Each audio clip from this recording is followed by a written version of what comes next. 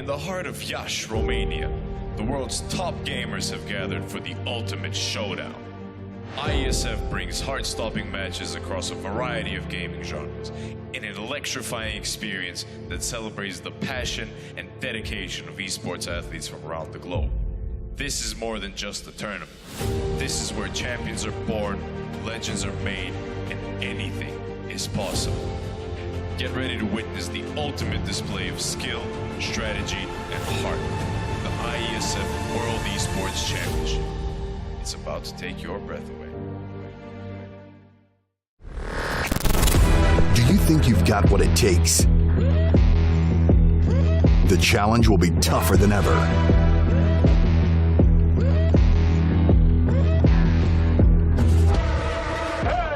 In 2023, International Esports has a new home. Over 100 nations fighting for the championship in a celebration of everything that makes esports great. Who will rise up to the challenge? Who will be the world champion?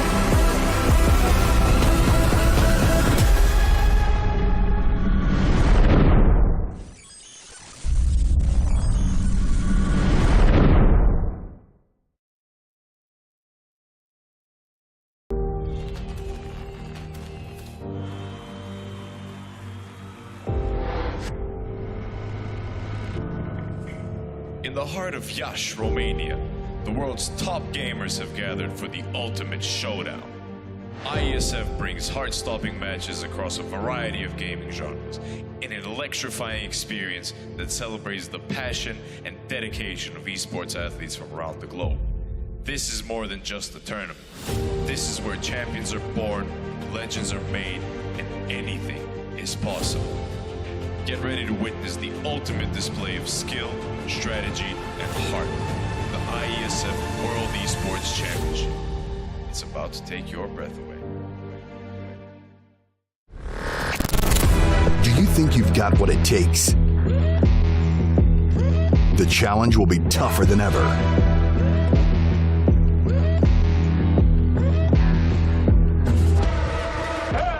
In 2023, International Esports has a new home. Over 100 nations fighting for the championship in a celebration of everything that makes esports great. Who will rise up to the challenge? Who will be the world champion?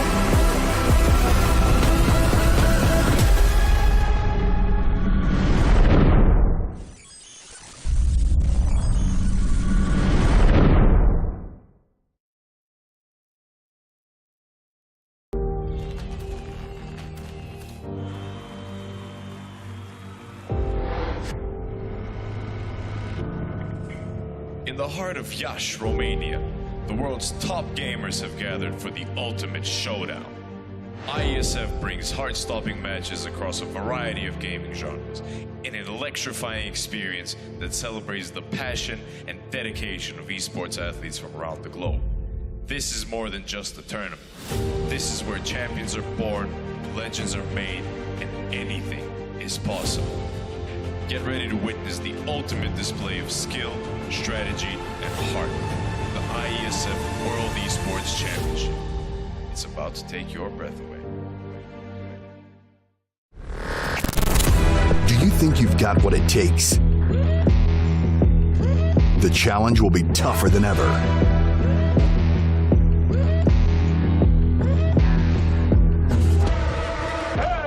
In 2023, International Esports has a new home. Over 100 nations fighting for the championship in a celebration of everything that makes esports great. Who will rise up to the challenge? Who will be the world champion?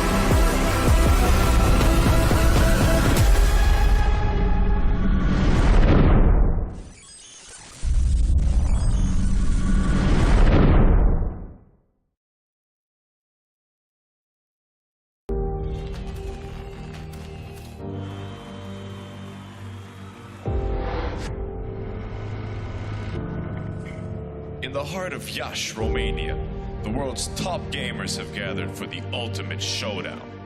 IESF brings heart-stopping matches across a variety of gaming genres in an electrifying experience that celebrates the passion and dedication of esports athletes from around the globe.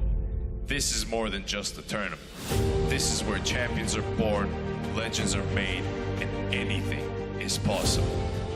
Get ready to witness the ultimate display of skill, strategy, and heart. The IESF World Esports Championship. It's about to take your breath away. Do you think you've got what it takes? The challenge will be tougher than ever.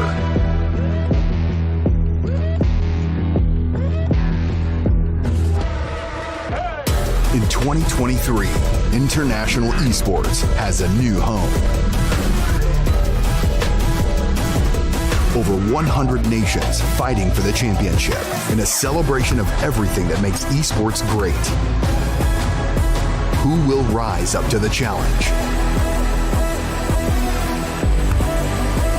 Who will be the world champion?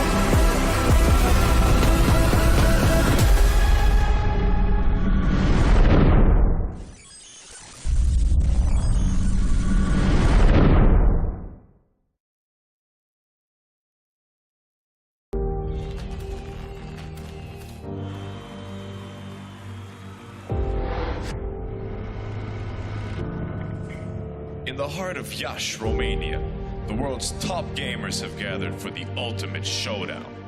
IESF brings heart-stopping matches across a variety of gaming genres in an electrifying experience that celebrates the passion and dedication of esports athletes from around the globe. This is more than just a tournament. This is where champions are born, legends are made, and anything is possible. Get ready to witness the ultimate display of skill, strategy, and heart. The IESF World Esports Championship. It's about to take your breath away. Do you think you've got what it takes? The challenge will be tougher than ever.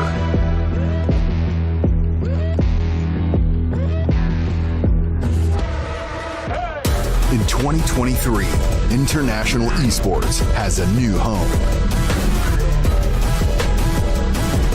Over 100 nations fighting for the championship in a celebration of everything that makes esports great. Who will rise up to the challenge? Who will be the world champion?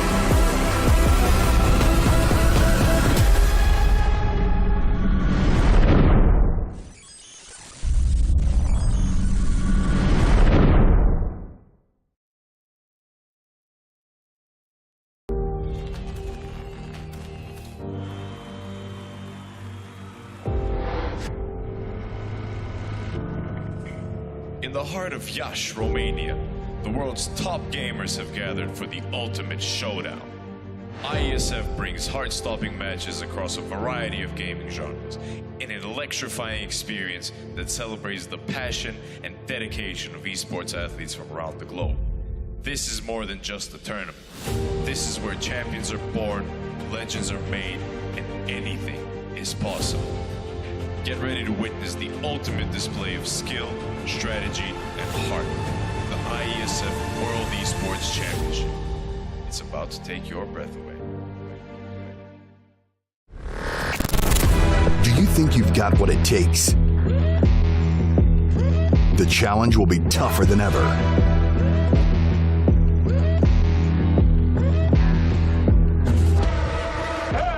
In 2023, International Esports has a new home.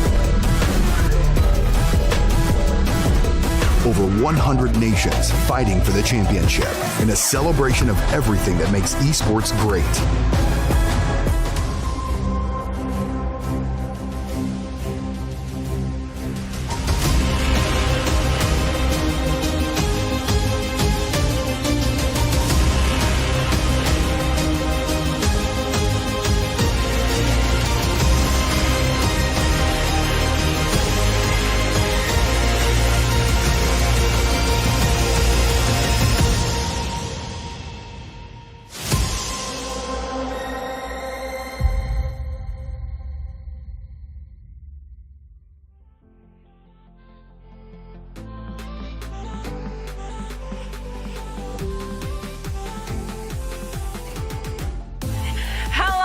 welcome back to 15th World Esports Championship 2023 here with me, Villajiv, and also Mirko for the second day here.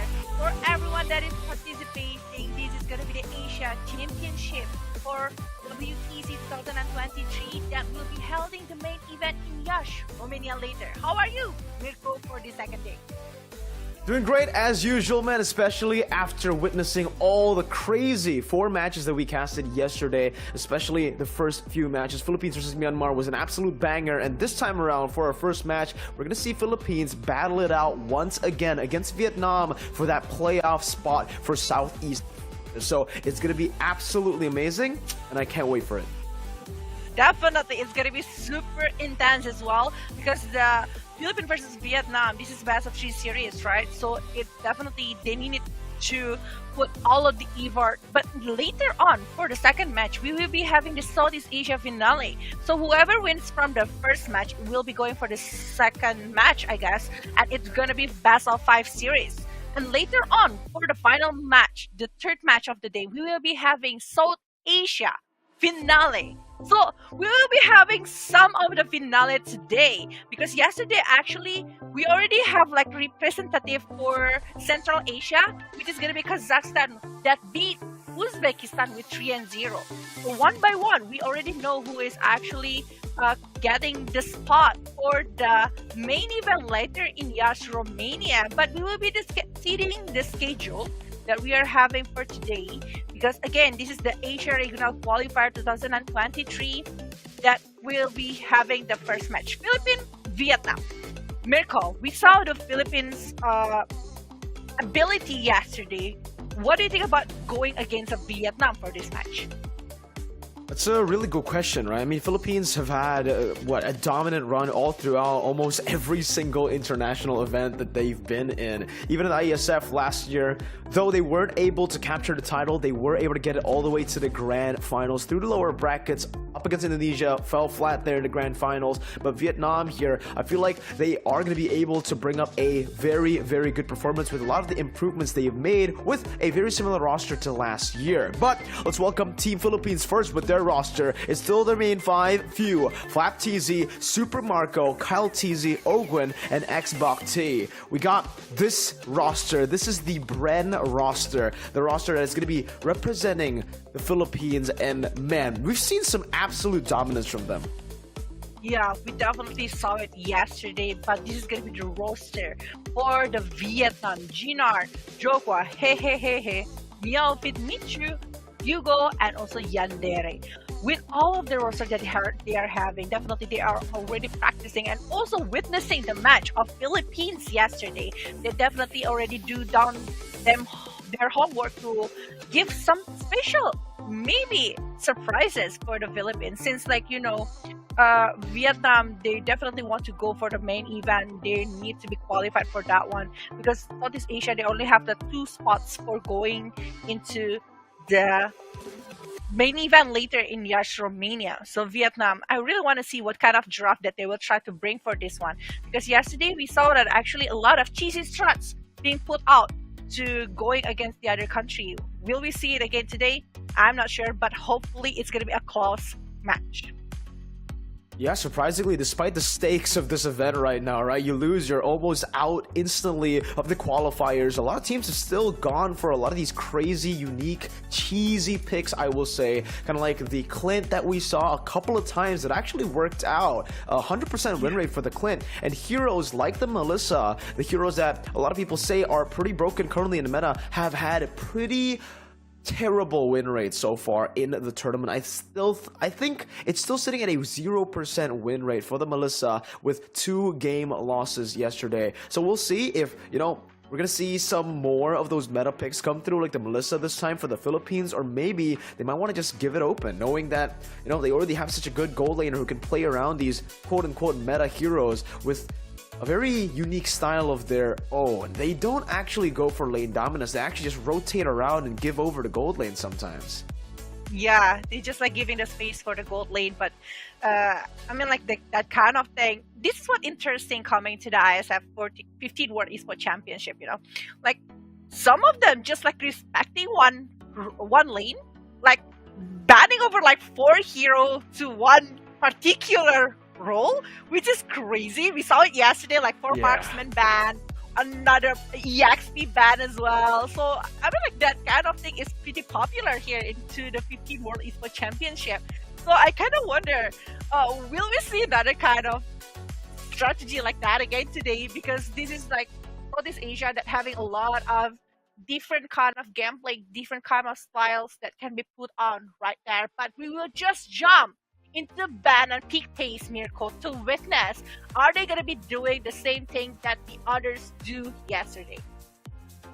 Seems like they're gonna go for the same route still, just to set up for mainly Super Marco, getting rid of the Yves and the Kaja, 2 heroes that can be really oppressive towards that gold lane. Before Vietnam, they're already going for a different approach here. A lot of emphasis on Kyle TZ, the man who's able to do absolutely amazing, I would say, on the mobile picks, on the Lancelot and the Joy. Those are the 2 heroes that he picked up yesterday, and you can see instantly the respect given from Vietnam. Now, also, just want to give a little bit more information to the viewers. Philippines versus Vietnam is going on right now, and at the exact same time, Malaysia and Cambodia are battling it out off stream. The winner of that will be facing off the winner of this match in the next playoff match to secure that main stage spot.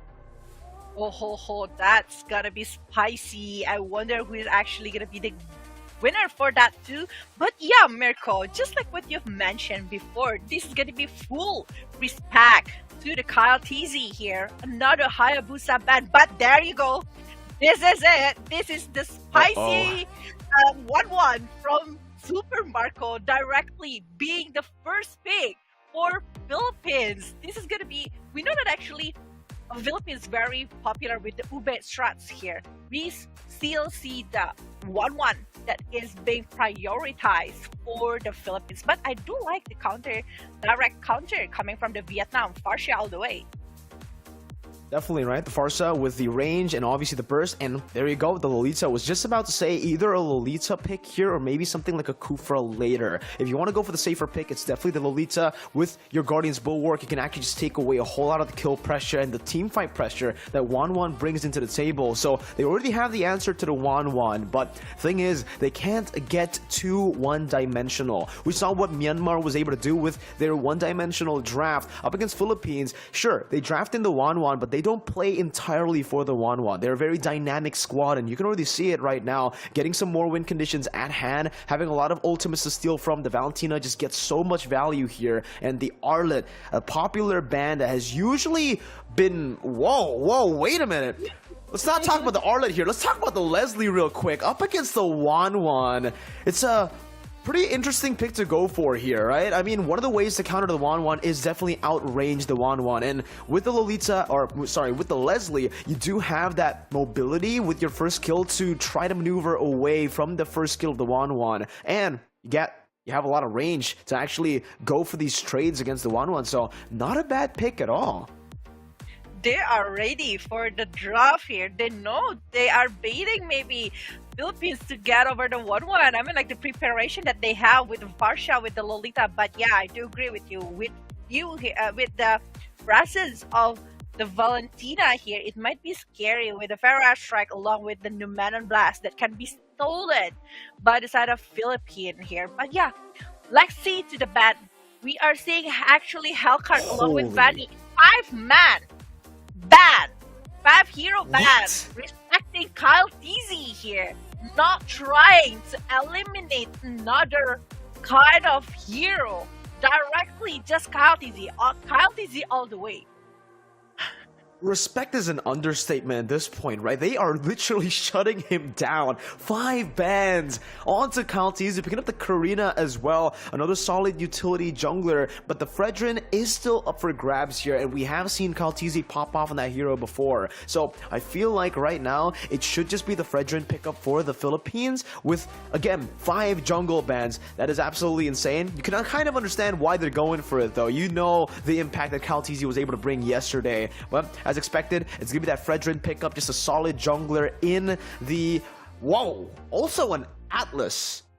An Atlas pick here. Makes a lot of sense. Leslie, usually goes for the flicker too. Might have to think about that this time with the Purify. That's gonna be the Lapu to wrap up the draft. Now, honestly, not too big of a fan on the Lapu pickup here. It is solid as a backline diver, but in lane he does struggle against the Arlet, and even in the late game team fights against the 1-1, you're almost like a free weakness point giver over to the 1-1 for that free ultimate. So I would have actually, you know, preferred something like a Yu Zhong, but that's Vietnam's draft. They want to go for a proper front to back. They already have a solid backline, so they needed someone who's just beefy up top. Yeah, they just don't want to give another chances for the Valentina to stall another skill, I guess. But also, like, the Lapu Lapu can give, like, more spaces, I guess, to the side of Team Vietnam. I mean, like, they need two setups. They cannot only depend to the Lolita. Lolita can be the follow-up setup that can be opened by the Lapu Lapu. Yeah, it might be very risky because the Lapu Lapu will be the opener here.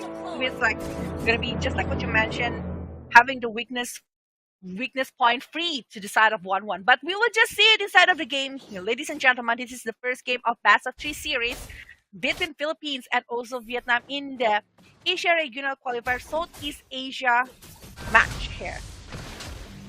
Remember as well, ladies and gentlemen, that the winner of this match will be going straight to the Southeast Asian Finals for the playoff spot to get into the main stage, to qualify for the main stage later on. Now, looking at the lanes, honestly, Super Marco should have an okay time. Sure, he does get outranged, but he can just continue to farm up until level 4, where he reaches that power spike where he can actually go for a lot of these team fights.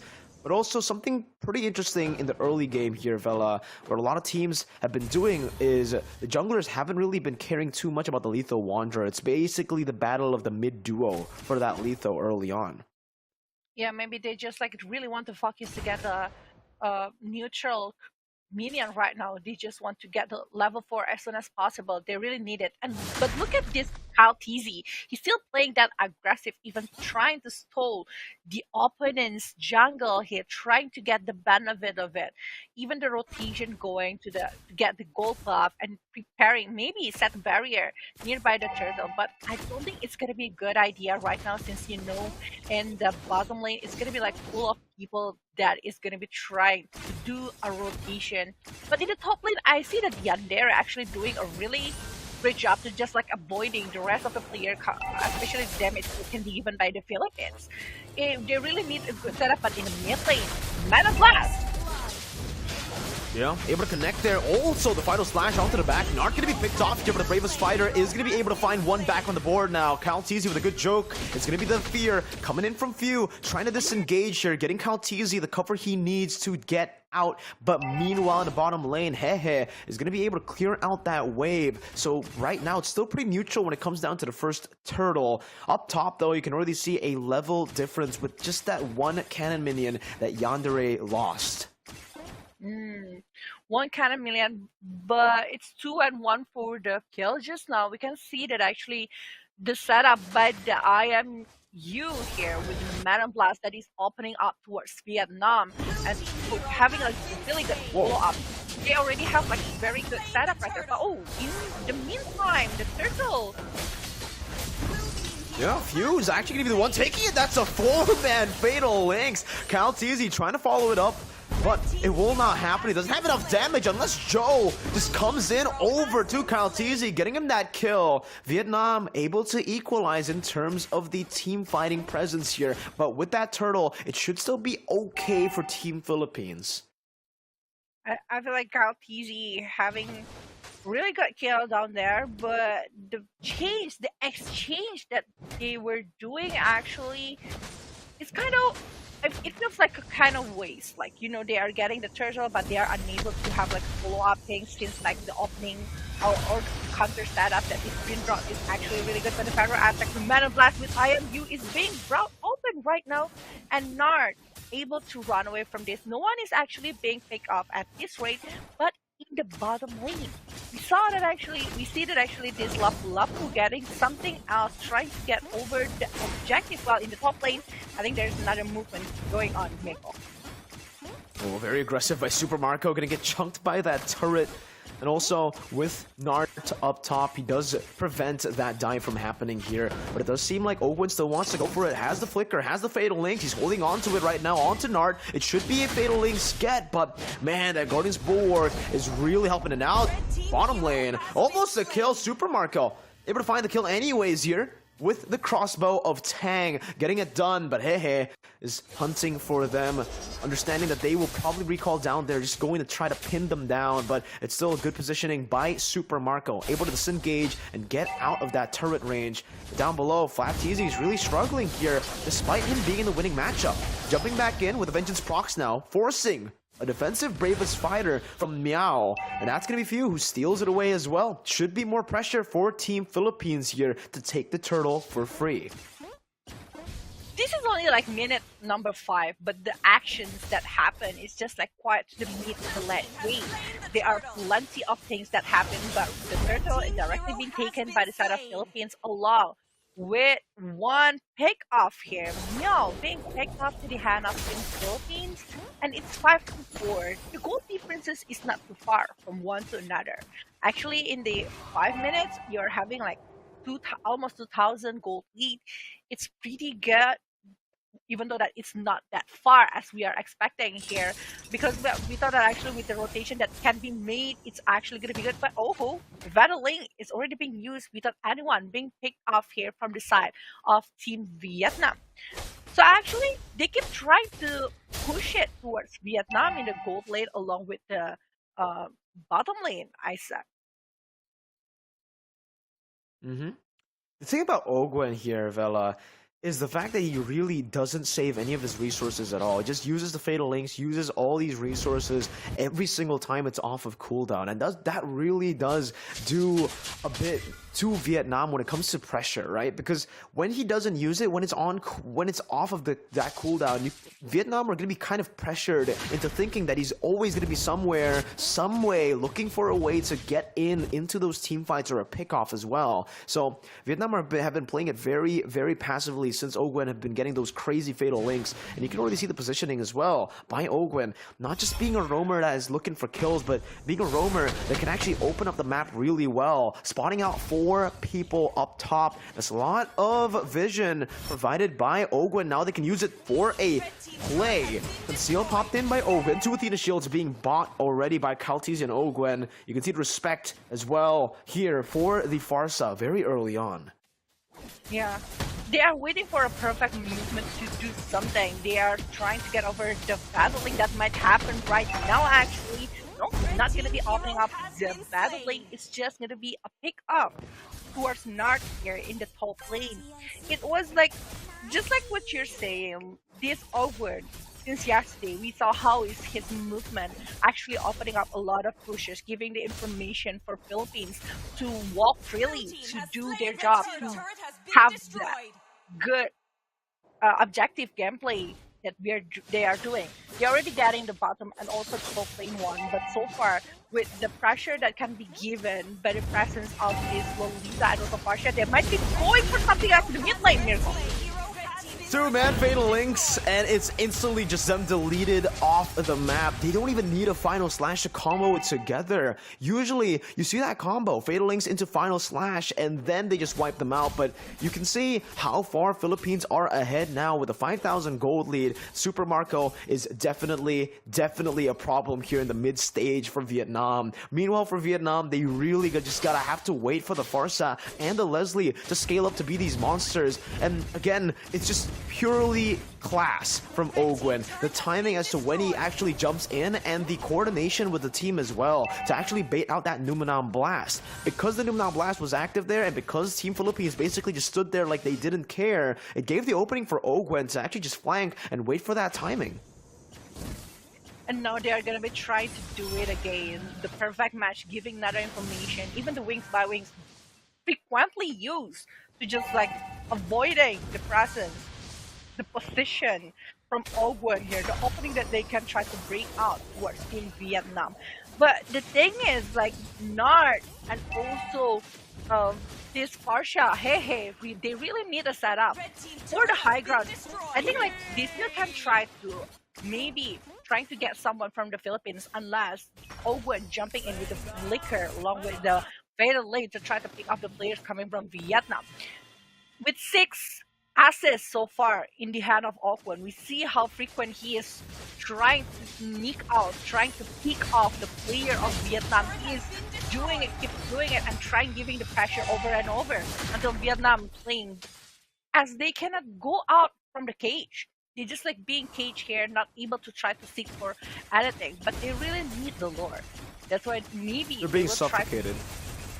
Yeah, they are. They definitely are. You really want to get over this lord, but there's no chance for them. It's just like pretty hard since all of the movement coming from Philippines just like blocking them all the way. It's just beautiful movement all around, right? This is what you need to do when you have the lead. You don't really need to force any of these crazy, unnecessary team fights. When you have that lead, it's the typical Filipino style of play, that Filipino discipline, right? You have the lead, you play through the waves, you get the proper setup with the map pressure that you've already built up, and here, you can see as well that sure, they've been respecting Vietnam a whole lot with the way they're playing, but when we look at the itemization, Super Marco is definitely feeling super confident here with a full damage build, even the Scarlet Phantom being built up. That's the Feather Airstrike from Few, dealing a whole lot of damage, and the Fatal Links as well, bringing Meow back for the Final Slash to connect, but he actually hasn't even used the Final Slash. Flap TZ decides to use it on the turret there. Again, just trying to siege with the First Lord, and they're doing a great job at just staggering the minions to actually crash into the turrets to bait out that turret passive. Now, coming in again, they're going to be able to take almost all of the base turrets. Yeah, every single one. Yandere can't even do anything here. He's walking up just to clear out the minions, but he doesn't deal enough damage. No power spike just yet for Team Vietnam. That suffocation the Philippines have been doing towards them is really working, man. They haven't been able to get any gold back. And they are unable to play aggressively towards Philippines because of the presence from the Kyle TZ also with Ogwen here. Look at that one. Actually, based on the damage, they're supposed to have like tons of damage with the Farsha, with the Leslie, along with the Karina. But even the Karina, whenever he wants to jump in to try to pick off the player from Philippines, it means that they really need to all out. They really need to dive. And it means they can also be picked off here. But oh, this is not looking good. The bottom lane Nard might be being picked off here, but the rest of the player might try to run away from this, Miracle. Super Marco just picks up another kill like it's nothing. Ogwen with the Fatal Links as well, bringing Yandere back. Even with the flicker, it does not matter. Ogwen can just respond with a flicker by himself, and this is what I was talking about, the free weakness points. He can't even get the crossbow of Tang out. Super Marco does too much damage for the crossbow of Tang to even come out. Joe now not going to be able to do anything. That's the now blast flicker combo from Fuse, sealing it away. An absolutely dominant game number 1 for Team Philippines. It is. Dominant game. To be honest, this is kind of one-sided game for the Philippines. They are controlling everything. They are controlling the movement of Vietnam. They are stopping the progress. They are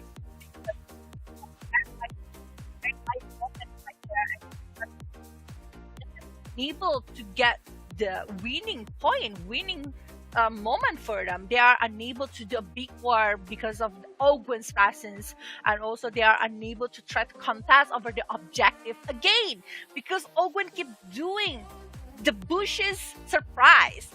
They keep trying to give the information. Even he's doing nothing, the presence is already like terrifying the players coming from the Vietnam. They cannot have a really good setup. The Lapu-Lapu that we thought it's gonna be like very good opener to be the follow-up setup coming from the Lolita, maybe the another Ray, but it's not really happening. They just like playing it like individual at that moment. We cannot see the symphony of the combo that we thought is gonna happen from Vietnam. But on the other side, Philippines just like playing beautifully. They play as a teamwork. They go around, rotate together, and the pressure that is given to the side of this Farsha in the early stage along with the Lapu-Lapu is just so huge. Again, something super underrated when it comes to Ogwen's way of playing the game, of tackling the game, is the way he actually just stands there sometimes.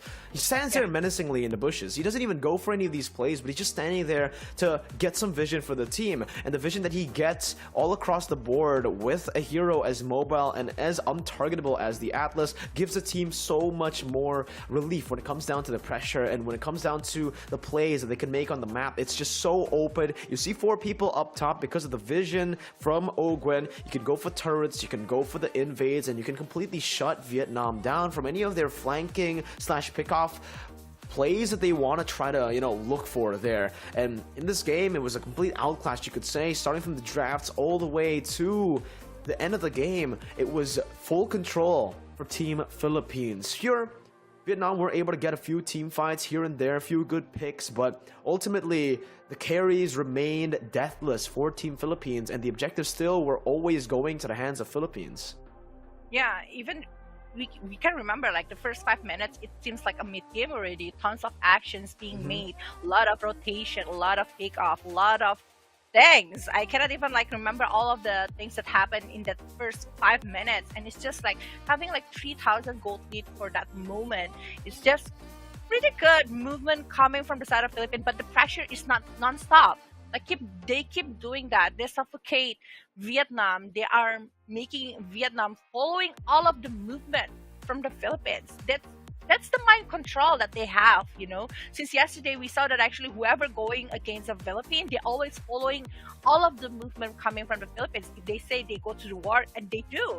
Despite that they try to disengage, they are unable to go away that easily. The flank that they keep doing, the pick up, the targeting that comes out, it's just like coming really beautiful from Philippines. I think like Vietnam really need to do a lot of reset for the second game.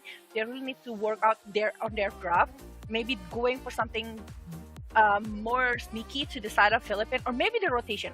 Actually, to be honest, for me, the draft is not that bad. Actually can work really great with the Farsha's presence along with the Lolita to go again with 1-1. But just like what you mentioned, it's one-dimensional draft coming from the side of Vietnam. But we will see the post-match analytic here with the kill that and also assist that what is actually happened in the first game, which actually I don't think like it's tons of kills happen, but I bet it's less than 20, I guess.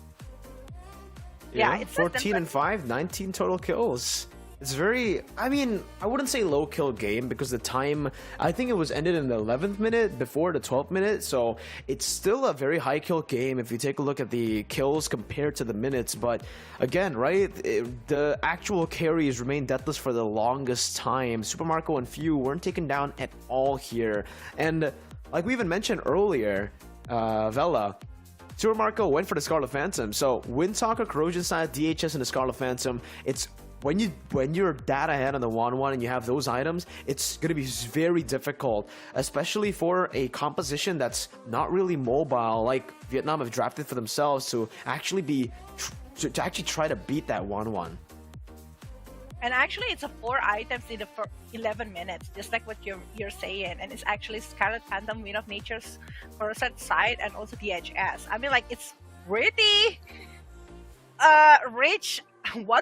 It's just like going really free to do all of the weakness opener to the side of the opponent. But yeah, this is a 35 assists. We can tell from the assists that how is the teamwork going. But this is the MVP, Super Marco, with 5-1-5 here, 71% team fight participation. He's giving a lot of damage, tons of damage to the side of Vietnam, with all of the good positioning coming from Super Marco.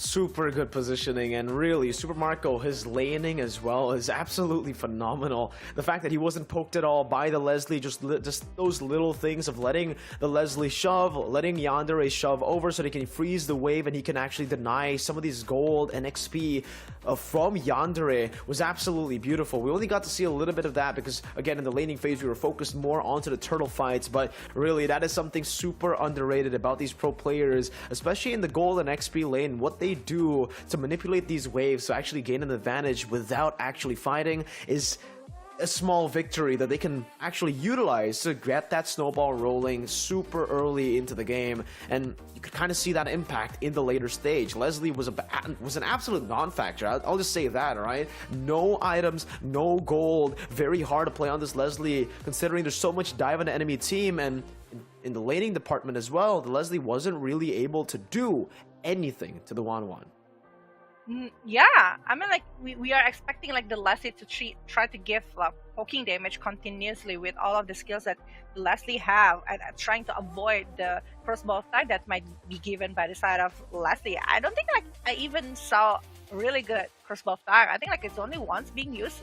Side of that one, I don't think like that is necessary. That the damage is enough to try to pick it up without the crossbow attack. You know, that's it got to a point where the crossbow tank couldn't even be pop filler because he was doing too much damage. He was killing people before the weakness points were popping all in for that crossbow attack. That's the thing. It's not even necessary to open it up. But we are gonna be going to the second game later. First game, we saw that actually all of the movement, it was so crazy coming from the side of Philippines, how intense that is. But the second game, I wonder what kind of things that gonna happen. But ladies and gentlemen, this is gonna be the broadcast schedule for today. The match one, first match that is currently going on is Philippines versus Vietnam with best of 3 series. But later on, for the second match, we will be having whoever wins from this first match, along with off-stream match, which is Malaysia versus Cambodia. Correct me if I'm wrong, Mirko? You're right.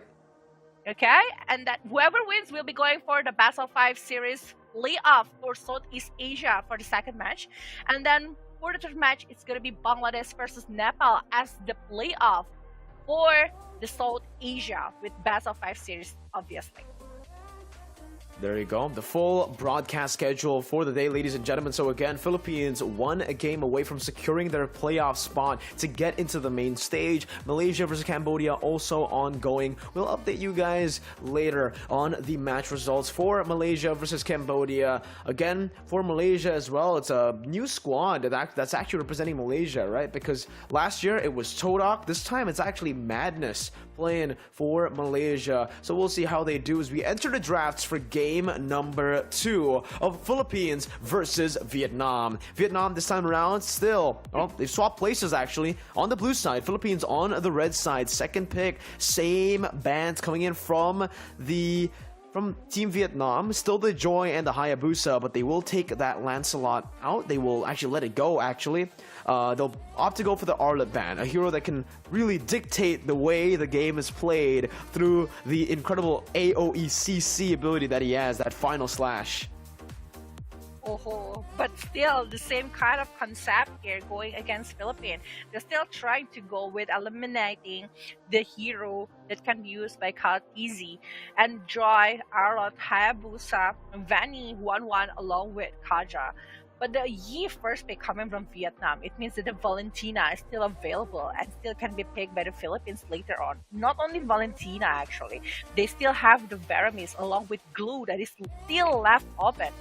Previously, the Glue is being completely ignored, but I don't know what will happen for this game. Will they still gonna be having the chance to pick over the Valentina, Veramis, Glue? If they want to go for Assassin, it's actually gonna be very good as well. If they want to try to prioritize the maybe Fredrine, it's also gonna be working. But the Lancelot might be one of the hero that Kaltizi aiming, but there you go, Cloud in the first phase of pick, Mirko. There you go. That's something that we haven't seen, I would say, at all this tournament so far. We haven't seen the Claude being prioritized this early, but like we said even yesterday, in most of the competitive games we haven't seen Claude as the prio, the complete prio. So that's what Philippines are doing right now with the Claude first pick. Does really well up against everyone except the Carry and the Brody. Now those are two picks that actually do really well against the Claude, and that may be the reason as to why we haven't been seeing the Claude picked up a whole lot. But you can already see why Team Philippines picked up the Claude. It's never a one-dimensional answer. They never just pick up the Claude because it's Prio. It's Prio, and it's also a deny pick away from Vietnam, because Vietnam have already picked up a counter towards that Claude. They're forced to pick up the carry, a single target damaging hero, and guess what Philippines goes for? They go for the Faramis. Now, this Faramis is definitely going to create a lot of problems for the super low-ranged carry who does single target damage. Single target, but the Cold Altar will try to like counter it out. But the pick up ability that can be brought here by the suppress of the Bloody Hunt from Franco is what I'm scared for.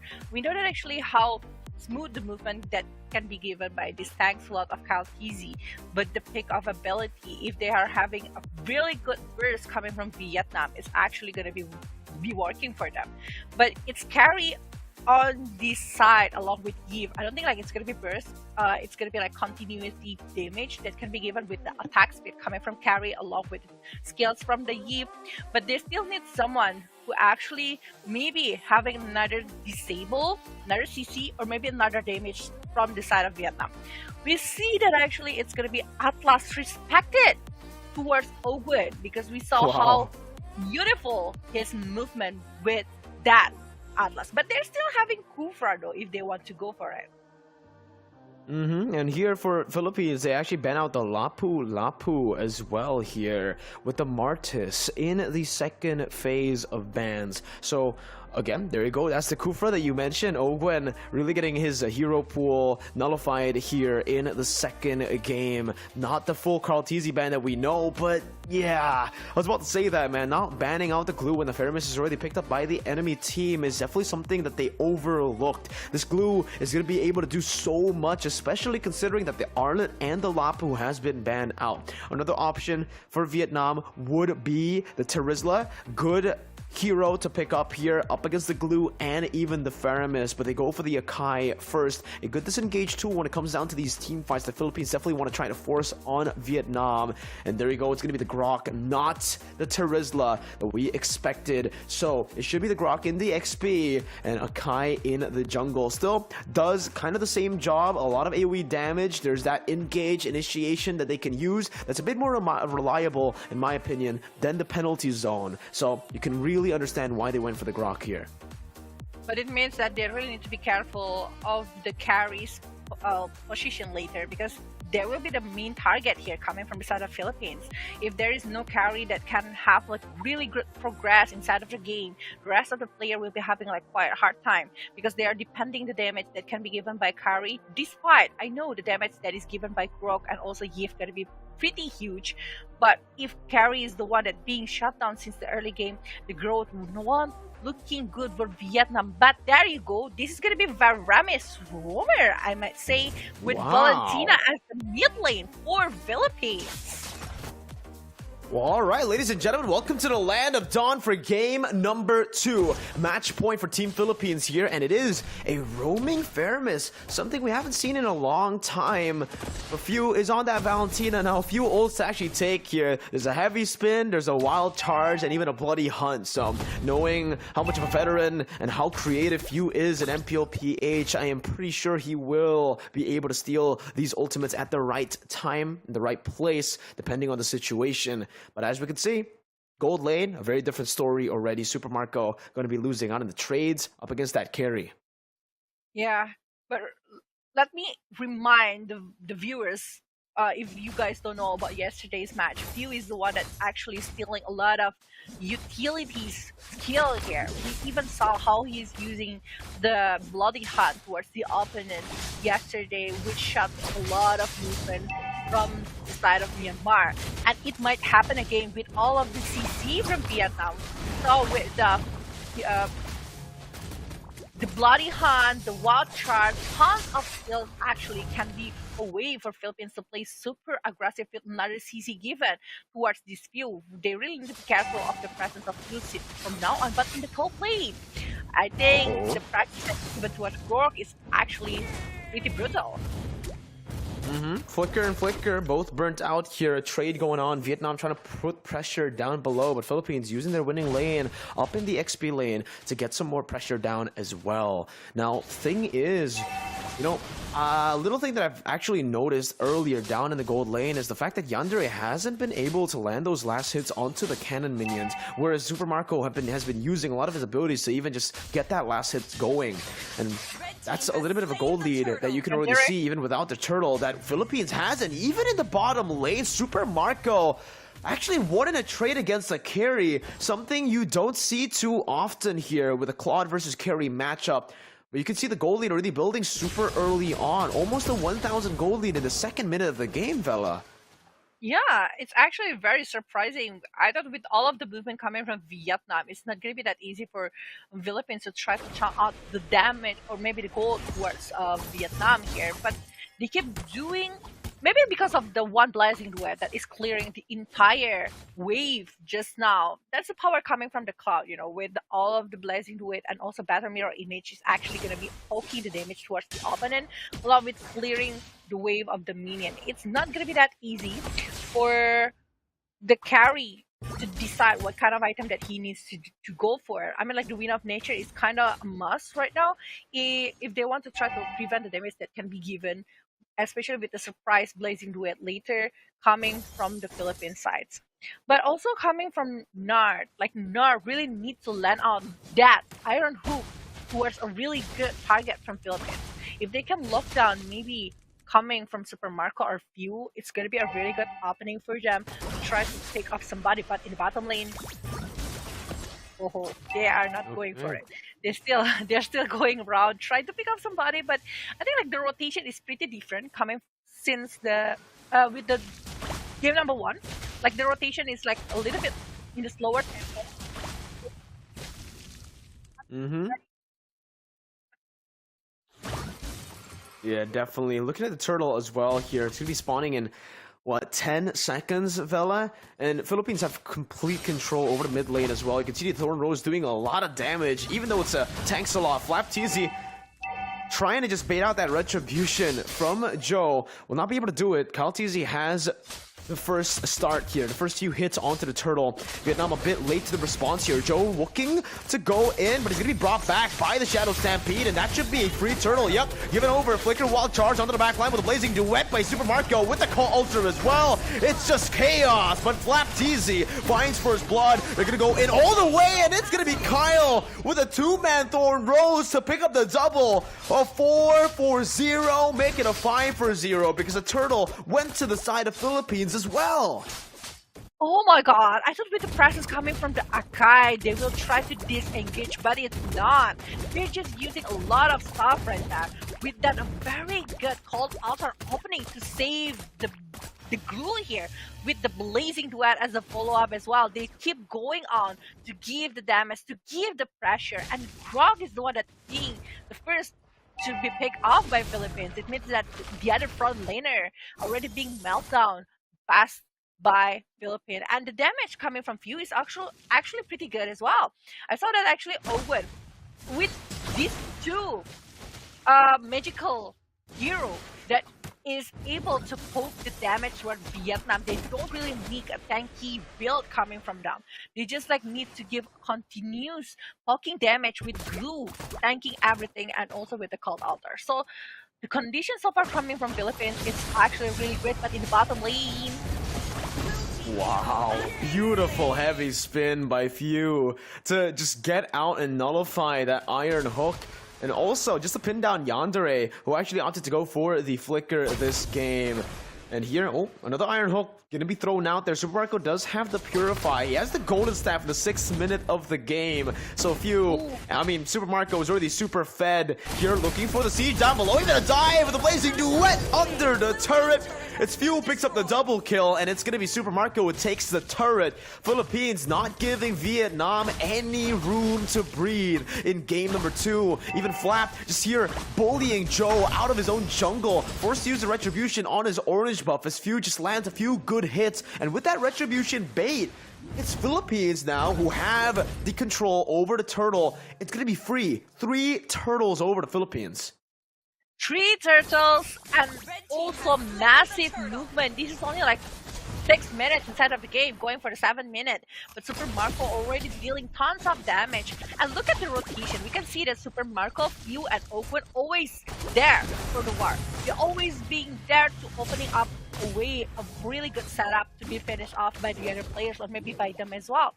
So right now, Philippines with control 7-0 in the 7 minutes. They are not even giving the chances for Vietnam to try to recover. They are not allowing them to have objective. They are not allowing them to even touch the turret. No turrets have been poked so far from Vietnam towards Philippines. And Philippines keep taking all of the barriers, the map control that they are having, and might be going for another kill in the mid lane, Mirko. Oh, perfect execution by Kyle Teasy. Oh my god, that was clean. Ogwen now just zoning them away with a cold altar. Kyle Teasy, even with the calculation right on time, that was perfect. Literally with the retribution, the bloody retribution, doing so much at the end and getting that last burning effect to take the kill onto Hehe. As they try to siege down that top lane tier 2, they're going to be able to do a little bit of multitasking here. With a good split push down below. It is a free tier 2 as well that's going to go over the Philippines. I don't know about this. Kaltizi might just be going for another solo kill, and he does again. Hehe has been solo killed twice in a time span of 2 minutes. Oh my god! Hehe being picked up for 4 times. Not even able to opening up a real world manipulation to try to push back the players from Philippines. Another things happen. Having speed right here. Going on for the groove, but it's not going to be able to stop the groove. Tanking all of the damage while the rest of the players from Philippines is there. They're ready to back him up if Vietnam want to try to engage that setup. But it seems that this might be a bit worse. No one actually Vietnam. You know, I really want to take a look at the items here, Vela, but there's a blazing duet right there as the replay shows up. Nard's going to be killed here by Super Marco, who uses the battle mirror image aggressively onto the front. Not going to go in for another kill as Meow will not be able to utilize that power of nature. Super Marco with a double kill now. Ogwen just rotating into the mid lane. Hehe. Won't really be able to escape here. It's a split, but the real world manipulation will lock Flap TZ down in that base for a bit longer. The heavy spin from Joe is a bit too far away. Ogwen's going to be brought back to the team, but Flap TZ escapes and it's a disaster. But there is going to be an Iron Hook that finally gets a kill on the board for Vietnam. First kill here for Vietnam. It took them 9 minutes to take, but hey, it's something here where they can use. Ogwen gonna fall as well. Few with the wild charge, a little bit of misplay there. Not able to land onto anyone. Super Marco, what? Is able to survive in that skirmish despite jumping super deep into the team fight. There's a flicker bait as well. Nart used it up here trying to catch Super Marco. Kyle, oh my goodness gracious. Kyle Teasy with the read. Oh my god, he just knows where is. I don't know, he's just like having this instinct to try to pick up Hehe, but Super Marco once again survived from that war. That is crazy. I thought he will be picked up, you know. Easy low pick up. I thought it's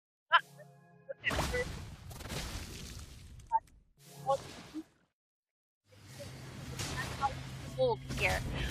Unable to take care protect the base stars because that is still a first lord. So I think from Philippines right now, they're still gonna be trying to maybe freeze the lane, not trying to give them any chance to try to farm, to try to collect gold as much as possible. Because again, this is still carry for late game situation. If they are keep doing undisciplined movement, trying to fat the carry, trying to fat the maybe even towards this Yves, it's actually going to be pretty different. But we can see from the item here, it's golden staff course at side Queen of Nature, directly respecting the damage from the cloud. The cloud is already going for the item number 5 here, for the last item for this cloud itself. Well, for the Lancelot, even having the endless battle along with the Shadow Strike and also the Sky of Guardian helmet, I think like the true damage that can be given by Kaltizi, it's actually going to be pretty huge, along with the tankiness that he is having with all of that. Philippines, they know exactly what they're doing, right? Even Super Marco here is opting to go for the Wind Talker, not the usual Malefic Roar that we see from the Claude, because Vietnam have literally been shut down so early into the game that they don't even have physical defense to deal with Super Marco. He could go for just more attack speed here with the Wind Talker, and he's still going to be able to melt down everyone. Even the frontliners from Vietnam. Enhanced Lord finally spawning in back for Team Philippines, who are looking to get this one for free again. Vietnam, Nart is right there looking for the opening, but I don't think they're going to be able to find this, man. They are able to get into that Lord pit just a bit. Just, you know, they got their foot wet in the river, but that's about it. Even here in the purple buff, Kyle TZ trying to bait out the Retribution. Oh no, Joe! Used the Retribution prematurely. Kyle TZ doesn't even need the Retri. Just steals it away, and that's definitely a tilter. It is! And now the Lord is marching to the bottom lane. Vietnam again, once again, they really need to stop the Lord outside of the base, but the level gap, the item gap is actually pretty scary here. They are trying to control 3 waves so far, with the Cloud going to the mid lane and Lancelot, Kyle Easy going for the top lane. Will they be able to stop maybe the movement coming from Philippines? Right now, the charge is going on. Mirko! Gwen with the Shadow Stampede takes Meow down. Meow down now. Enhanced Lord coming down. The heavy spin is popped in by Joe there to buy a little bit more time to... Oh, nice iron hook by Nart, bringing Ogwen all the way back to the turret with a flicker. But it still should be Philippines who are going to be able to take a few more base turrets in the mid lane and even top lane. Kyle TZ going to try his best to try to siege it down with Super Marco as well with BMI. Jumping back now. It's going to be the puncture all across from Kyle TZ, buying a lot of time and also diving onto the back. Nart forced to back away. Super Marco free hitting onto the base, and even the blazing duet to take Yandere down. The Wind of Nature can't take magic damage. It's Philippines with 2-0. Another clean sweep. Clean sweep and very beautiful movement that is given by Philippines. That's also one of the things that you are going against a Varamis roamer. The respawn time is actually pretty fast, and he kept going on. Whenever he got picked, he just like going back from that and trying to save the teammates again. All of the movement that is being brought by Philippines is actually totally controlling the movement from Vietnam. Vietnam not even able to do anything. There is no big things. I thought it's gonna be like a very good bloody hunt to try to pick off somebody from Philippines, but the backup once again with the cult altar, with the presence of the glue, the positioning. Even Kyle TZ is walking freely inside of the land of gun. Freely. I don't think like he is being picked up along with the Super Marco. Super Marco also like dealing tons of damage with the blazing duet along with battle mirror image. He's able to try to take the control. Despite going on the laning with the carry, he still wins it, and he still steals the show basically, because he's always like present whenever the war happened, whenever they're needing the follow-up, and the rotation from Ogwen. Phew! It's just so disciplined. I'm still like very amazed with how they are rotating together and showing the performance inside of this game. It's sadly for Vietnam unable to secure a point or even trying to get something for this one, but good game, well played for Vietnam after having this kind of match.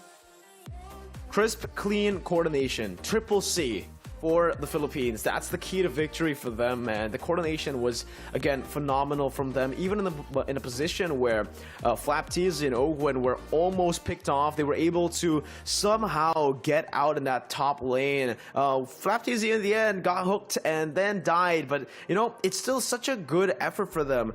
In a 1v4 situation, 2v4 situation, they were able to buy so much time, giving, again, the rest of the team so much space to play with to actually ultimately get that Lord and to end the game. There's so many little moments, little wins here by Team Philippines that all just culminated in the end with a big, massive 2-0 victory for Philippines. And that's your confirmation, ladies and gentlemen. Philippines will be going on to the next match, which is going to be the playoffs for the battle of the main event title. Who's going to be going all the way to compete in the main event?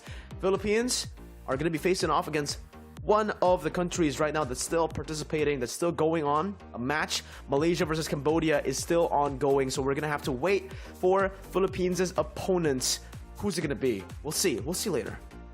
We'll see later. We're still gonna be very patient for that one. But best of 5 series for the playoff of the Southeast Asia, Philippines needs to get ready for that one. And I think so far with all of the draft that they are having, even prioritizing the cloud in the early stage is actually like, I thought at first it's pretty risky, but they did it. They do it really well even for this game. And I think like one of the things coming from the first game, we saw that actually they are banning over 5 hero for Kyle TZ. And actually, I kind of see why it's happening like that.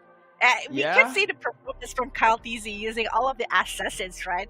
It's even the tank slot. Look how big the damage is. How is the rotation that he's doing? How is everything that is going on?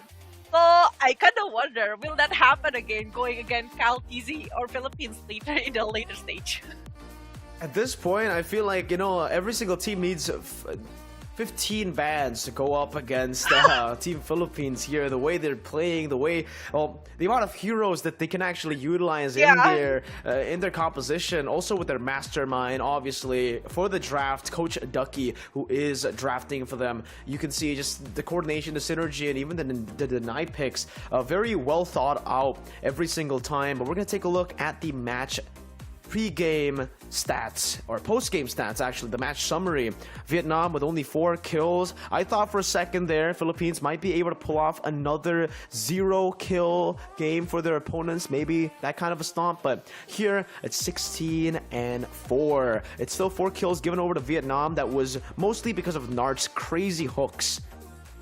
Yeah, but yesterday we saw like double digit Super Marco on the kills, but right now we saw double digits Super Marco on the assists with 13 participation out of 16 total kills coming from Philippines. The presence coming from Super Marco, dealing tons of damage, but also the rotation that is given by few Faptizi, Kaltizi, Ogwood is also like super wonderful. But with this kind of data, we know that actually this is the head-to-head with 32 assists coming from the side of Philippines. The teamwork, the rotation that I mentioned before, that actually going on.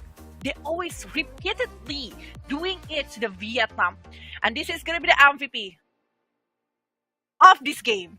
It's gonna be Super Marco with 3, 0, and 10 with 81% team fight participation. So it means that we saw 2 MVP coming from Super Marco so far? 2 MVPs straight on, right? I mean, even yesterday against Myanmar, we saw him get 2 MVPs. So right now, he is absolutely on a roll at IESF. But I gotta give a massive shout out to Kyle TZ as well in that Lancelot. Definitely deserves an honorable mention there, because he was definitely my second pick. Super Marco for that MVP. He made a lot of these crazy. He was able to assassinate. He was able to assassinate. On a tanks. Yeah, I mean, like all of the damage, also the direct pick, like the targeting tandem execution directly to Hehe. Hehe was having like 0-5-0 directly 2 times in a row. Picked off by Kyle TZ that keep doing it. Whenever Hehe is appearing, like Kyle TZ is just going to that direction and focusing over Hehe right there. Even Vietnam cannot do anything. I didn't see a very big real world manipulation, to be honest. Like I saw it a couple of times in a quite big war, but the impact is not there because the progress is being stopped during the pick-off that always happened coming from the Philippines toward Vietnam. It's actually crazy. Massive movement right there. From the side of Vietnam, I think like lacking of the damage is also like one of the things that happened inside of Vietnam. They really want to play towards the carry, but the carry, unfortunately, going against Super Marco in the laning phase. That's the case.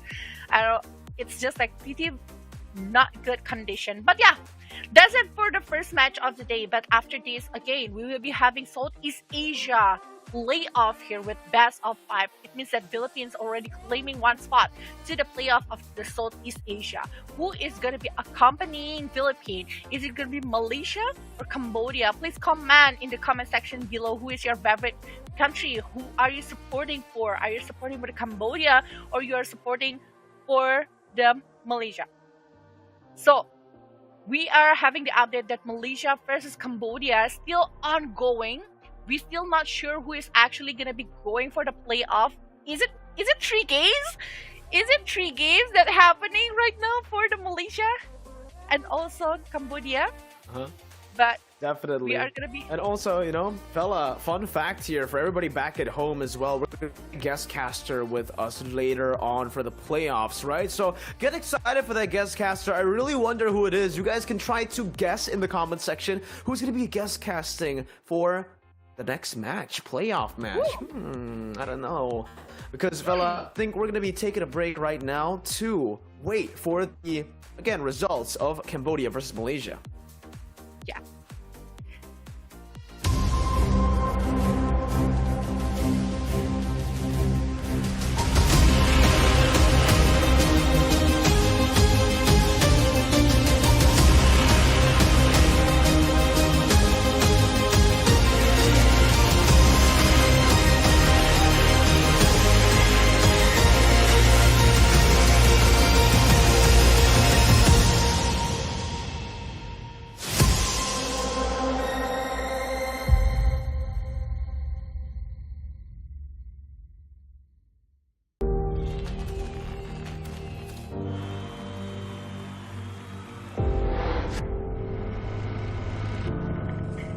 In the heart of Iași, Romania, the world's top gamers have gathered for the ultimate showdown. IESF brings heart-stopping matches across a variety of gaming genres in an electrifying experience that celebrates the passion and dedication of esports athletes from around the globe. This is more than just a tournament. This is where champions are born, legends are made, and anything is possible. Get ready to witness the ultimate display of skill, strategy, and heart. The IESF World Esports Championship. It's about to take your breath away.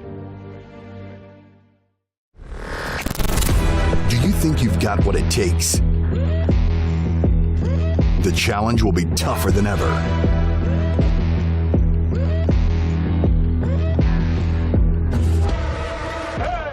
In 2023, International Esports has a new home.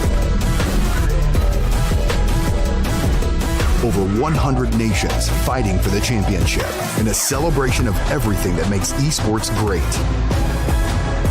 Who will rise up to the challenge? Who will be the world champion?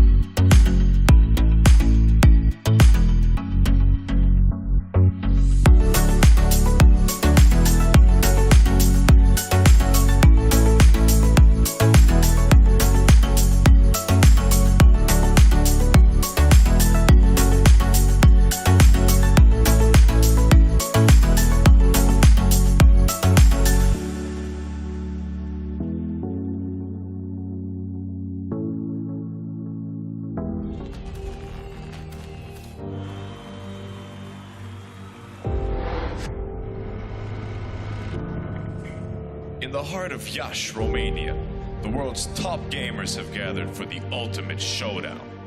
IESF brings heart-stopping matches across a variety of gaming genres in an electrifying experience that celebrates the passion and dedication of esports athletes from around the globe. This is more than just a tournament. This is where champions are born, legends are made, and anything is possible. Get ready to witness the ultimate display of skill, strategy, and heart. The IESF World Esports Championship. It's about to take your breath away. Do you think you've got what it takes? The challenge will be tougher than ever.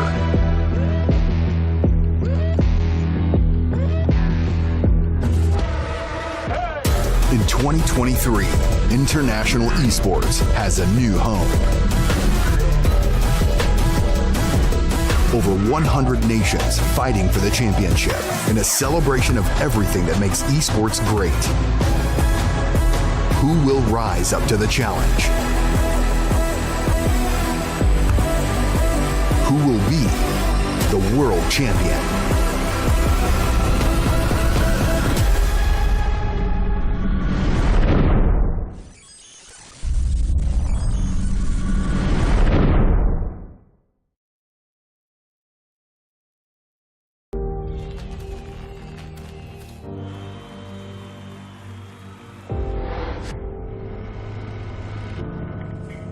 In the heart of Iași, Romania, the world's top gamers have gathered for the ultimate showdown. IESF brings heart-stopping matches across a variety of gaming genres in an electrifying experience that celebrates the passion and dedication of esports athletes from around the globe. This is more than just a tournament. This is where champions are born, legends are made, and anything is possible. Get ready to witness the ultimate display of skill, strategy, and heart. The IESF World Esports Championship. It's about to take your breath away. Do you think you've got what it takes? The challenge will be tougher than ever.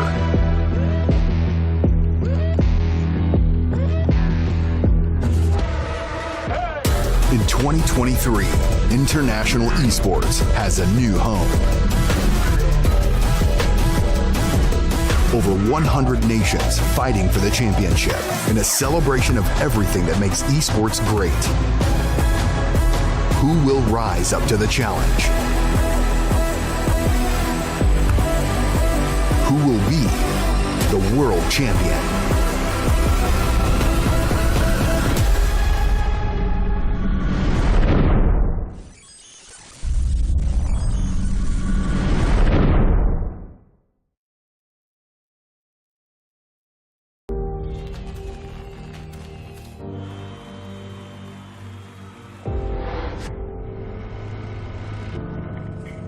In the heart of Iași, Romania, the world's top gamers have gathered for the ultimate showdown. IESF brings heart-stopping matches across a variety of gaming genres in an electrifying experience that celebrates the passion and dedication of esports athletes from around the globe. This is more than just a tournament.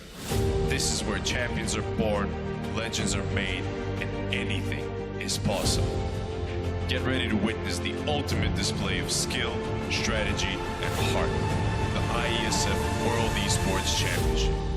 It's about to take your breath away. Do you think you've got what it takes? The challenge will be tougher than ever.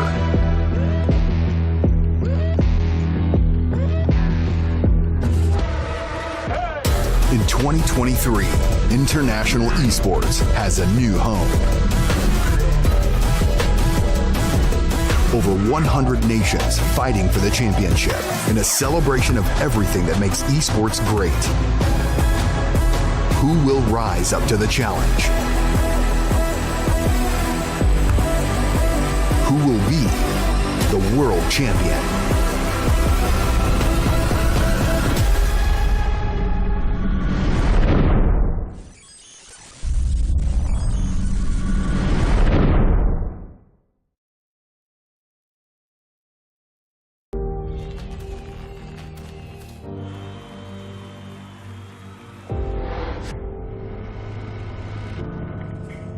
In the heart of Iași, Romania, the world's top gamers have gathered for the ultimate showdown. IESF brings heart-stopping matches across a variety of gaming genres in an electrifying experience that celebrates the passion and dedication of esports athletes from around the globe. This is more than just a tournament. This is where champions are born, legends are made, and anything is possible. Get ready to witness the ultimate display of skill, strategy, and heart. The IESF World Esports Championship. It's about to take your breath away. Do you think you've got what it takes? The challenge will be tougher than ever.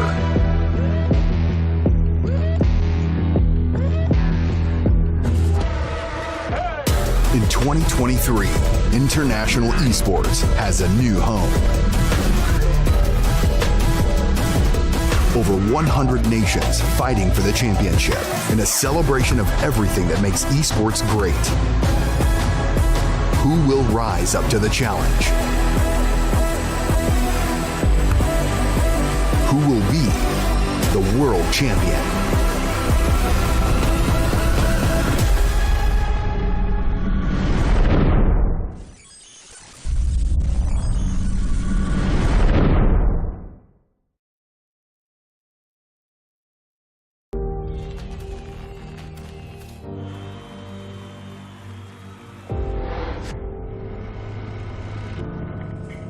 In the heart of Iași, Romania, the world's top gamers have gathered for the ultimate showdown.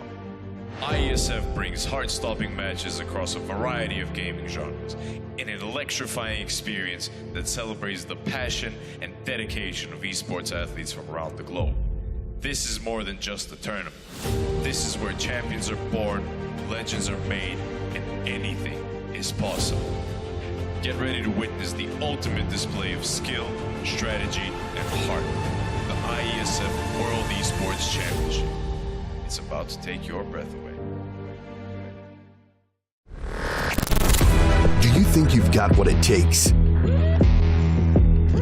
The challenge will be tougher than ever.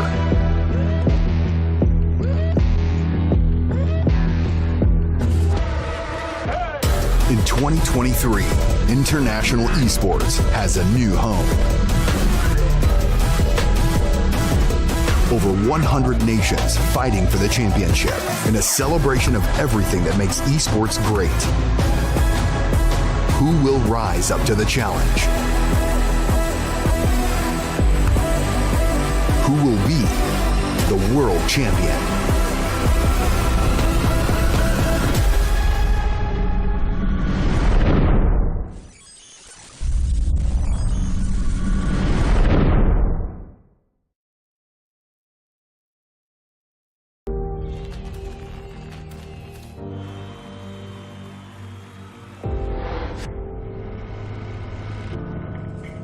In the heart of Iași, Romania, the world's top gamers have gathered for the ultimate showdown.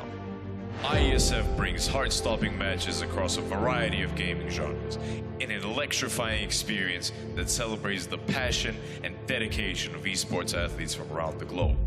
This is more than just a tournament.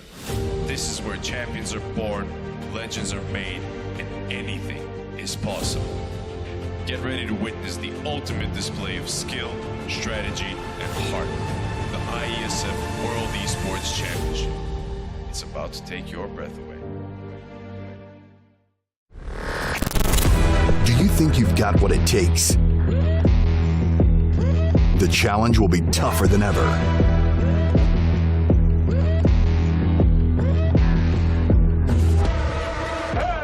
In 2023, International Esports has a new home. Over 100 nations fighting for the championship in a celebration of everything that makes esports great. Who will rise up to the challenge?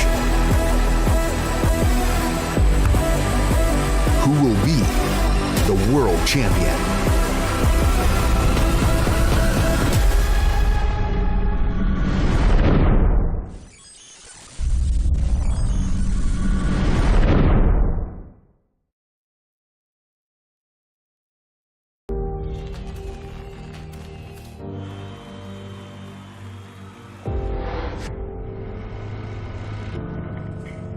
In the heart of Iași, Romania, the world's top gamers have gathered for the ultimate showdown. IESF brings heart-stopping matches across a variety of gaming genres in an electrifying experience that celebrates the passion and dedication of esports athletes from around the globe. This is more than just a tournament. This is where champions are born, legends are made, and anything is possible. Get ready to witness the ultimate display of skill, strategy, and heart. The IESF World Esports Championship. It's about to take your breath away. Do you think you've got what it takes? The challenge will be tougher than ever.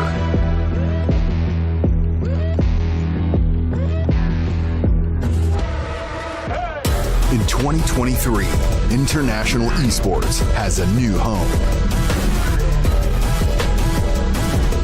Over 100 nations fighting for the championship in a celebration of everything that makes esports great. Who will rise up to the challenge?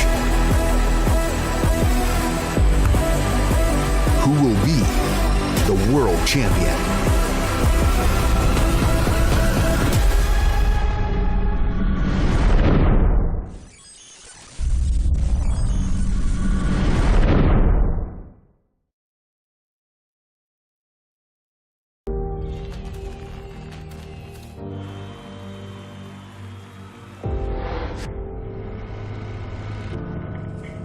In the heart of Iași, Romania, the world's top gamers have gathered for the ultimate showdown.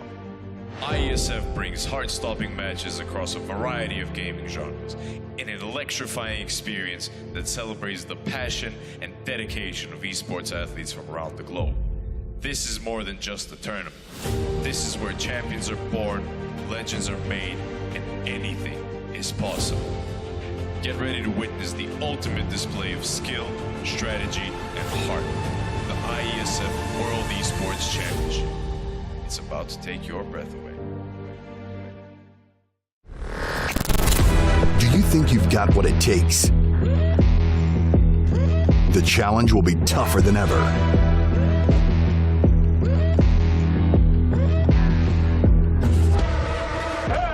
In 2023, International Esports has a new home. Over 100 nations fighting for the championship in a celebration of everything that makes esports great. Who will rise up to the challenge?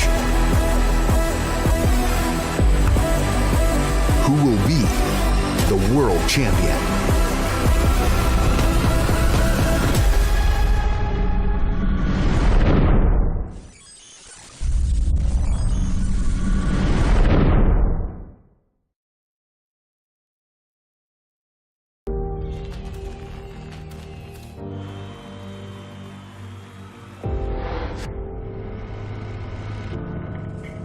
In the heart of Iași, Romania, the world's top gamers have gathered for the ultimate showdown.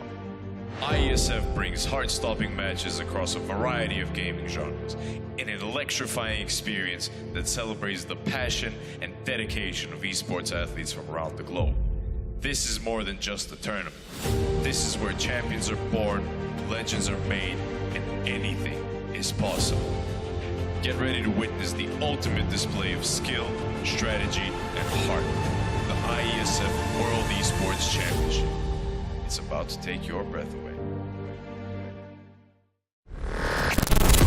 Do you think you've got what it takes? The challenge will be tougher than ever.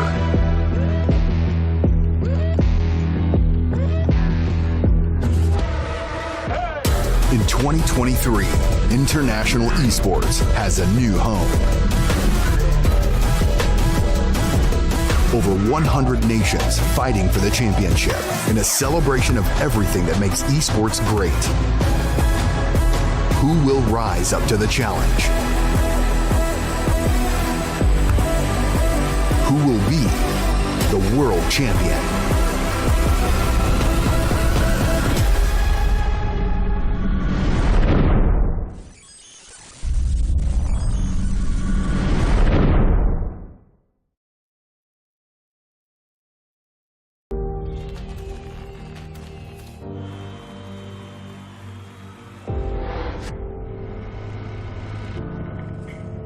the heart of Yash, Romania, the world's top gamers have gathered for the ultimate showdown. IESF brings heart-stopping matches across a variety of gaming genres in an electrifying experience that celebrates the passion and dedication of esports athletes from around the globe. This is more than just a tournament. This is where champions are born, legends are made, and anything is possible. Get ready to witness the ultimate display of skill, strategy, and heart. The IESF World Esports Championship. It's about to take your breath away. Do you think you've got what it takes? The challenge will be tougher than ever.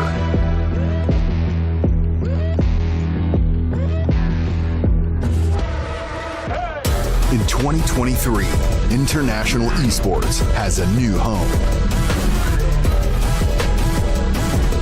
Over 100 nations fighting for the championship in a celebration of everything that makes esports great.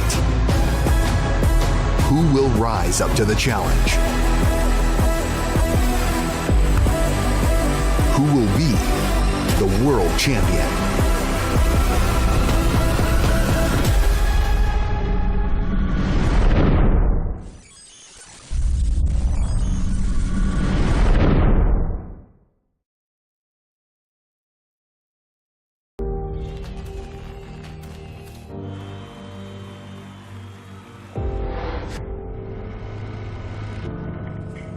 In the heart of Yash, Romania, the world's top gamers have gathered for the ultimate showdown. IESF brings heart-stopping matches across a variety of gaming genres in an electrifying experience that celebrates the passion and dedication of esports athletes from around the globe. This is more than just a tournament. This is where champions are born, legends are made, and anything is possible. Get ready to witness the ultimate display of skill, strategy, and heart. The IESF World Esports Championship. It's about to take your breath away. Do you think you've got what it takes? The challenge will be tougher than ever.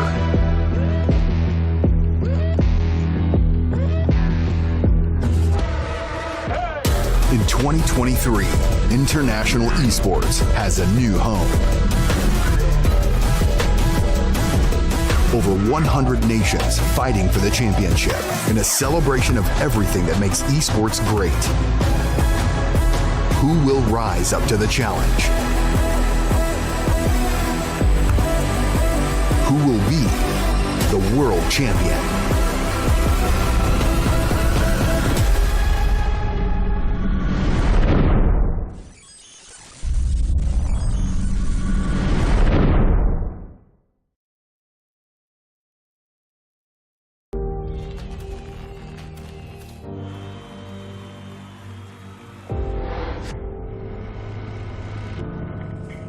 In the heart of Yash, Romania, the world's top gamers have gathered for the ultimate showdown.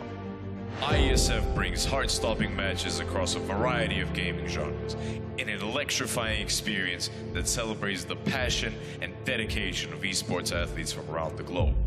This is more than just a tournament. This is where champions are born, legends are made, and anything is possible. Get ready to witness the ultimate display of skill, strategy, and heart. The IESF World Esports Championship. It's about to take your breath away. Do you think you've got what it takes? The challenge will be tougher than ever.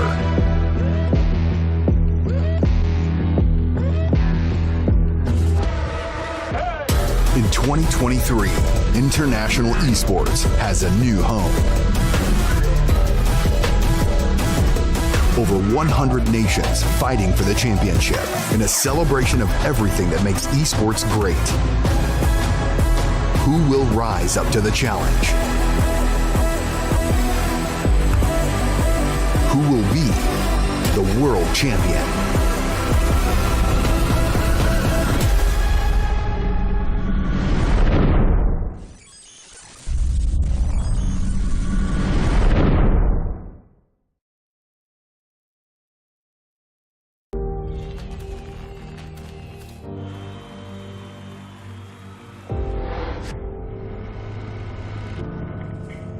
In the heart of Iași, Romania, the world's top gamers have gathered for the ultimate showdown.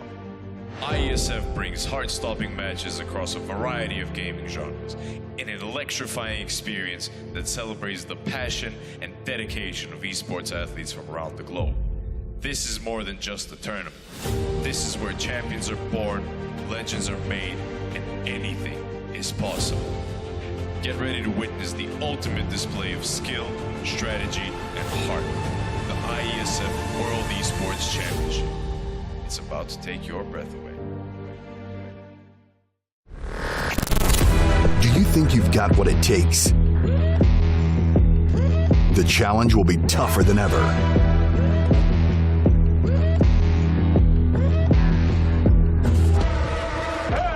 In 2023, International Esports has a new home. Over 100 nations fighting for the championship in a celebration of everything that makes esports great. Who will rise up to the challenge? Who will be the world champion?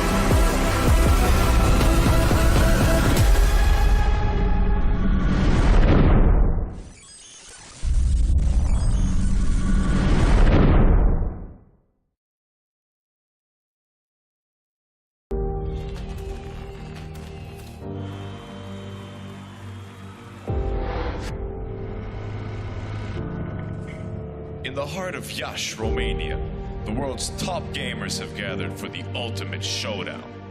IESF brings heart-stopping matches across a variety of gaming genres in an electrifying experience that celebrates the passion and dedication of esports athletes from around the globe. This is more than just a tournament. This is where champions are born, legends are made, and anything is possible. Get ready to witness the ultimate display of skill, strategy, and heart. The IESF World Esports Championship. It's about to take your breath away. Do you think you've got what it takes? The challenge will be tougher than ever.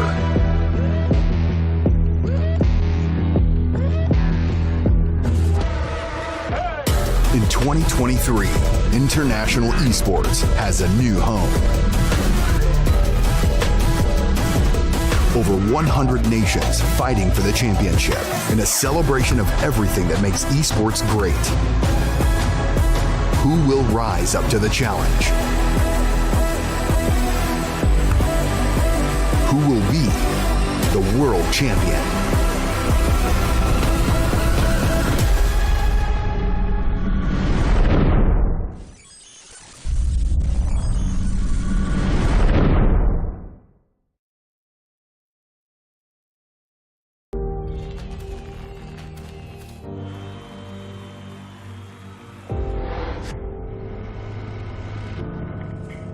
In the heart of Iași, Romania, the world's top gamers have gathered for the ultimate showdown. IESF brings heart-stopping matches across a variety of gaming genres in an electrifying experience that celebrates the passion and dedication of esports athletes from around the globe. This is more than just a tournament. This is where champions are born, legends are made, and anything is possible. Get ready to witness the ultimate display of skill, strategy, and heart. The IESF World Esports Championship. It's about to take your breath away. Do you think you've got what it takes? The challenge will be tougher than ever.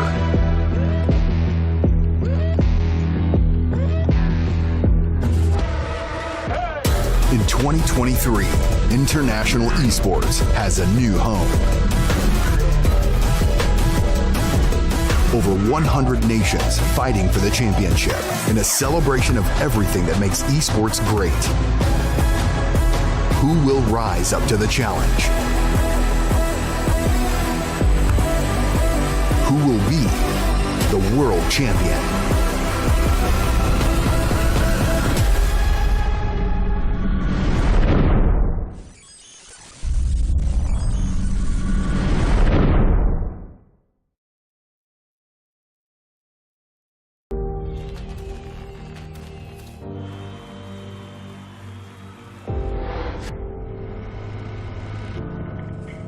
In the heart of Iași, Romania, the world's top gamers have gathered for the ultimate showdown.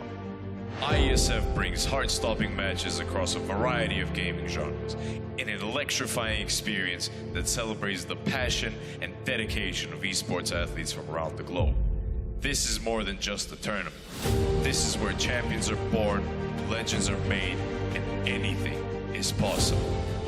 Get ready to witness the ultimate display of skill, strategy, and heart. The IESF World Esports Championship. It's about to take your breath away. Do you think you've got what it takes? The challenge will be tougher than ever.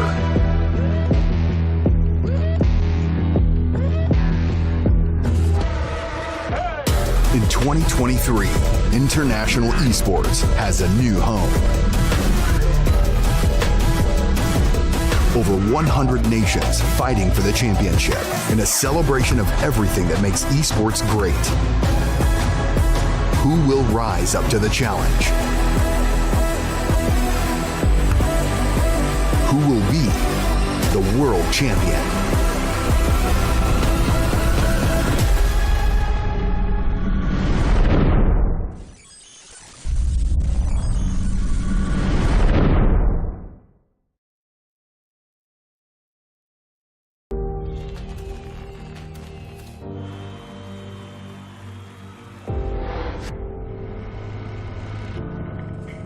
In the heart of Iași, Romania, the world's top gamers have gathered for the ultimate showdown.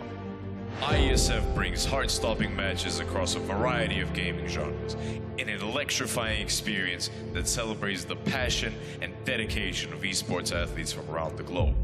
This is more than just a tournament. This is where champions are born, legends are made, and anything is possible. Get ready to witness the ultimate display of skill, strategy, and heart. The IESF World Esports Championship. It's about to take your breath away. Do you think you've got what it takes? The challenge will be tougher than ever.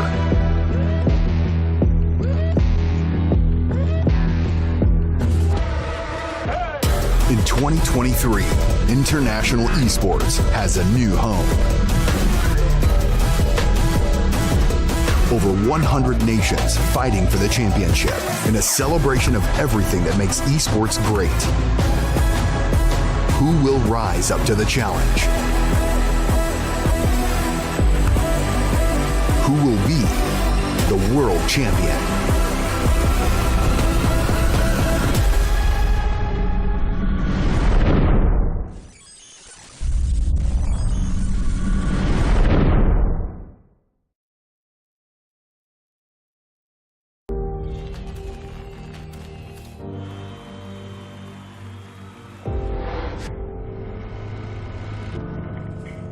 In the heart of Iași, Romania, the world's top gamers have gathered for the ultimate showdown.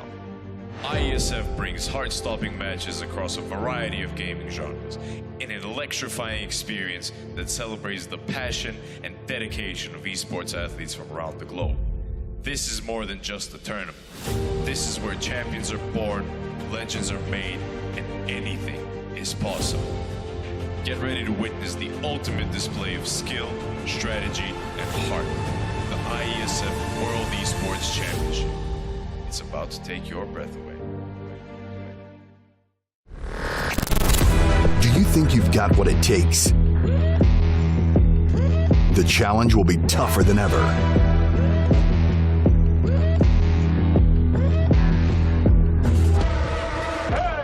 In 2023, International Esports has a new home. Over 100 nations fighting for the championship in a celebration of everything that makes esports great. Who will rise up to the challenge? Who will be the world champion?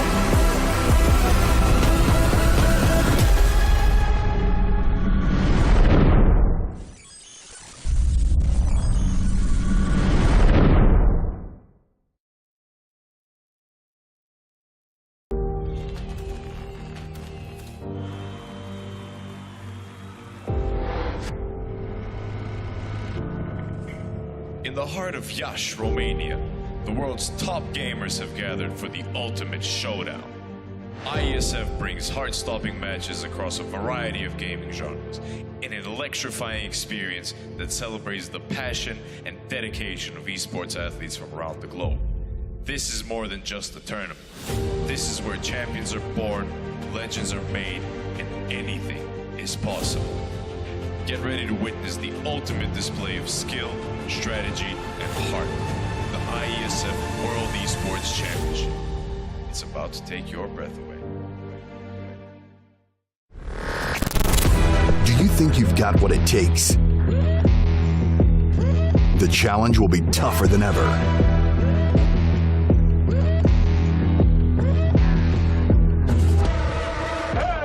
In 2023, International Esports has a new home. Over 100 nations fighting for the championship in a celebration of everything that makes esports great. Who will rise up to the challenge?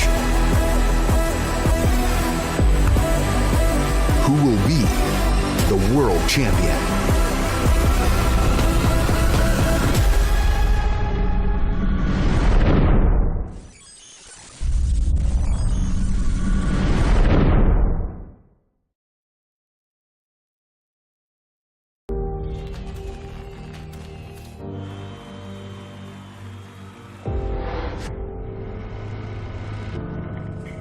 In the heart of Yash, Romania, the world's top gamers have gathered for the ultimate showdown. IESF brings heart-stopping matches across a variety of gaming genres in an electrifying experience that celebrates the passion and dedication of esports athletes from around the globe. This is more than just a tournament. This is where champions are born, legends are made, and anything is possible. Get ready to witness the ultimate display of skill, strategy, and heart. The IESF World Esports Championship. It's about to take your breath away. Do you think you've got what it takes? The challenge will be tougher than ever.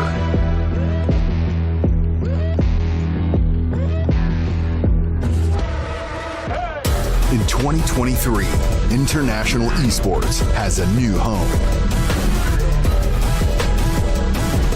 Over 100 nations fighting for the championship in a celebration of everything that makes esports great. Who will rise up to the challenge? Who will be the world champion?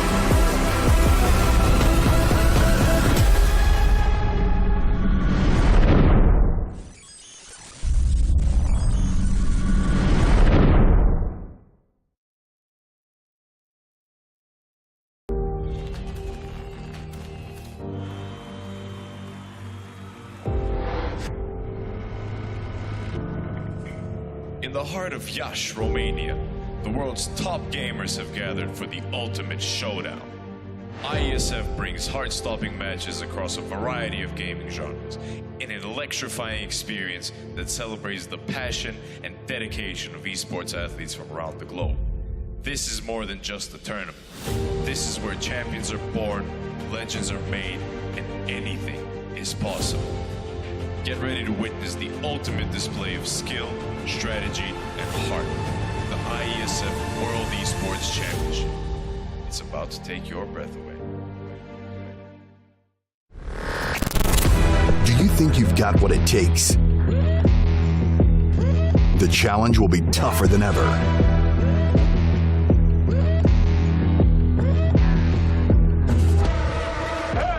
In 2023, International Esports has a new home.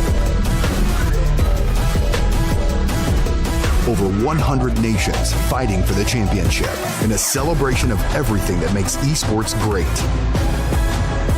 Who will rise up to the challenge? Who will be the world champion?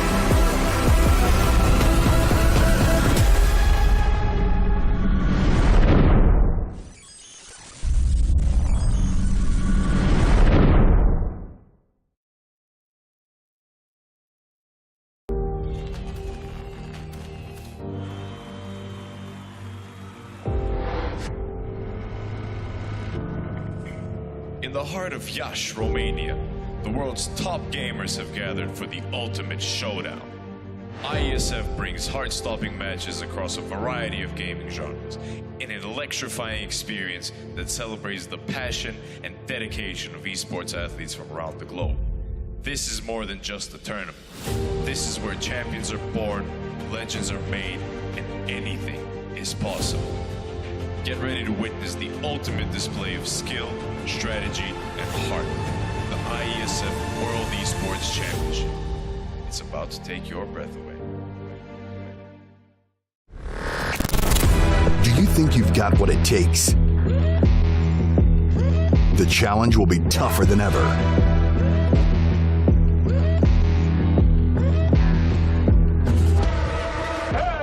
In 2023, International Esports has a new home.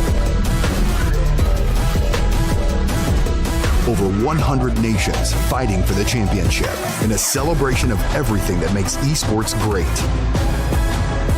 Who will rise up to the challenge? Who will be the world champion?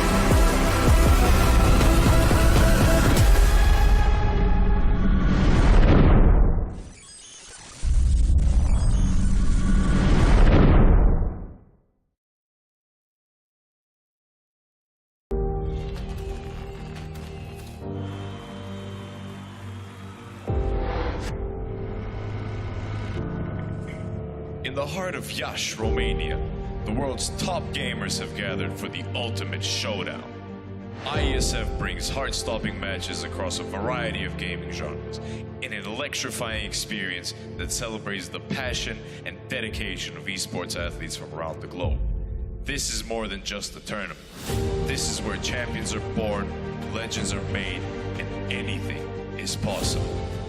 Get ready to witness the ultimate display of skill, strategy, and heart. The IESF World Esports Championship. It's about to take your breath away. Do you think you've got what it takes? The challenge will be tougher than ever.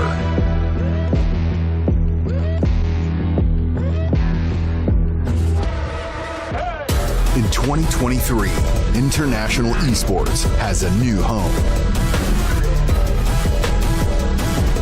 Over 100 nations fighting for the championship in a celebration of everything that makes esports great. Who will rise up to the challenge? Who will be the world champion?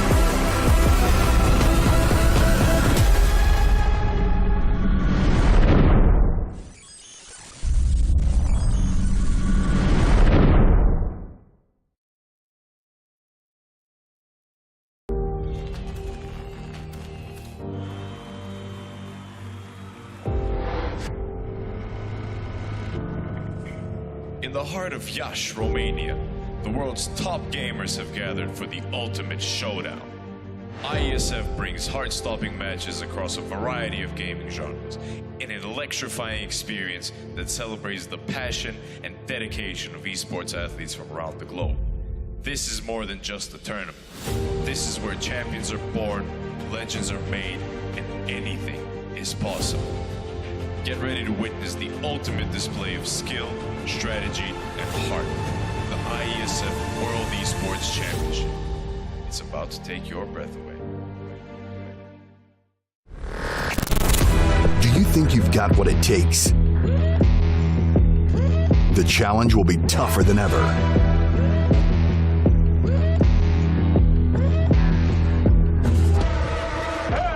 In 2023, International Esports has a new home.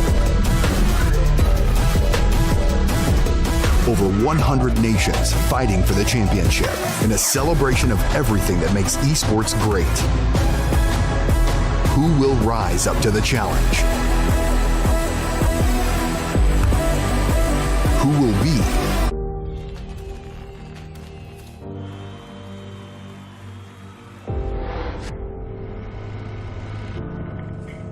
In the heart of Iași, Romania, the world's top gamers have gathered for the ultimate showdown. IESF brings heart-stopping matches across a variety of gaming genres in an electrifying experience that celebrates the passion and dedication of esports athletes from around the globe. This is more than just a tournament. This is where champions are born, legends are made, and anything is possible. Get ready to witness the ultimate display of skill, strategy, and heart. The IESF World Esports Championship. It's about to take your breath away. Do you think you've got what it takes? The challenge will be tougher than ever.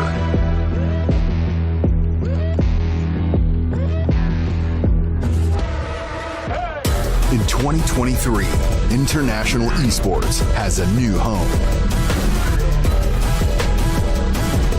Over 100 nations fighting for the championship in a celebration of everything that makes esports great.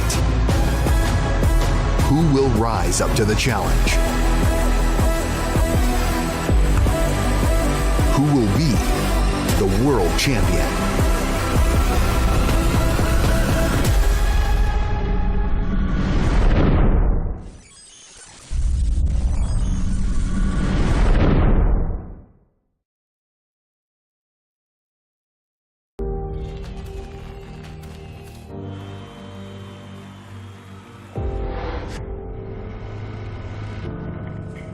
In the heart of Iași, Romania, the world's top gamers have gathered for the ultimate showdown.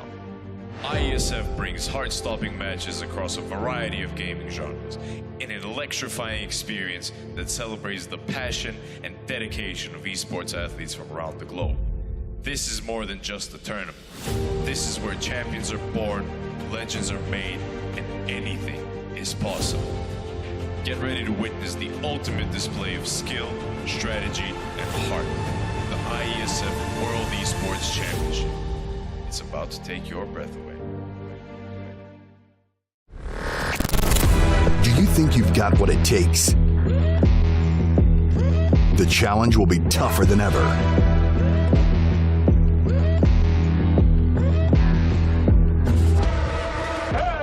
In 2023, International Esports has a new home.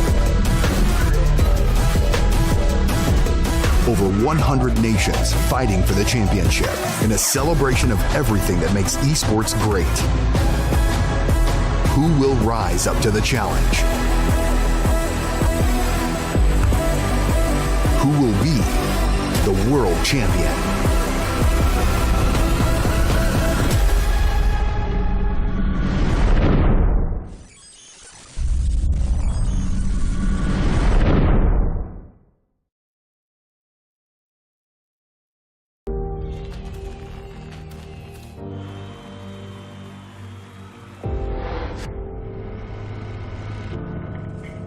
In the heart of Iași, Romania, the world's top gamers have gathered for the ultimate showdown. IESF brings heart-stopping matches across a variety of gaming genres in an electrifying experience that celebrates the passion and dedication of esports athletes from around the globe. This is more than just a tournament.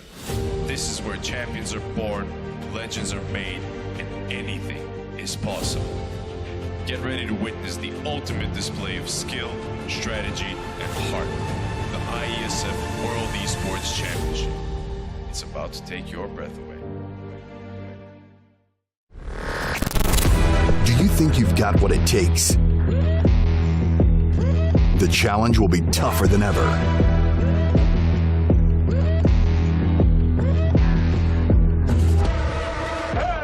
In 2023, International Esports has a new home. Over 100 nations fighting for the championship in a celebration of everything that makes esports great. Who will rise up to the challenge? Who will be the world champion?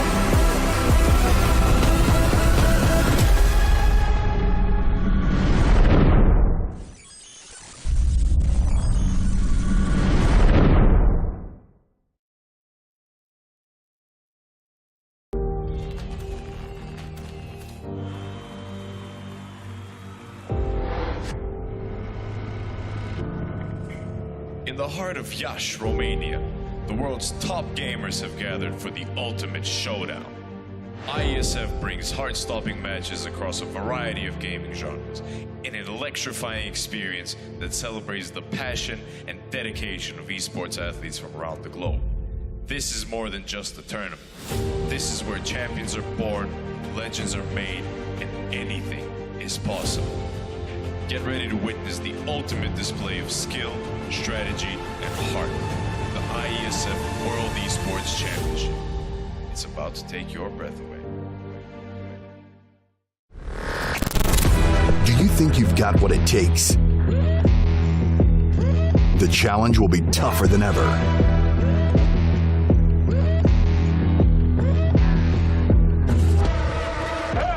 In 2023, international esports has a new home. Over 100 nations fighting for the championship in a celebration of everything that makes esports great. Who will rise up to the challenge? Who will be the world champion?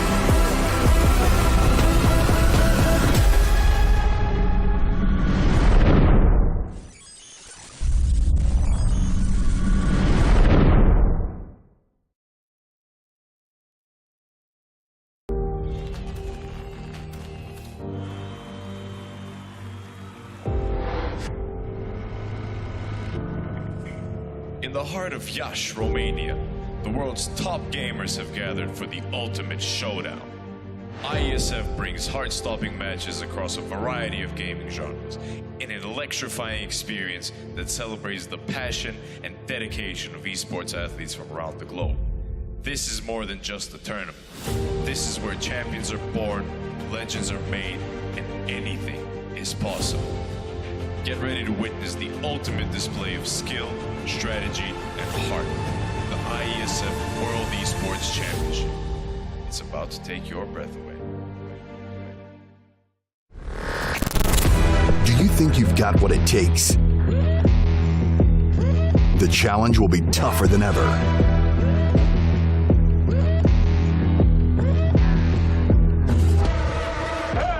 In 2023, international esports has a new home.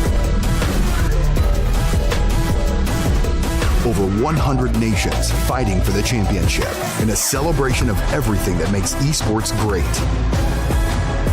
Who will rise up to the challenge? Who will be the world champion?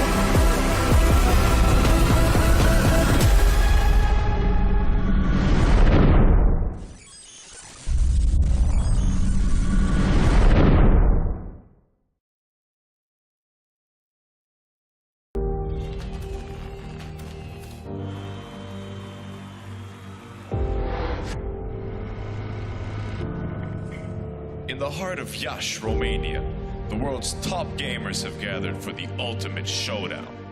IESF brings heart-stopping matches across a variety of gaming genres in an electrifying experience that celebrates the passion and dedication of esports athletes from around the globe. This is more than just a tournament. This is where champions are born, legends are made, and anything is possible. Get ready to witness the ultimate display of skill, strategy, and heart. The IESF World Esports Championship. It's about to take your breath away.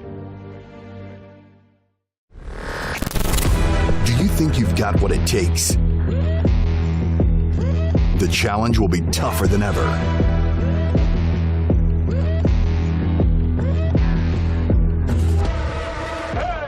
In 2023, international esports has a new home. Over 100 nations fighting for the championship in a celebration of everything that makes esports great. Who will rise up to the challenge? Who will be the world champion?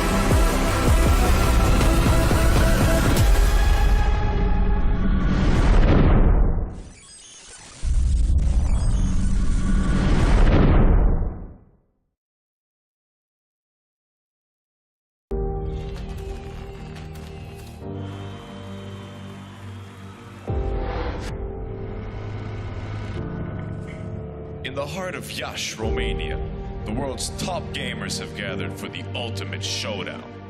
IESF brings heart-stopping matches across a variety of gaming genres in an electrifying experience that celebrates the passion and dedication of esports athletes from around the globe. This is more than just a tournament.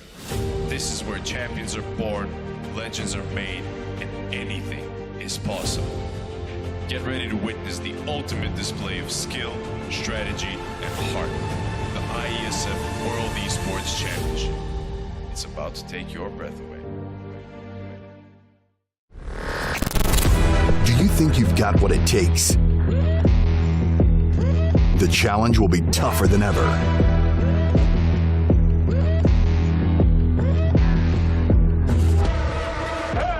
In 2023, international esports has a new home.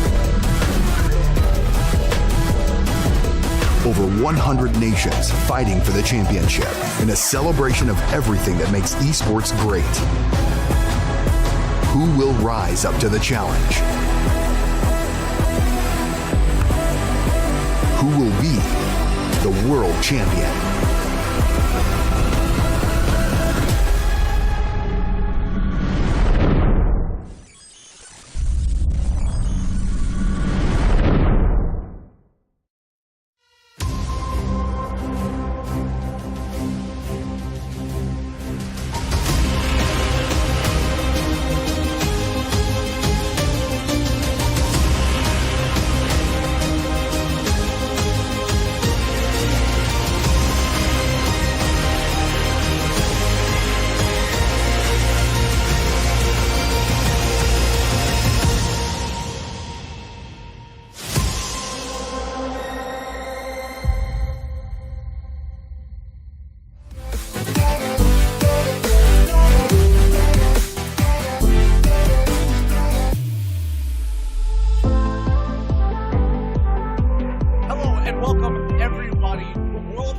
Championship brought to you by IESF. And as we've seen so far, the games have been exciting, the day has been long, and these teams are not backing down as they finish their overall group stage just to get to this best of 5. It's going to be Philippines versus Cambodia. My name is Gideon Q as your color caster for today, and here with me on the desk, you know him, you love him, it's Mirko.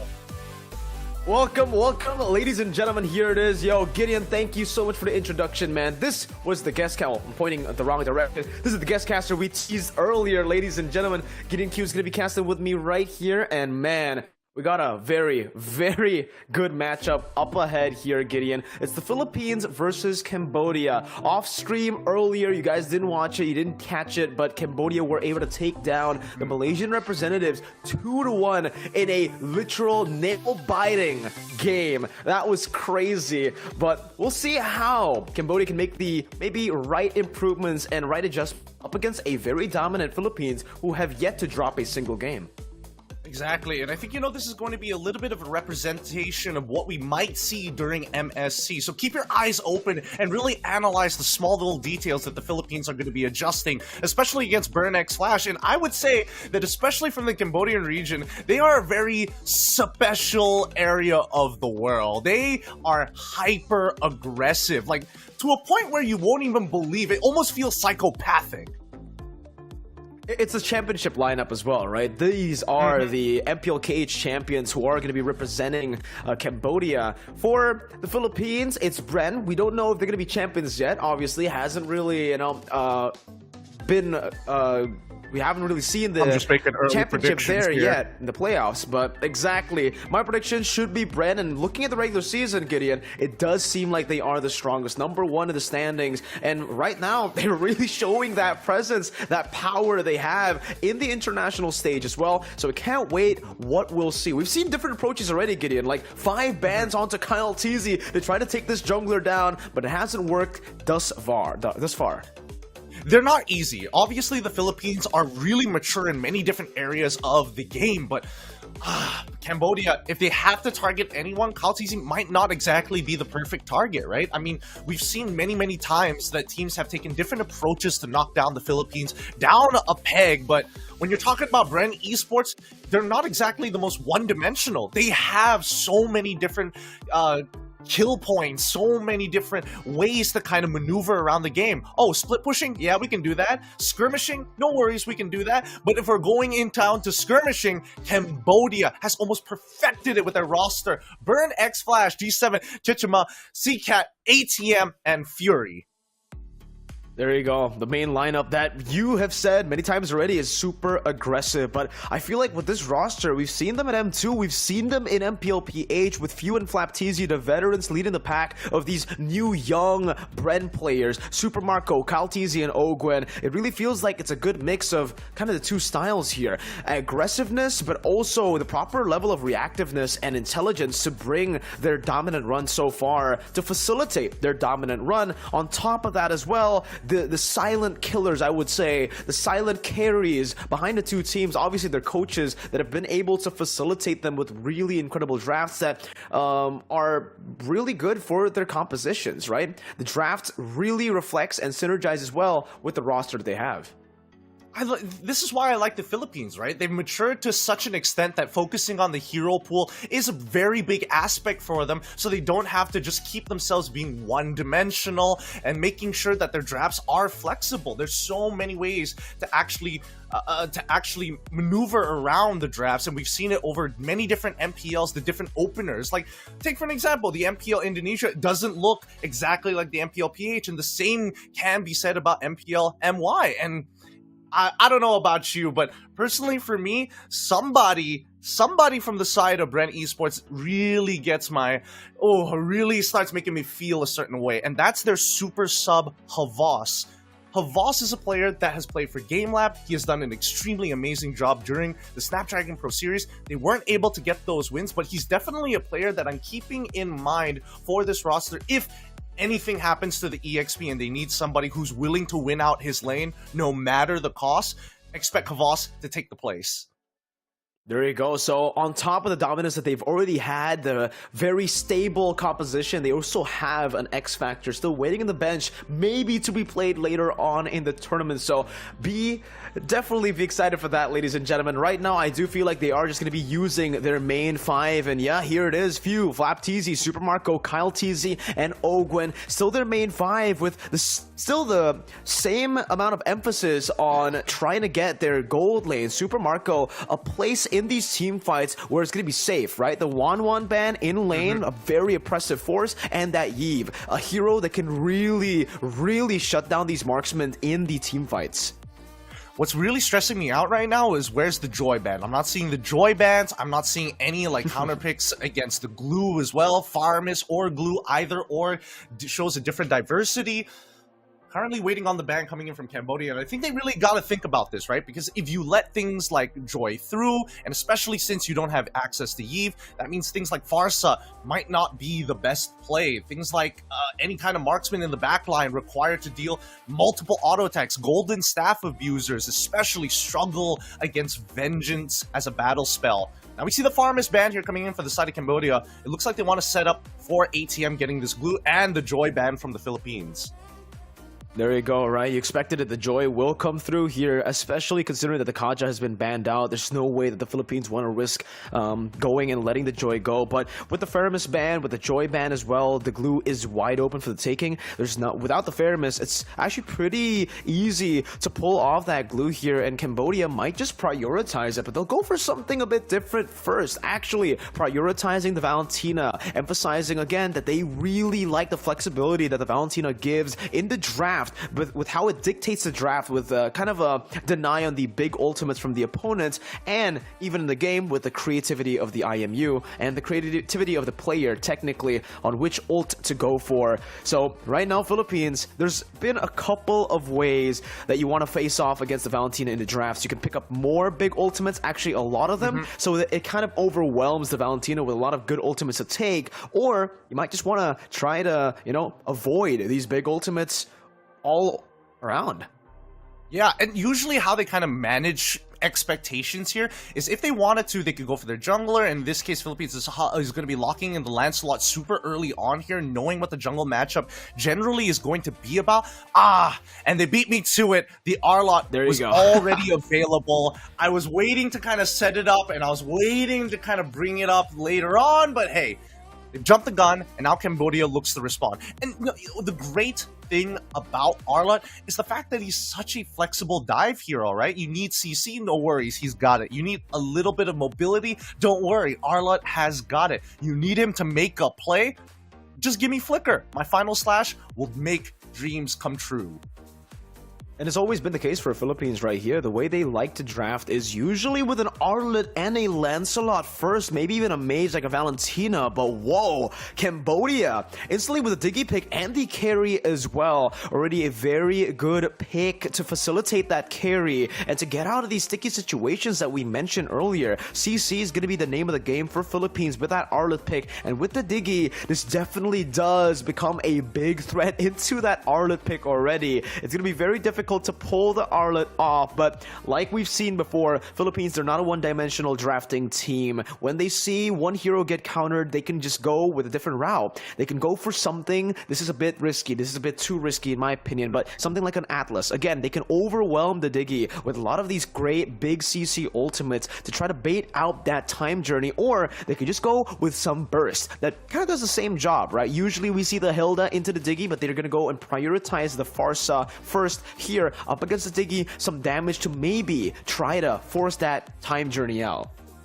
I can definitely see where you're coming from, especially considering how the MPL ID usually does their drafts. And yeah, the Hilda was something that came across my mind, but we saw this beforehand, and especially when it comes down to the Philippines as well as Malaysia, we like to utilize Farsa as a way to bait out the time journey just by threatening that bird's life. It's bird-on-bird combat here. You might as well use that Feathered Airstrike to get a free time journey out of Diggy if you put him down to 1 HP. And if he decides, you know what, I'm not going to use my ultimate and just die, that's still beneficial for your team. So I like the way that Philippines is kind of positioning themselves in this part of the draft. As we jump into the second half of it, right, we're immediately seeing the Fedrin brands. We're making sure that the supports are being looked at very closely, especially for Ogwin, but Cambodia deciding on the marksmen. Hey, get rid of the Beatrix. We don't want you to be able to kind of forcefully push the side lanes. We want you to be interactive. We want you to try to 1v1 this carry.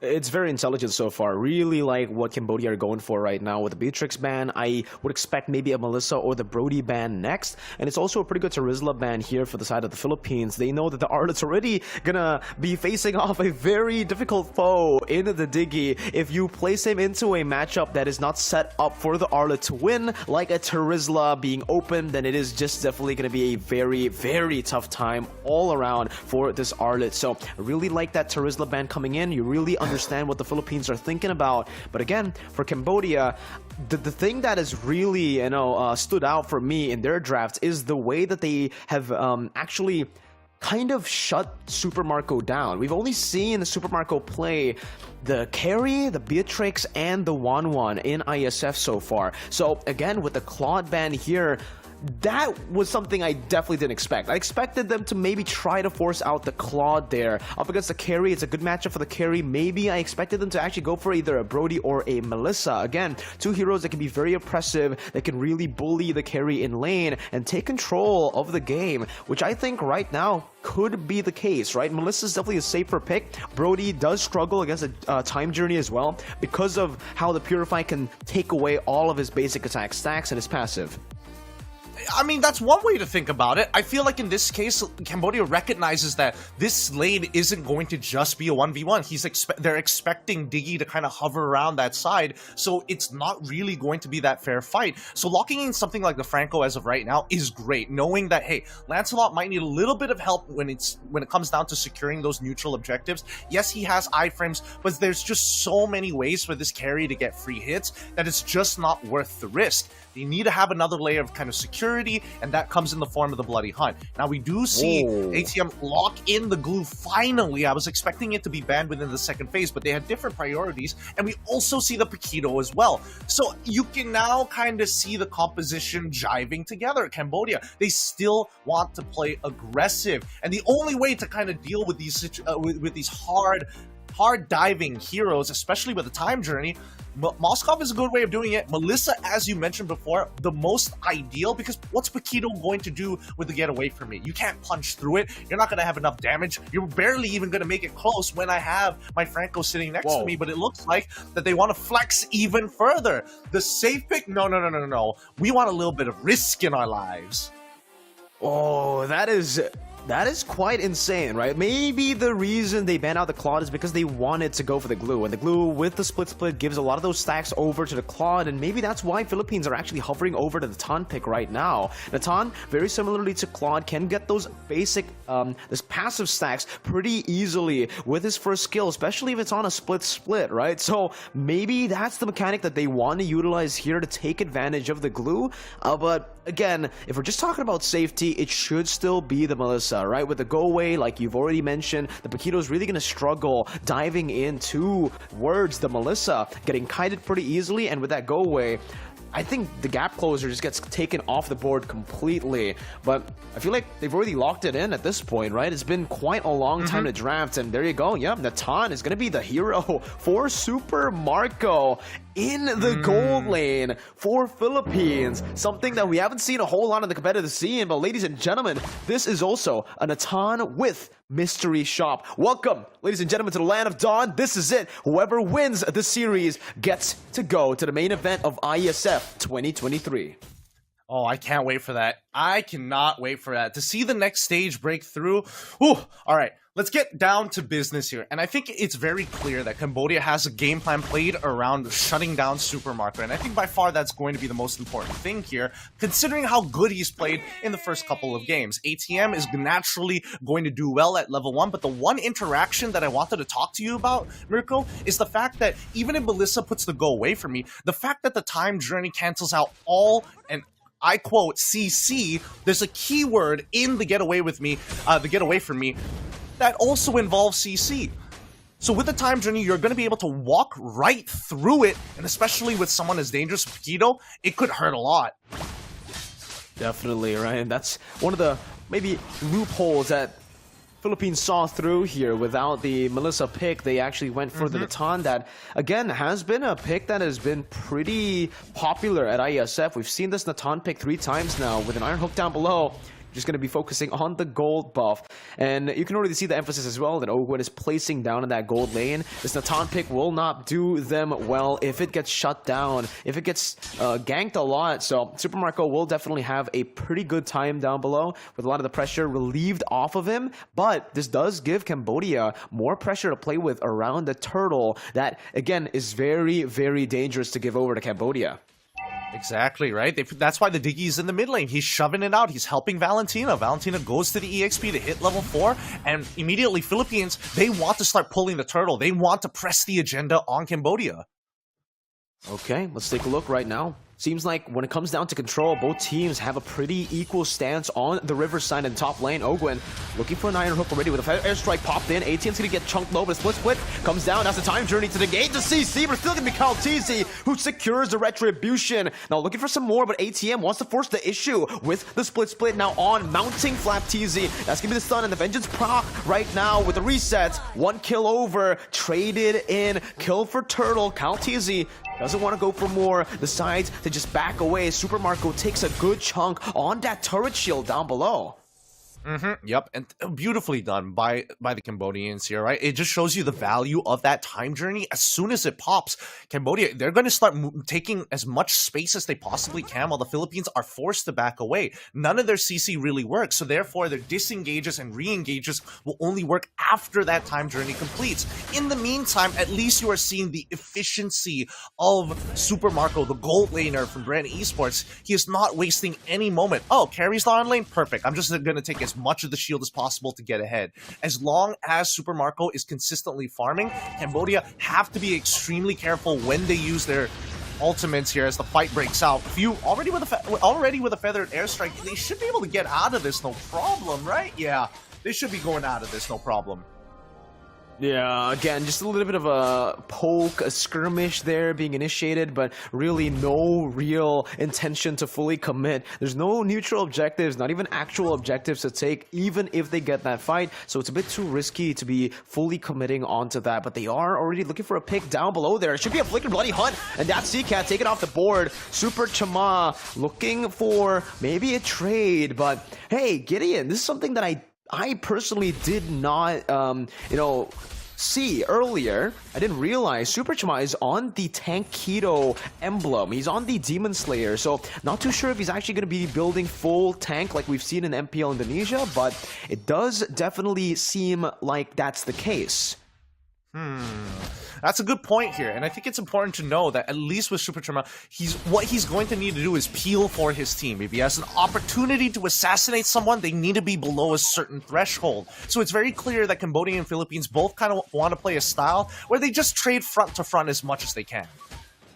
Okay, ATM gonna be chunked, just like you said, front to front, playing it, but ATM, oh wow, a beautiful retry steal from Kyle Teasy, showing absolute clash with the final slash, connecting D7 a bit late with that time journey, but it will still be able to escape unless Flap is able to find that kill like it's nothing. CCAT has stolen the final slash now, trying to look for it on Super Marco, but he needs to be very careful as to how he spaces in these team fights. Super Marco with that range, dominating, as well as Fuse able to try to go for a little bit of a siege here in the mid lane tier 1. There's another skirmish down below, and it's Kyle Teasy again.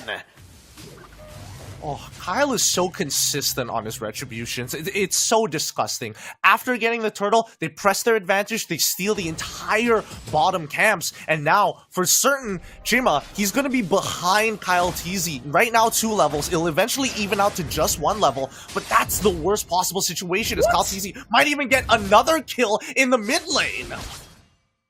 This man, you gotta stop him, man. I mean, now we really understand why there was 5 bans onto Kyle. Super oppressive. You give him an inch, he takes a mile, literally. Just invading constantly, always being on the map. Even though he's not dealing damage on the map sometimes, just staying there, showing himself, gives so much pressure to the Cambodians right now, where they have to respect it and back away. Chama trying to do the same thing now onto the XP lane, but remember, Kyle now with the Phantom Execution, good steal from Super Chama with the retribution of his own, but Kyle will be able to dish out some damage. The Bloody Hunt comes down with a Feather Airstrike. Fury, you can't escape with a time journey from a suppression, and that's what Philippines has to play with. They have to keep in mind all these small nuances when they're playing against the Philippines. It's not going to be easy, but I feel like Cambodia, as much as they want to play this front to front, they're not the ones who want to engage first. They want to get as many spells out of the Filipino squad as possible before trying to attempt this full all-in. ATM. That damage is absolutely absurd, Gideon. We haven't seen Natan in such a long time, so when you see Natan with full stacks on that split, like we said, oh man, Super Chama, oh man, a brutal try from Super Chama. He will fall for the first time in this game with an attempt on the steal, but that will ultimately just give so much more pressure for the steal and even a flicker aggressively. Super Marco showing absolute class in a solo 1v1 kill down to the gold lane.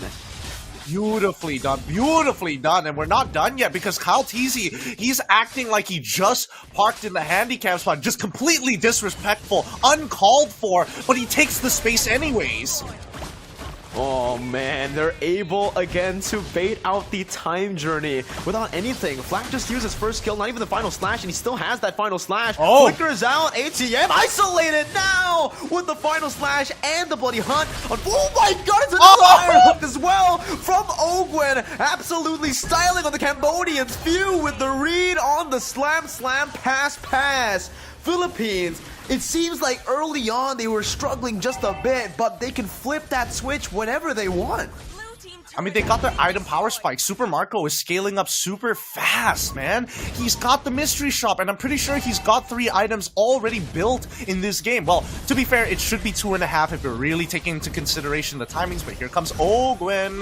Does he want to flicker forward? Does he want to try to make something happen? No, doesn't have it just yet. They're going to back off as there is 33 more seconds until the very first Lord is going to appear in this game, and I think Cambodia, they might just have to give it away. It's too difficult to get get in on them, especially when the Philippines have kind of like laid down the trenches. Oh my god, it's just another kill on the board right now. It's gonna be Flapteezy who secures it, but Ogwen, his rotations, the path he takes every single time just seems to be perfect. He has the perfect read on all of his opponents. If it happens just once to a certain team, sure, right? But he's been honestly doing this against all the teams. Myanmar, Cambodia, and now with the Iron Hook again. D7 will be bursted down, and that's why you call him Super Marco. An absolutely superb game from this Natan. The final slash to bring ATM back. Mechanical displays from the Philippines. Yep, right now, Philippines, they are just freestyling it.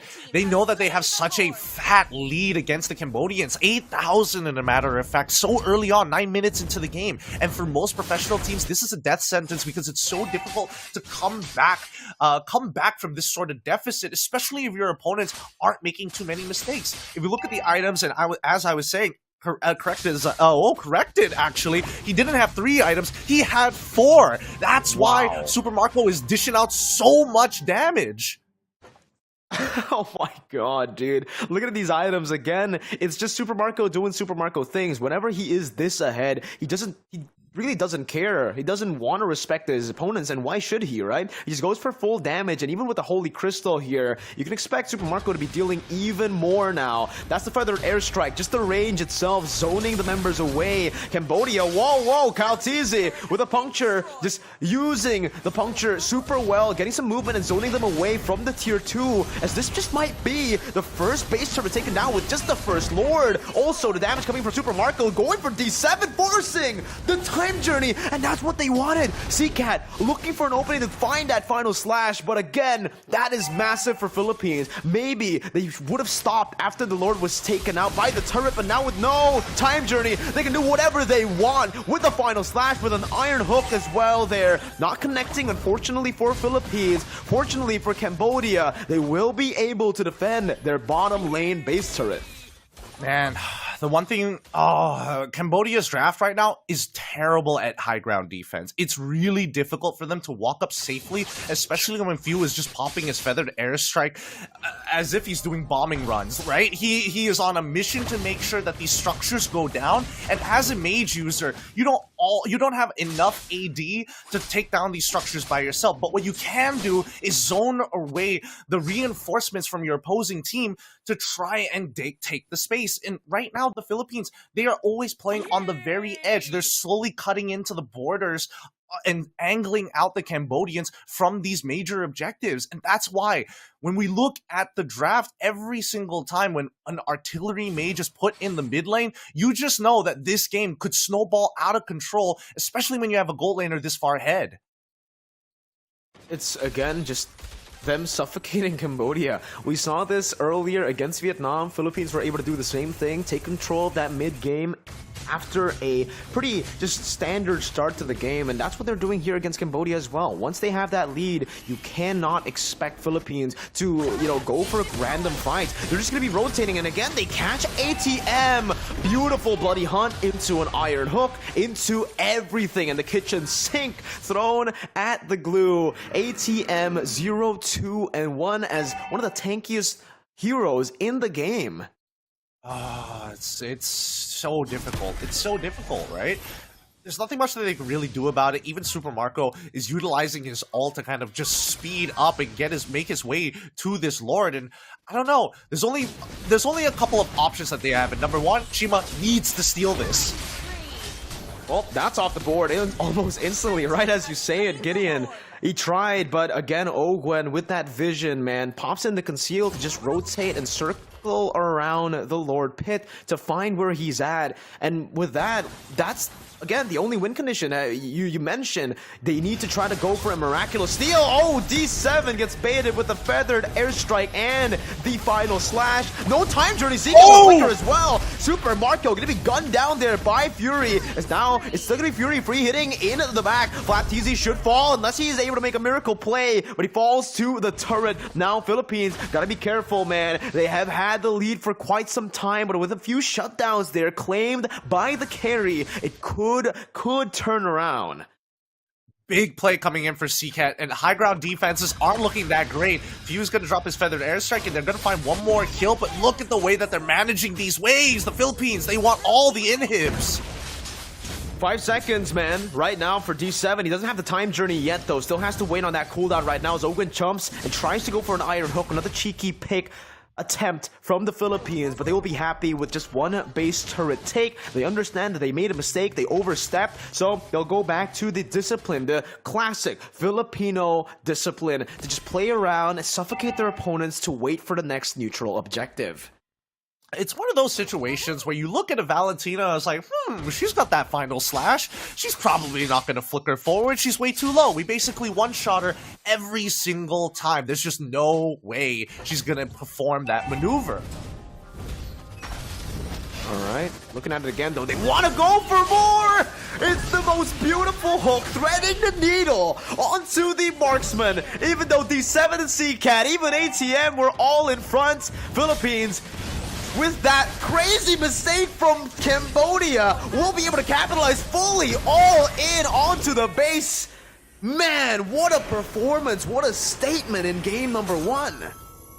A huge statement that the Philippines continues to dominate and continue the Filipino dynasty, as we've all been talking about all year round. Cambodia, they're probably going to need to start looking back at their draft one more time, because there was a lot of opportunities to try and punish or at least contest some of the picks that Brent Esports wanted to do in this particular game that was let go a couple of times. And I feel like they are missed opportunities.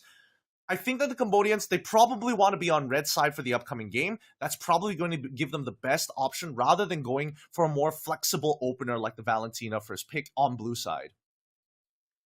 Oh man, again though, like, Gideon, what were they supposed to do in that game? It felt like even in the drafts, they thought of it pretty well. They picked up the Diggy against an Arlid. They had a lot of good things going for them, even in the early stage of the game.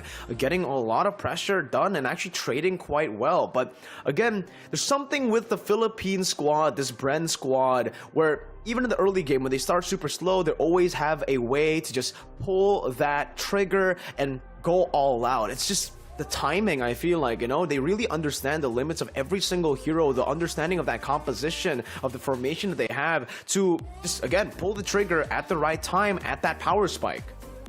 Look, when they are threading the needle, like we saw from Ogun on this Franco, I mean, what can you really say? The time is now as soon as it connects, and I feel like it's pretty straightforward for them, and especially when you have that 8K lead developed by 9 minutes into the game, it's like, as long as we don't mess up, this game is pretty free. Their high ground defense is extremely weak. They don't have an artillery mage. They have no way to really counter us unless Diggy has his time journey and it dodges like, what, 2 or 3 ultimates? But even then, there is still counterplay. Just delay, just stagger, and they'll be fine.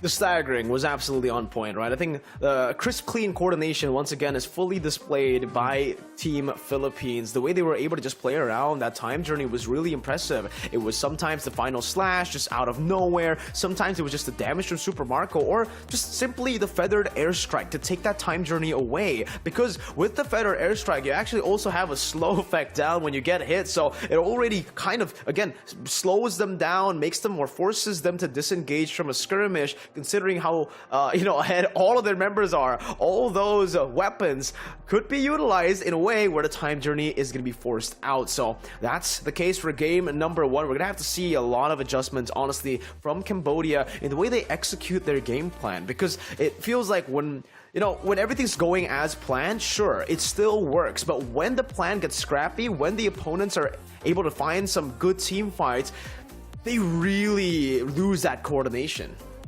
They do.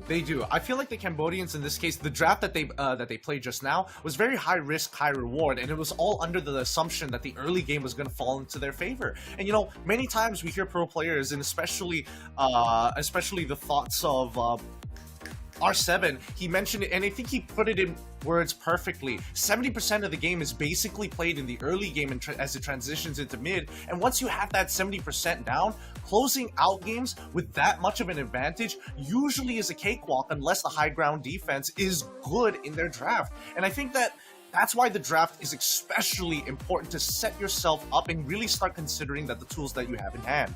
I feel that the Cambodians, that early game could have been played, I wouldn't say it was the worst in the world, but they didn't really invest enough in the gold lane, and they weren't willing to sacrifice neutral objectives, especially when it wasn't in their favor. And you saw that Flapteezy was getting crazy steals, and more importantly so, the fact that he was a level up. At a certain point, you gotta double down. Hey, I can't do this no more. I'm gonna run to the gold lane. I'm gonna make sure that Super Marco has a hard time.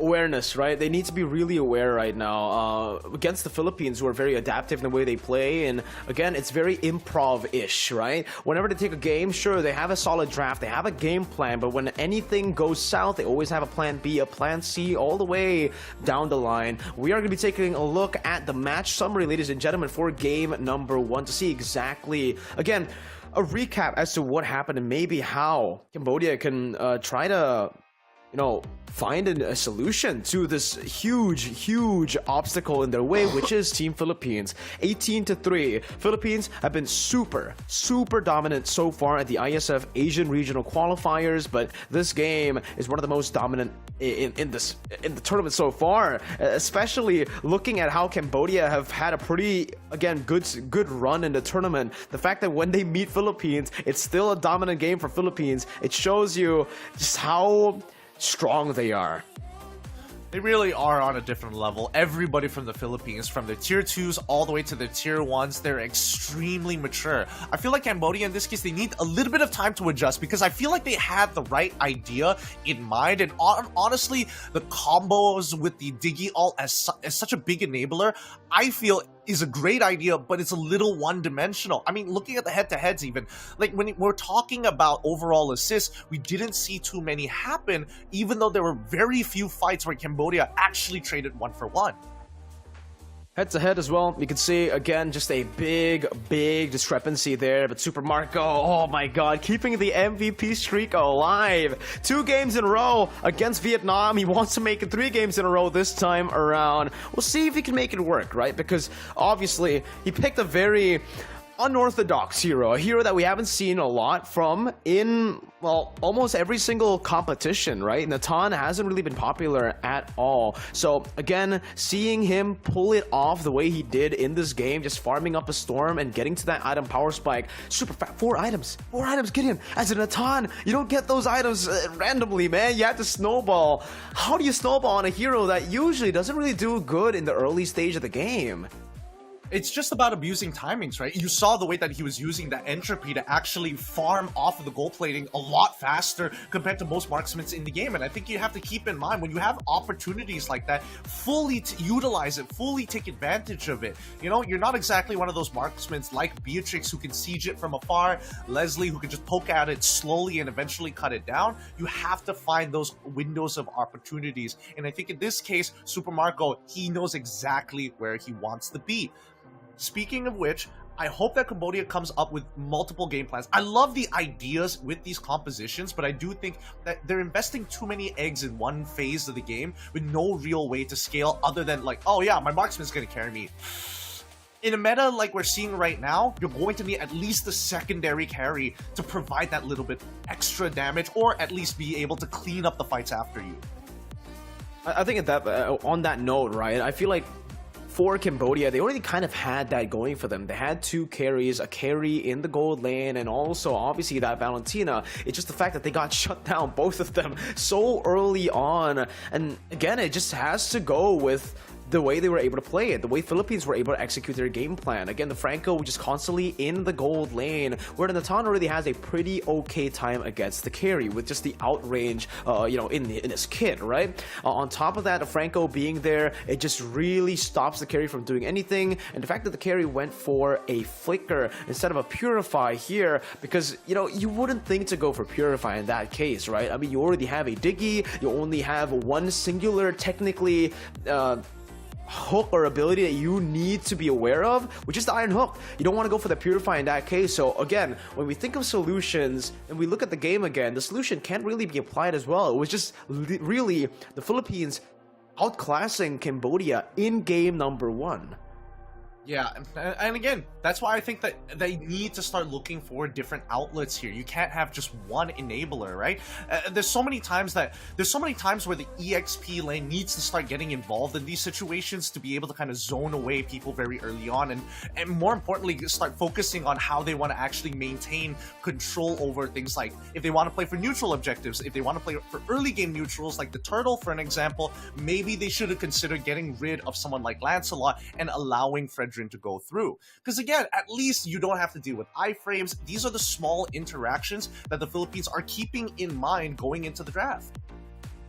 The Arlet pick, the Lancelot pick have always been the foundation of the Philippine squad here, technically, from IESF, from the start of the Asian Regional Qualifiers when they played, right? Even yesterday against Myanmar, the Arlet and the Lancelot, these two picks, it's honestly more towards the Arlet than the Lancelot. I think Kyle TZ, we've seen him on a lot of different picks here. As long as it's a mobile pick, it does the same job. It does actually, have a good synergy as well with the Arlet, right? Yesterday we saw the Arlet Joy, we saw the Arlet Lancelot, and the Arlet Lancelot has just been the favorite for this team and it has worked so well. So maybe the answer isn't to ban out the Kaltizi heroes, but maybe just to respect the Arlet, because the Arlet is such a capable playmaker with a lot of these crazy flashy maneuvers, and guess what? There's not really a channeling time for that final slash. It's almost instant, right? So even if you go for the Diggy, you will have to try to predict that. You cannot react to it. You're already going to be displaced by the time you pop that time journey.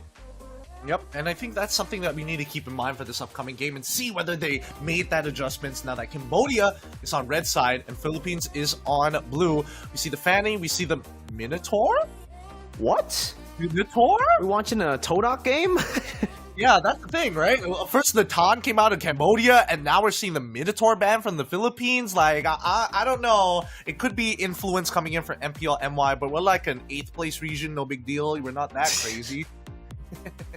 Okay, there you go. A little bit of banter right there, ladies and gentlemen. Fanny will still be banned out. Still a very good hero to take away from Chama. We've seen even at M4 that Chama, when he gets heroes like the Fanny, he is able to pop off. Now, unfortunately, in game number 1, he was kind of forced into that tank hero because of what he's up against, right? Again, not really a whole lot of targets to go for as Japakito. Natan is probably the only vulnerable target, and that's another, reason as to why maybe I feel like that composition didn't work. I feel like when it comes down to utility, there's a lot of different other utility picks that could have been good for them. They forced themselves into a Paquito pick that in the end just kind of fell flat.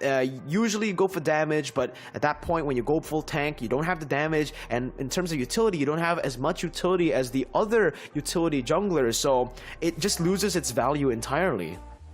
I do feel like it's a bit of compensation, right? You look at your composition and you're like, how many tanks do we actually have who can frontline and initiate a fight for us, right? We don't always want to sit back and wait for your opponents to respond, because then you're in this like weird hostage situation where you're like, you don't really want to make the first move. I clearly don't want to make the first move. So we're just going to dance around the turtle or the Lord until he has like 20% HP, and then we might go into a fight which resets the Lord and do it all over again.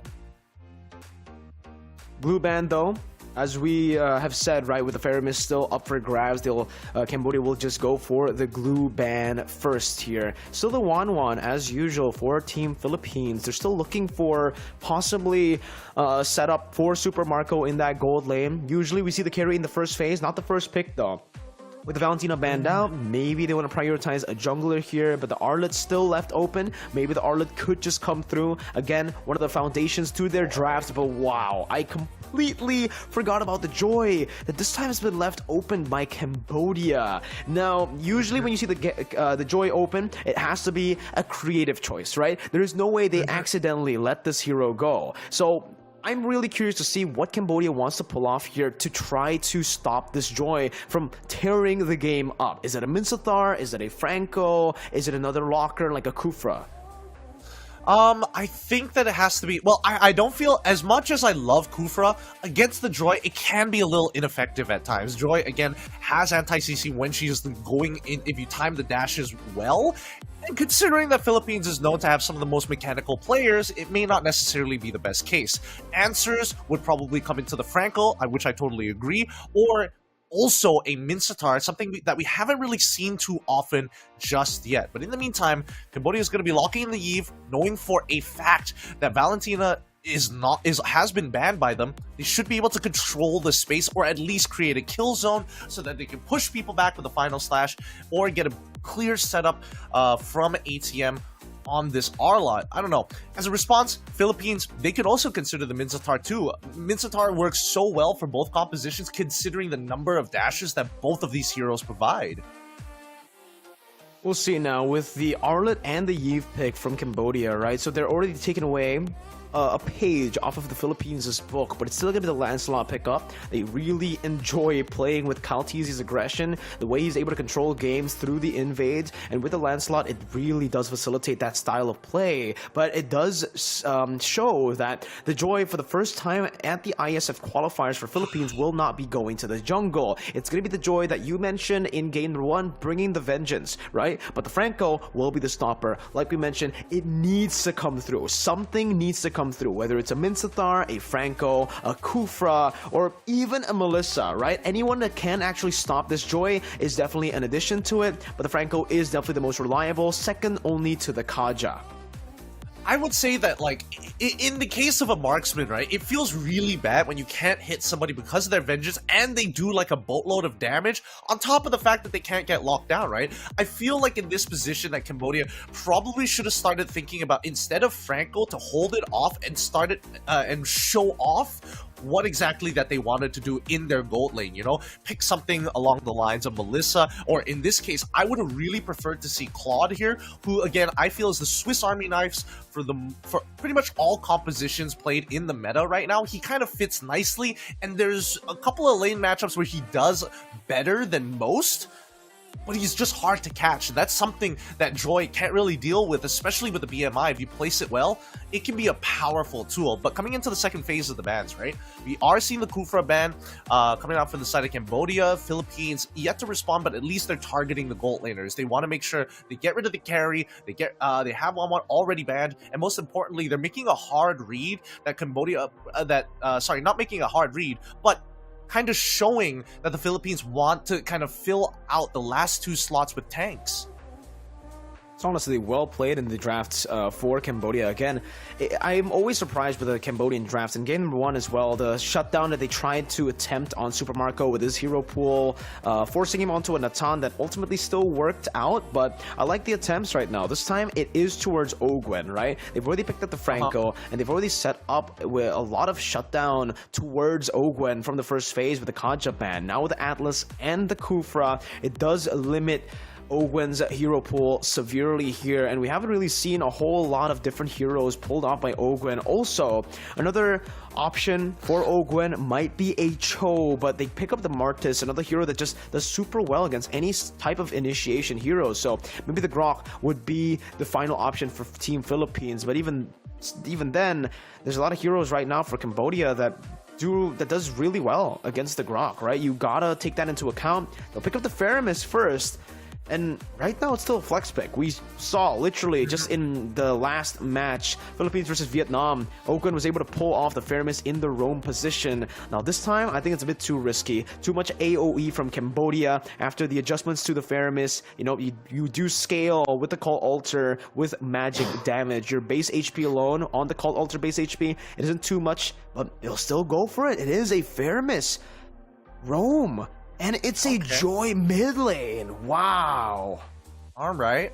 I wasn't expecting that. I really wasn't feeling that the Philippines wanted to do this. If they really wanted to hard counter Cambodia at this point of time, all they needed to do was, hey, I have a Faramis, and then I look to get something along the lines of Lolita, because you know that Cambodia is going to be playing around, oh, I want to hard engage, I'm going to look for opportunities to take space with my anti-CC, but if all the projectiles are blocked by the Lolita shield, or at the very least you get Brock and you look to use your wild charge to bail your team out of tough situations, then you have that extra level of flexibility. But instead, they saw Cambodia, oh, you guys want to fight? We want to fight too. This is a good draft, man. This is honestly a very, very good draft from the side of Cambodia. They have all the answers necessary towards the Philippine squad. Even the Melissa last pick there does incredible up against the Joy and the Faramis, even the Beatrix in lane. So I expect Cambodia to be able to, pull off a little bit more of a fight this time around. Chama, unfortunately, Fury was actually there. He took away the little small camp from Chama, but it's all good right now. Kaltizi also going to get hooked, uses the Retribution early. Anything interesting when it comes to spells or emblems, Gideon? Looking at the spells and emblems, honestly, nothing out of the ordinary here. Very typical stuff all across the board. I'm not sure about the sub-emblems, but I think it should be rather standard here. In the next 70 seconds or so, nothing much should technically happen, but the fact that Ogwin, he's going to be on the support, he needs to kind of work with few. Trading against CCAT is extremely easy for Joy, but as soon as it becomes a 2v2, that's when you're like a little hesitant, right? You don't necessarily want to waste your time wasting spells on a Joy who can dodge the Iron Hook, so I can see that there's a bit of a dilemma in the mid lane. Ooh, this is the lane that does really well for the Arlet though, right? I mean, that winning matchup already set up by Cambodia as well. Something definitely that they can utilize, and they're already utilizing it here. Chama with a very aggressive invade, understanding that Few doesn't have the ultimate yet, no electrifying beats, so he should still be able to soak in that damage, coming in just from the rhythm. Whereas in the bottom lane as well, it feels like, again, Vernix Flash have set up a lot of these winning lanes that are doing really good right now. Melissa into Beatrix, Arlet into Lapu. They just need to utilize it more. They need to capitalize, and they cannot let Kaltizi invade as he pleases. But here's the problem, right? If, let's say, Cambodia wants to start pushing back against Kaltizi invading, they're going to need to forcefully get priority over those side lanes, right? So you're expecting Beatrix to use one of her ults. You're expecting Lapu to use one of those ults. And for Lapu, it's pretty horrendous if you have to use the bravest fighter just to clear a wave, just to be part of a fight. And Philippines, they recognize this, right? So that's why they are allowing their side laners to be aggressive, and that's why they're getting these Iron Hooks on people out of position. Oh, Cambodia, they find first blood. Good targeting there with electrifying beats, but Vengeance comes through. That's a lot of damage placed on, and it's still going to be Kaltizi who secures the retry. Super Chama able to escape. ATM missing there with the stun. It's going to be Few who punishes ATM, maybe looking for a kill, but again, it's Kaltizi who wants to push even further, invading the jungle, and down below, how do you do it? Super Marco does it again. It's a 1v1, and he doesn't even let Fury pop the Inspire. Yeah, I'm surprised. Fury must have really got caught off guard there. I was expecting him to at least get the Inspire off to make sure that he lives, or at the very least, trade evenly against Super Marco, but he's doing something right, and I don't know whether we can show you guys that replay of that 1v1, because it's straight up murder.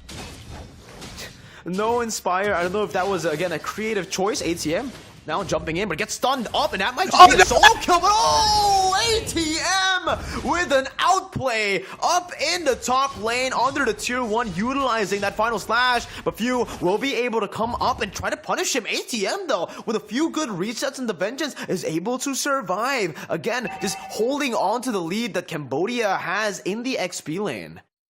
Man, FlapTC just needed to get that one auto attack off, and as soon as he realized that the animation got cancelled, he was like, oh no, I'm out of here. Iron Hook connects! So yeah, Ogwen again going to be punished down. Chama with a displacement now, bringing Super Marco back to the team with a Mortal Coil. But there's not going to be enough damage to actually follow it up now. The go away, forcing Few out, has the Vengeance. A good snipe by Super Marco with an Iron Hook to respond it over to with a Flicker as well. Cambodia this game, sure, it's still Philippines with the lead, but Cambodia are not letting Philippines do as they please. Yep, they've got the lead now. They at least have a 2-kill lead over them, but the Philippines are still ahead in gold. They're still about, what, 900, 800? Yeah, about 900 gold at this point of time. But let's see. Philippines, the next play that we're going to expect to see from them. Like, look at this. The Iron Hook is good, but that's not all. This was the very first Iron Hook. This is another one coming up in a little bit. And that's why you got to be careful when you see a Cambodian lock in this Franco. I think in many international tournaments, it's been very nasty. Man, it has really been super Chama though. Whoa, what happened here? Turtle control held on by Cambodia. Calteezy with a miss on that retreat. No! ATM gets pulled back by the Shadow Stampede, only to give an assist over Ogwen, assisting the enemy team to take him down there. And ATM will definitely be happy with that. Jumps in with the final slash as well to clear out the waves. And hey, that's the equalizer that Cambodia were looking for. Now they take a very clean lead over the Philippines. It doesn't mean that the Philippines is out of this just yet. They still do need a little bit of time, especially for Super Marco, right? He's been farming hard, but he doesn't have access to mystery shop, so he doesn't get those discounts. He's gonna have to do it the good old-fashioned way, just farming up in the lane and dragging this out for a little bit longer. Here, though, in the XP lane, despite ATM having a 2-kill lead over Flapteezy, it still is Flapteezy who has done more damage to the turret, doing pretty good actually as a Lapu against the Arlet. You'd expect the Lapu to be the one bullied here, to have the turret being as low as ATM's, but hey, I'm curious to see what Flapteezy actually built up here. Definitely a steal leg plays, but did he go for the Bloodlust Axe instantly?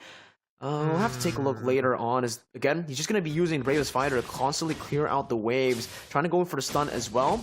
ATM needs to respect this Bravest Fighter, and it's still going to be Flapteezy who just clears out the wave, so that's how he's able to escape from a lot of the kill pressure that ATM has. But with that shove, it does give ATM a chance to freeze the wave, but he actually miscalculates a bit there. Wait, what's going on in the mid lane here? It feels like Cambodia was like posturing themselves for a potential ambush, but it didn't seem to be successful, right? But the ambush was coming at a good timing. There's like 7 more seconds until the turtle comes up, and we're seeing that both EXP laners are making their way down bot side. Oh, almost another good Renner's Apathy. Fury able to just read that out. Gold buff taken away by Super Marco. Turtle number 3, hook only connecting onto the turtle. Calteezy 2 levels up. Super Chamal looking for that retreat battle, but Calteezy jumps in with a phantom execution, and even the puncture! He's able to space away from the bloody hunt. Beautiful plays as the Cold Ulcer comes down, giving Calteezy another HP bar to play with. Flapteezy with the Bravest Fighter onto Fury, picking up a double kill, as that's Few with the electrifying beats. One more shot on towards Chama, but he will not do it. In the bottom lane, you do see a kill as Few dives in. The turret almost takes him down. Seacat noticing it now, trying to punish him down, but he has to be careful because Bren and Team Philippines right now have been able to secure pure control even in Cambodia's jungle.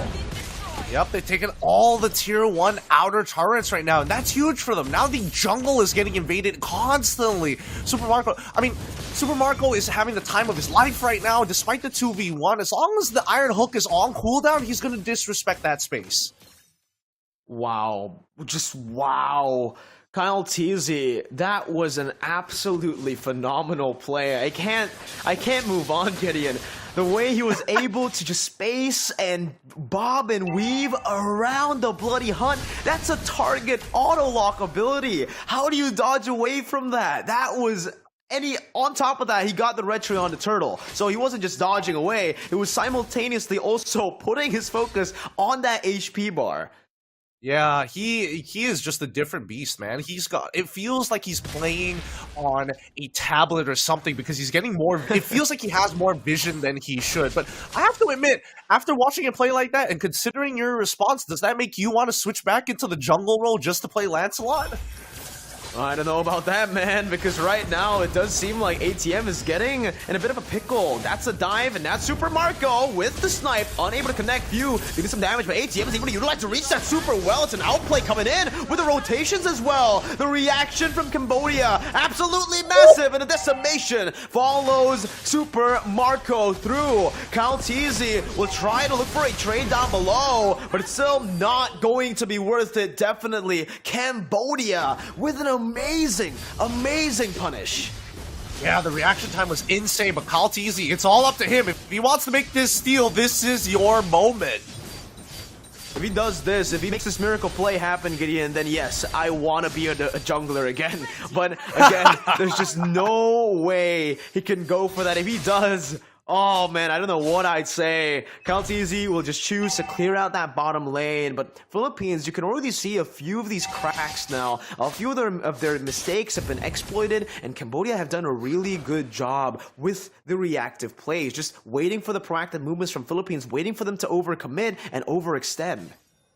I mean, considering what the Raging Slash was doing in the middle of that fight under the tier 2 does bring up a couple of questions. And I think the Philippines were getting comfortable, but not for long. Uh-oh, Ogwen. Drop back to the team here, has the call alter. Able to escape for a bit. Super Chama gonna be baited into the fight as FlapTZ access that frontliner in the front. Still just baiting a few resources, not wanting to fully commit. Philippines understand, and even Cambodia has the Lord here. Dying there would definitely be a disaster. And Fury, the item power play that I was waiting for on that Melissa. A gold staff buy in the 10th minute of the game, and now he's gonna have even more pressure to play with. But Kyle, never standing idly by. He's always doing something, and he's stealing away the purple buff this time around, getting the turret in the bottom lane, and now puncturing out to safety. They're trying to chase him down, but it might just be a reactive play. Super Marco definitely going to be engaged on his FlapTZ. Jumps in, Brave is by the back line, but the Bloody Hunt locks you down, and that's the damage to come through. That's one roamer. The final slash isolates Super Chama as he looks for more. It's still going to be Super Marco kiting away with Renner, just utilizing that range. But Cambodia, again, it's the reactive plays over the reactive plays, and it keeps on going. Yep, they're disgustingly good, especially their reaction times. Like, you gotta give it to Fury there. In this replay alone, you can see, oh, this looks like an overextension, but Fury immediately pops the ult early, delays his dash just to get the initial bounce off to allow D7 to live a little bit longer so the rest of his team can posture around and then start cutting them down one by one. Like, Chima on this Martis, he is looking a lot better compared to game number 1.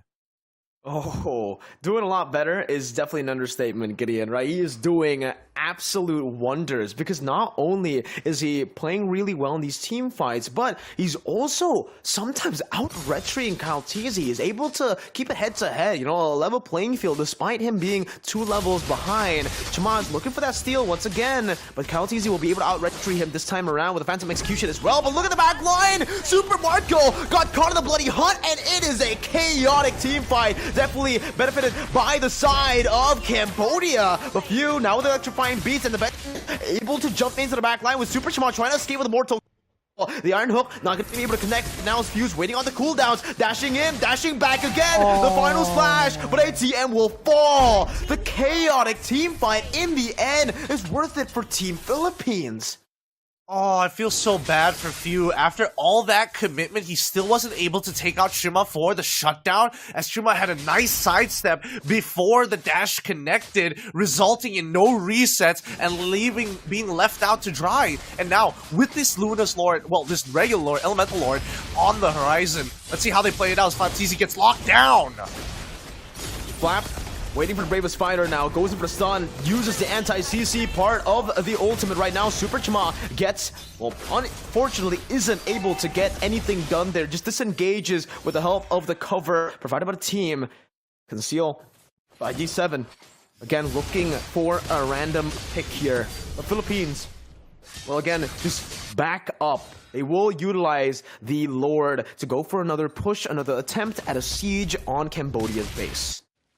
Alright, let's see how the siege is going to work out, right? Because in terms of high ground defense, at least with Cambodia's lineup, with this Melissa, it becomes so much easier to handle, plus the Eve as well. They've got plenty of ways to peel, to play front to front, and honestly, for the Philippines, it's starting to get difficult, right? It's starting to show that jumping into the backline, playing back to front against Cambodia with the lineup that they have, it's no easy task. And FlapTZ, no matter how far he jumps forward, D7 locks him down. Oh man, Fuel definitely overextending there, punished almost instantaneously. Ogwen with a cold altar to try to save Few, but ends up dying as well. It's all just a distraction. Technically, FlapTZ to go for the base turret down below. 2 kills over, a roamer and a mid laner for the base turret. Looking at their score and their stat line, honestly, I would have to say it's still worth it here, Gideon. I would say that is very worth it for Cambodia. They even equalize the score. They don't lose any inhibitors as well. And I feel like the Philippines, the fact that they dropped the ball, all right, fine. We have to play for the ultra late game here. It's not about scaling anymore. It's about just having enough gold for utility items to be swapped out when the time calls for it. At this point, right, with more map pressure that they were able to get with that turret as well, they're going to be able to utilize that, and they're going to be able to actually get some more vision on the Franco. Kyle Teasy's got to be careful here. D7, I thought he wanted to go for a flicker towards the Bloody Hunt, maybe, to look for it, but unfortunately, he wasn't able to do it. Kyle Teasy with a good Thorn Rose and a good disengage. Both teams will just play it safe again, right? They don't really want to go for anything too crazy with no neutral objectives up. Cambodia, later the game goes, I actually need to ask you this question, Gideon. Who has the upper hand when it comes to late game? When it comes down to late game, I will say that Cambodia has a very slight advantage here. When it comes down to overall team fights, I will say that Ogwen will get to a point where he basically could potentially just one-shot Fury, depending on what his build is. I'm not sure what he's going for just yet, but I know that he's got the traditional utility items. I want to see how he tops off his build. Some people go for damage, other people start thinking, you know what, since this game is going on so long, I might as well just get an Clock of Destinies, like a 4th item as a support, because why not? At this point, even if I try to go for Necklace of Durant, it probably wouldn't matter because the majority of my teammates already have it inbuilt at the very least for the anti-healing. So he could just potentially, I would say, Divine Glaive, best probable answer.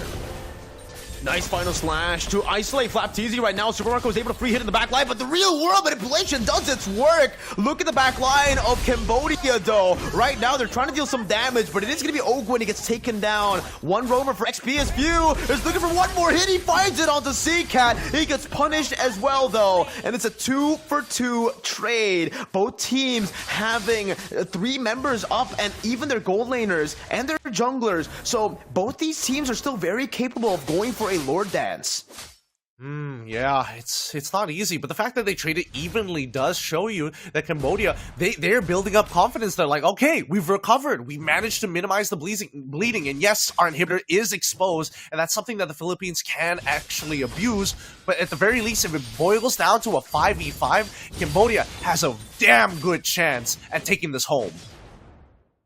Flap already trying to zone Super Chima away now with Ogwen as well. That's a Shadow Stampede, baiting out the Mortal Coil, and that should do it right there. Unless D7 is able to make a Flicker play onto the Bloody Hunt here. Kaltizi gets it. Flicker Bloody Hunt on towards Ogwen. Only the rover right now as he flickers forward there. Gets brought back, actually. There's going to be a Renner's Apathy onto D7. Philippines definitely will be happy with a trade. A Lord, this time around, enhanced only for a roamer. Yep. That's pretty worth it for the side of the Philippines, and especially if any target were to die, it would have to be Ogwen. At least with the Farmer's passive, he can come back up a lot sooner compared to some of his other teammates, depending on the number of stacks he had, which I would say was roughly around 12, 11 around there, considering that he still isn't up instantaneously. With that being said, Cambodia back up to their high ground defense. This should be the rest of their outer turrets, and I think they're strong enough to take down this Lord, no problem. So that should result in at least one other inhibitor cracked open. Let's see if they can do it. Flap. Oh, real world manipulation and the final slash was used up. Flap able to flicker out before D7 pops in that Bloody Hunt. And Cambodia are doing a really good job at the defense right now, right? They're able to micromanage all the waves and even the enhanced Lord. So 0 base turrets taken here by Team Philippines. Cambodia holding out strong. Yeah, I mean, they're airtight right now, and that's good to see from BurnX Flash. I mean, they are the champions of their region. They are going to go to MSC, and considering how they're evening up against the first-seeded team in the MPLPH, Gotta be careful, D7, gun down. Oh, a big pickoff for Philippines. Unfortunately for Cambodia, they're gonna have to fall back now, and they will not have any say into their own jungle for the next 30 seconds. They don't have their frontliner and their main source of vision. Dude, the caster curse is so real. This has happened twice Yeah, you already just said in it. the same game. Usually it like paces itself over the best of 5, but in the same game, come on. Hopefully we see that It's Cambodia because do we're well. online, Gideon. It's the delay. It gets them. Oh, that's true. That's true. That's probably the reason why. But now, the next defense here, let's see whether Cambodia can hold strong. Bravest fighter, now C-Cat, needs to be careful, able to dodge away from the stun, but that's gonna be a final slash onto the back. A beautiful one here by ATM. He jumps back and forth. The Cold Ulcer saves him for a bit, but the Vengeance is popped right before the Bloody Hunt, so it saves Few. The Menace Rage comes down. Fury is able to pick up 1 kill off. Oakwood flickers back to safety. D7 waiting on that Iron Hook cooldown, having the flicker. ATM gonna be cancelled of his own recall here, and it's still okay for Philippines. Sure, they do lose Flap TZ, but they do get another base turret, more map pressure, auto minion waves pushing in both side lanes now. Alright, it's very clear that Cambodia has the stronger front to back composition. I mean, looking at this replay, you can see that the Philippines must dive super deep if they want to get anywhere near C-Cat or Fury. But as soon as they do, you can see the entire team of Cambodia push them forward, and ATM with the flicker final slash to put Super Marco out of that fight, it becomes so much easier for Cambodia to pump out damage. Okay, they're utilizing the Magic Sentry really well there, spawning Super Marco out, maybe an attempt at a split push there, but now with 1 member down, D7 with the conceal looking for Super Marco. This could be disastrous right now. Super Marco is all the way in the back. That's a go away, baited out by Few, beautifully played. Kyle Teasy looking for the 50-50 play with Super Chama right now, as Flap Teasy jumps into the Raven Spider once again, buying some time right now. The model placement is gonna be on point. Retreat battle, 50-50! It's Kyle Teasy with the steal, and in the top lane, Super Marco, who's now looking for that split push play. Few delaying the recalls, delaying the movement. Super Marco with the maneuvers up top. Doesn't have the flicker, but will be able to come down the base all the way to take the victory for Team Philippines. Match point. Oh, they steal it away from Cambodia again when they realized, oh man, that this front-to-front is not working out as good as we thought it would. They sneak Super Marco for the flank again and go for the big back door that mattered. And even, okay, worst comes to worst, even the team fight 4v5 by Lord side, Few was huge there. He was able to clean up a majority of them before they even got to the crystal to stop Super Marco. That was absolutely well played. Again, Gideon, that final 50-50, they really said, you know what? Sure, if they want to go for the mechanical plays, if they want to just teamfight and skirmish, we can play that way too. They went all the way. That was without Super Marco. Super Marco was zoned completely out already, but because the Philippines were able to kind of force Cambodia into that desperate spot with the buildup of waves in that top lane and the bottom lane, those side lanes auto-pushing again, it just gave Cambodia such a hard time, and they were forced to take that desperate 50-50. It could have worked, right? It all relied on that retribution, because the minion wave would have spawned in actually with the Lord to maybe cancel Super Marco's this split push attempt, right? Thing is, man, Kyle Teasy was able to win that retry battle. Yeah, first of all, Kyle TZ did win that retry battle, but I think that Brent also specifically waited for the next wave to spawn before they actually committed to the split push. So I would say that Brent had perfectly timed everything. They've set up for a potential opportunity for that backdoor to happen. They were willing to take the 50-50, and whatever the result was going to be, they would be in prime position to have a little bit of luck on their side to conveniently lay itself upon them and close out the game. GG, well played. I thought in the draft as well that, you know, this is probably the best draft that we've seen from Cambodia. A very good reactive draft, a lot of counters there, and you could already see it in the game. They were able to utilize so many of their winning conditions throughout the game, flipping a lot of these team fights that looked good initially for the side of the Philippines, but then Cambodia takes it, but then again the Philippines were able to take it, and it was just back and forth. An amazing game number 2. Definitely worth it. Definitely value for a playoff match. Yes, no, the adjustments from Cambodia have been great. I think, you know, at least for the Philippines, they're going to take a step back and it's like, guys, as much fun as we were having in game number 1, game number 2, we nearly dropped the ball there. Let's focus back up. We're not trying to keep freestyling it as much as we can. We don't want to get randomly knocked up while holding the belt. So let's just calm down for a second and really start thinking about our jabs. Because again, if it's a traditional front to front, Beatrix, once she doesn't have her ultimates and are required to focus on just her auto attacks, she's not as good as other marksmen because she has an ammo system while everybody else can pretty much throw auto attacks freely. There you have it, right? I mean, in these team fights as well, you could see that just a lot of these mechanical displays were shown by Team Cambodia. Arlet, especially ATM, where it was able to make a lot of these crazy final slash moments to actually, display some of these members. Super Marco was caught off a few times in these skirmishes that ultimately gave the team fight victory over to Cambodia. But it's still kind of like exactly what we mentioned in the start, Gideon. Both these countries are playing with their unique playstyle. Cambodia with their super aggressive, skirmish heavy, pick-off heavy composition, and its Philippines with the objective gameplay, because that's in the end how they were able to close out the game, right? It wasn't through a team fight, it was through that objective control, it was through that macro play, the wave manipulation as well, that all led up to the split push.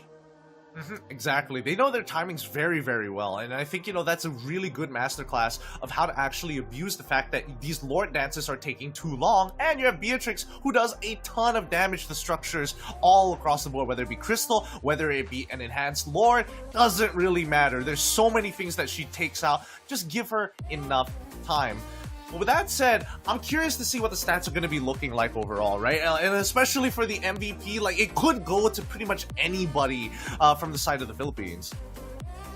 Definitely. I think everyone played their part, right? But if I were to choose, I have to go with Kaltizi, man. He absolutely styled. A lot of these neutral objective takes came down to the man himself, Kaltizi. And I still will not move on from the fact that he was able to space out away from an auto-target skill while also going for the steal onto the turtle, right? I think he's definitely the standout in this game. Maybe we could give it up also for Super Marco, right? He played really well, but we are going to be taking a look at the match summary, ladies and gentlemen. So we'll take a look at the recap of the post-match summary of what exactly happened, because again, this is a very long game. I think the longest game, the Asian Regional Qualifier. Gideon. Yes, I mean, this has been, it takes a while because you can see that the Philippines, as much as their draft allowed them to, like, oh yeah, we can take any fights, we've got Ogwen to take care of us. Ogwen was struggling himself. You can see that Cambodia was specifically targeting both Super Marco and as well as Ogwen with those iron hooks. Everybody else is a consolation prize because they know that few Flaptizi and Carltizi will have to get really close up and personal, and that's when Cambodia can actually respond, and their only proactive play is to find those few picks. Especially when the call altar is down, that's when Cambodia can say, now they've got no defensive tools, we can start taking space forward inch by inch. We've been seeing a whole lot of these games, Gideon. A whole lot of the games where, you know, the team with more kills ultimately ends up losing the game. 24-12. Cambodia had 2 times the amount of kills Philippines had, but exactly, it comes down to the identities of these countries. We said it, and it is absolutely phenomenal here. I did not expect it to be this far in terms of kills and even assists here. Cambodia were able to really win out and shut Philippines down in terms of the team fights that they took. But yeah, again, I guess you can say that objectives are the winning condition ultimately for this game, right? Here's the thing, right? A lot of people say objectives are important, and I agree with you. There's always a benefit to it. But Philippines, they take into consideration the important situations where they can actually abuse their opponents. And our MVP, Kaltizi, right? He is communicating with everybody. Hey, this is what I am capable of, right? What else can everybody do together as a proactive play? And I think that's what sets the Philippines apart from everybody else. They're looking for multiple avenues, and once they have a cohesive plan, they start talking about the timings of when it needs to occur. That's when it becomes difficult to play the game, because it feels like you're playing against 5 people rather than 5 individuals. Man, Kyle TZ, that performance was again just absolutely phenomenal, and he definitely deserves this MVP. He broke his teammates' MVP train, MVP streak, but it's fine, right? As long as you get the game under your belt. Game number 2 now match point for Philippines, and Gideon, if they win this one, they will go to the Asian IESF. They're gonna go to the Asian Championships, the offline Asian Championships, to qualify for it as a top seed without dropping a single game. That is absolutely insane, you know? Wow, not dropping a single game. Not dropping a single game here. I mean, most people, and especially for the Filipino fans, they're gonna be like, yeah, as expected, you know, this is what we want to see from our top seed at the MPL right now. And I'm like, fair enough. I cannot blame you, because Bren has been looking super hot the entire year, from going to SEA Games with the Cebu qualifiers. They've shown us what they are very capable of, and very almost similarly to MPL ID, you know, Onic ID in this case, it feels like they're a cut above the rest, and I'm hoping to see from every region what that cut is going to look like. I always do get to see that matchup, right? I mean, everybody's already, and that's one of the most anticipated fights and matchups definitely for MLBB, and we'll definitely get the chance to see that as well. Philippines here will be still fighting on for later on the main stage spot, but they've already qualified to the Asian Championships, ladies and gentlemen. Even Cambodia have also qualified to the Asian Championship. So both of these teams, the winner of this match will actually determine the seeding of these teams, right? First place and second place into that Asian Championship as we enter into game number 3, possibly the last game in the series if Philippines are able to win it out. Now for Cambodia, obviously the optimal route is to go and get a game right here. They want to be seeded first. You get a lot of benefits through that seeding. Yes, they do get a lot of benefits, and especially with how the format is set, getting that first seed allows you to kind of feel a little bit more relaxed in the future. So it's all about future investment here if they can secure this game. Now we see Cambodia on blue side, Philippines on red side, and once again the drafts haven't changed too much, except at least with Cambodia they're like, Kyle, stop it. No Fanny for you, no Lancelot. Hell no. Oh, it's funny because we actually said last game that maybe it's not Kyle. Maybe they need to take the Arlet away. They did. And hey, no, it did not work. So I guess, yeah, the route is to go for 5 bans, but they won't go for 5 bans. So just take away the Fanny and the Lance, okay? The Lance, that hero on Kyle, on this, I don't know what it is with the TZ and the Ks, with the amazing Lancelots, right? It's Carl TZ back in the day. Now it's Kyle TZ. Their Lancelot, it always seems to be the best in the world, man. I don't know. I have no idea. Even my surname has a K in it, and even I don't play Lancelot like that at all. Maybe I'm just missing the TZ at the back, but I'm more of a QT guy. I'm more of a QT guy, sorry. It's literally in my name. Getting in Q, just add the T. I don't know how he obtained his one, but I'm gonna have to call my older brother for some of the specifics of that. But Philippines, once again, this Minotaur ban, it's like I am getting PTSD from watching Todak matches during the playoffs and whipping out weird things like Natan as well as Minotaur. Maybe they scrimmed against Cambodia and that's how they got the idea.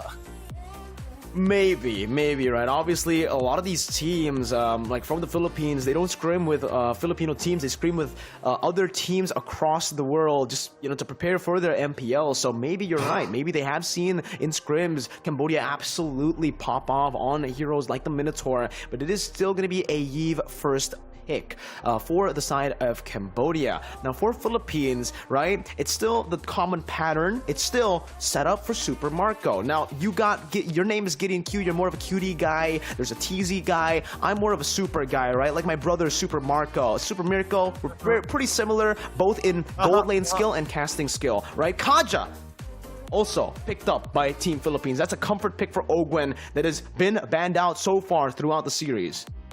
So you're basically your game skill and as well as casting skill is about Mythic Honor, and honestly, bouncing between the two. But obviously, I think it's a good position for the Philippines, right? When you see the Valentina get banned out, and especially since Kaja wasn't banned too, this is a perfect situation. And now you showed off your mage. Oh, go for it. Try and make Ogwin's pick, the Farmist in the support section, work for yourself. It isn't as easy as it looks. You're not as tanky, you don't scale as quickly, you're always like looking for money, you're always running out of mana as well. By all means, take the Yve. We're happy with Gluin as well as Kaja. With the Glue and the Kaja though, right? I mean, that's the thing again. For Cambodia, they picked up the Yve very early on, so it does already kind of deny the rest of the team or the rest of the draft for that Fairmist pick, right? It's going to be very hard to pull off the Fairmist now, and even if they do, it's going to be a roaming Fairmist. You can't really flex that Yve anywhere, and that's what's tough. So they will just double down on the Yve. They will double down on what they wanted to do from the start, which is a front-to-back composition, and it's going to be the Arlet again. Now this time, the Arlet up against the Glue, it is the opposite matchup, right? We saw the Arlet on the hands of Flap TZ, and it was Mr. ATM on the Glue. Now it's swapped, so we'll see if if Flap TZ can make the same outcome happen with a different hero. Yeah, personally, I don't really like this carry being showed off this early on. I feel like, if anything, a Melissa just to kind of tell you, hey, Blue, it's not going to be easy to get on top of me. If you decide to go for Artillery Mage, we can at least start looking for things like Grok and then start thinking about Arlat some other time, right?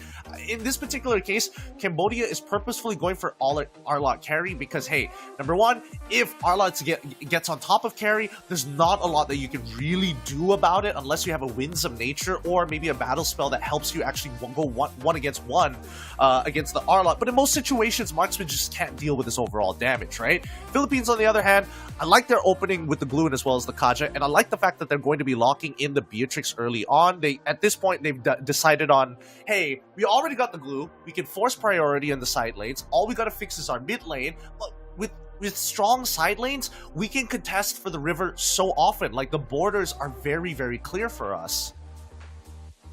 Also, they really understand what they're going for, right? They have proper foresight, and this is something that Philippines and Cambodia both have had throughout the series. Even though Philippines have won both of these games, Cambodia have been pretty impressive in the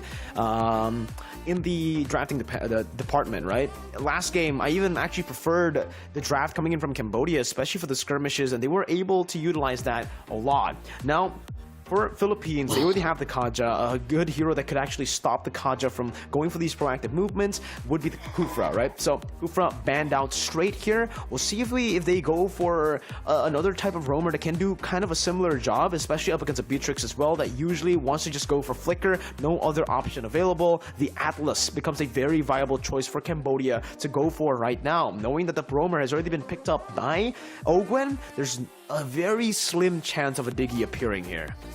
Yeah, this is an extremely slim chance, and personally, I don't think they want to play Diggy. With the lineups that we're seeing so far, like, for Cambodia, I feel like Diggy is a little bit more beneficial, but for Philippines, absolutely not. You're just wasting your time with it. And, more importantly, let's imagine, right? They're obviously not going to play Kaja as well as Diggy at the same time, but let's say we switch the Kaja for the Diggy. How does that really benefit your composition if you have nothing to capitalize with the time journey?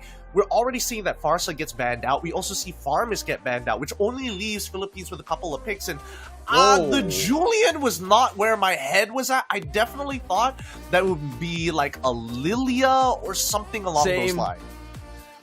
The Julian, wow, definitely didn't expect the Julian pick to come through as well. But I guess I kind of understand, right? Oh, there you go, the Estes pickup as well. Was about to just, go on about the Julian, but even the Estes coming through here for Cambodia, it definitely gives, there you go, a vibe, a certain vibe, something that we've seen before, and it's the Estes and the Barat, the combo that we've seen time and time again. And fun fact, the last team to represent the Philippines at the last IESF was Blacklist International with their signature Ube strat. And this is their strategy, right? This is the Barats into the Estes and a mobiles XP laner with the Yve as well. So we'll see if they can pull that off here up against Philippines, because if anyone has faced that Ube style, it's definitely the Filipino teams. They faced a whole lot of the Ube compositions in their own MPL. Oh yeah, for sure, for sure. I feel like Chichima is thinking like, man, I really wish I could play the Martis, but when I'm going up against someone like Kaja, I would rather just sit on top of the Lord or the Turtle, press my ult, and then hit Retribution. I don't want any opportunity for Kyle TZ to steal away neutral objectives. He did it in game number 2. I don't want it to happen in game number 3, but even then, this is where we're going to see a true test of skill from Kyle TZ. Like, he's going to be able to get in and out of fights pretty quickly, and for a fact that we know that he's not going to utilize the Demon Slayer because he's playing Hayabusa. He wants the killing spree. So, generally, we should expect him to actually fall behind on levels in comparison to Chichima on this Barats. Exactly, and that's why I'm not too big of a fan of the Hayabusa pick, but then you tell me that it's Kaltizi on it, then okay, maybe we will give him some leeway, right? The plays he's been able to create in the last 2 games have been absolutely magical, so we'll see if he can make those magical plays happen again here with a composition that's built to counter the assassins. Ladies and gentlemen, game number 3. Cambodia with a chance to equalize, starting with their first game. Or will it be Philippines who just takes a clean sweep? What? 3 in the mid lane coming in from Bren super early on? That's interesting. They want to make sure that Few is able to hit level 2 super quick, but they don't want to risk actually proxying the wave. What an interesting way to play level 1. It's very, very interesting, right? I mean, again, the killing pressure is definitely what you want to try to utilize here as the Julian. Ogun already opening it up right now. Who gets it? It's actually Kyle TZ, I believe, who takes it there. Or one of the Filipino members was able to actually take it. It should just be Kyle TZ who took it with the Retribution earlier. Now, enhanced chain as well. CCAT already chunked really low. And that level 2, quick level 2 really has there's a lot of benefits to it as a Julian. Maybe if you're on a Eve, you don't want to do this, but on a Julian, getting level 3, you have all your abilities up, right? So again, that power spike comes in super early, and that's what they were doing so that he can actually have more pressure in lane. Yep, clear up these waves immediately. You're looking for Estes. He is free food for you. If you get his flicker out, you know he's not gonna. If he recalls early, he's not gonna hit level 4 in time for the neutral objective. And I think that's what the Philippines are looking for, but there's so much denial of information, right? Like, Cambodia also recognized that this could be a weak point, so they're purposefully not showing D7's face anytime soon, but they will meet in the mid lane right now. Again, you can already see the pressure placed on by Few. Already a lot of damage right now. Chuma has joined in the fray, and the final slash brings them back. Ogwen and Few, both the flicker. Few, though, running to the wrong side of the map. This may just be a kill over to Cambodia. Few still able to use the enhanced sword. Will it be? Nope, it's not going to be an execute. It will be first blood, but luckily for Few, it is only on to D7, the Estes. Yeah, but that does mean that D7, he didn't use his flicker at all. And I like the call coming in to the Philippines. It's like, guys, we botched it. We're not going to do it. We're not going to touch this neutral objective. Just posture for it. I'ma steal their camps. The longer they waste just dancing around the turtle, the better it is for us, guys. Let's just chill.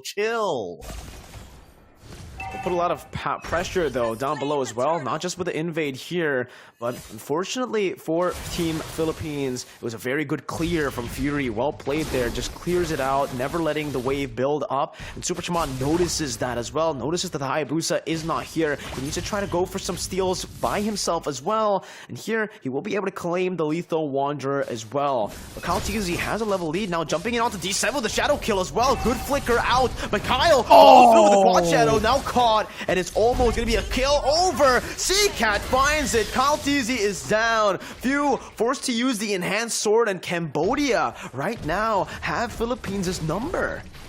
Dang, call the man CCAT, change his name to C-Bat because that was sexy, man. Whoo! He made sure that it covered the entire stretch. He made sure that it was angled in a way predicting the movements of Kyle TZ and making sure that he gets burnt down. Oh, Super Marco. Oh! Oh, speaking of CCAT, right there, the Divine Judgment is actually going to be able to give Super Chama the range to actually use that Retribution to take him down. And now the carry's going to have a lot to say in that shield turret down below. Few just trying to stop Chama from the rotations. But Cambodia are doing really, really good in the early game, just like game number 2.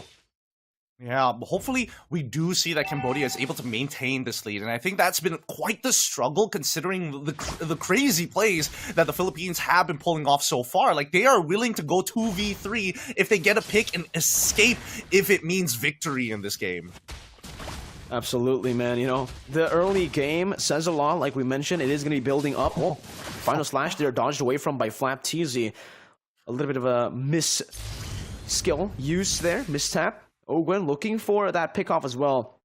Unfortunately for him, he doesn't have the Divine Judgment. It's just up now. A little bit of a, bad timing there, but it's all good. Philippines can just rotate over again to the turtle, this time with a man advantage, knowing that Eve is down below. They capitalize instantly, just jumping in, collapsing onto Super Chama, but he's super tanky here on the Barats. Has used the Death Toucher's Welcome right now as the split comes down, forcing the Shadow Kill to come through right now. It should just be Kyle TZ who takes away the neutral objective, but will fall for the second time in this game as the Hayabusa. Oh, that's so unlucky here.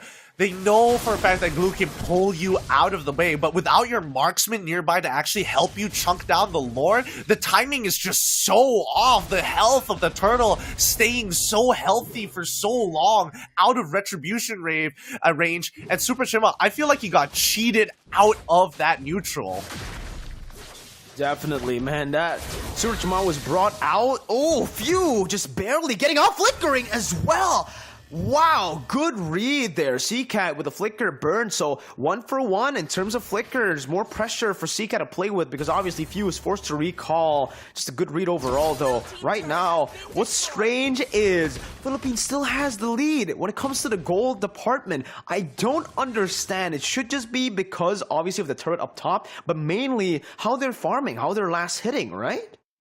Well, let's keep in mind that every time a neutral objective actually happens, we see that Kyle TZ actually goes for a slight invade, sees what camps that he wants to take, knowing that it's going to be difficult to fight for it, so you might as well get some gold on the side. Skim off the top a little bit, you know what I'm saying? Yeah, and it's doing really well right now for Team Philippines, right? Looking at the scoreboard, 4-0, especially with that turtle take as well that Cambodia were able to get early on. I expected the goal lead to be purely on Cambodia's side. So Philippines have been able to manage their losses really, really well right now. And we're going to see them, again, try to look for the siege down below. That should be successful here with the Bennett and the Cannon Minion. Ogwen doing a good job at zoning them away right now and is looking for more. Grouping up Super Chima. Reads something isn't right here. Just walks around. So take a look at the items. Nothing too crazy so far. We do see the Genius Wand already completed from Few, and it looks like he's going to eventually go into the Feather of Heaven to get a little bit of attack speed when he is completely out of cooldowns but has empowered autos. Let's see whether the same situation happens again, right? Like, keep your eyes on Flaps Easy. If he gets on top of Chima, then you know he's going to pull him out. Good cancel on Deathless Welcome though. ATM baited in. Ogwen able to flicker out right now. Flap TZ is mounting D7, bringing him back to the team. The real world manipulation is still able to zone the other members away, and it's Super Chima with the Retribution. Kyle TZ gonna be caught there as the Divine Judgment comes through. ATM with a flicker down, and the Vengeance as well. But the Shadow Kill comes in clutch to take the kill back. It's a 1 for 1. ATM for Flap, but Cambodia were able to secure the neutral objective. Man, that's such a scam there. It looked like his that vengeance should have worked. Oh, Kyle's dead here, right? Nope, he's still alive! Even though he doesn't get his purple buff, he can technically stick around if he wants to, but Cambodia are not gonna let him. Again, good oppression here. Good capitalization as well of the neutral objective and the kill take there. Cambodia are able to get another turret so that the gold lead will maybe start to grow, because somehow Philippines are still holding on to that gold lead. Finally, it goes over to Cambodia, but it's only like 100 gold lead at this point, and it's still even, which is absolutely crazy considering how many structures that Cambodia have gone in the mid lane and even the neutral objective. Yeah, that's the thing, right? Cambodia, in terms of the way that they're managing their resources, like, they have to stick as 5. They can't just go by themselves into the side lane. And we know that, we know for a fact that D7 has a really vital job. He can't be the one going into the side, so ATM has to do it. But even ATM recognizes that he needs to push people back into the C-Cat ult, and they all have to be together to make this machine work. Okay, real world inflation coming down, but Bennett's Rage as well. Ogwen able to find a Divine Judgment onto ATM to stop the CC from happening. You think that maybe you want to use the Divine Judgment on the Yi, but in that particular position, it would have been really good to go for the Arlet. Now even a dodge away with the enhanced sword over to Death is welcome as 5TZ mounts Super Chama. They're able to take him out, and Super Marco picks it up, gonna be able to take another turret as well. Meanwhile though, Cambodia do not stand idly by. They also get a turret down below. Yep, and this is what I'm talking about. The Philippines are spreading out their are trying to spread out their resources and are extremely efficient, but at least Cambodia have started to pick up on this, right? They're splitting themselves up, and obviously it's not ideal that they lose members, but at least they get structures on the opposite side of the map.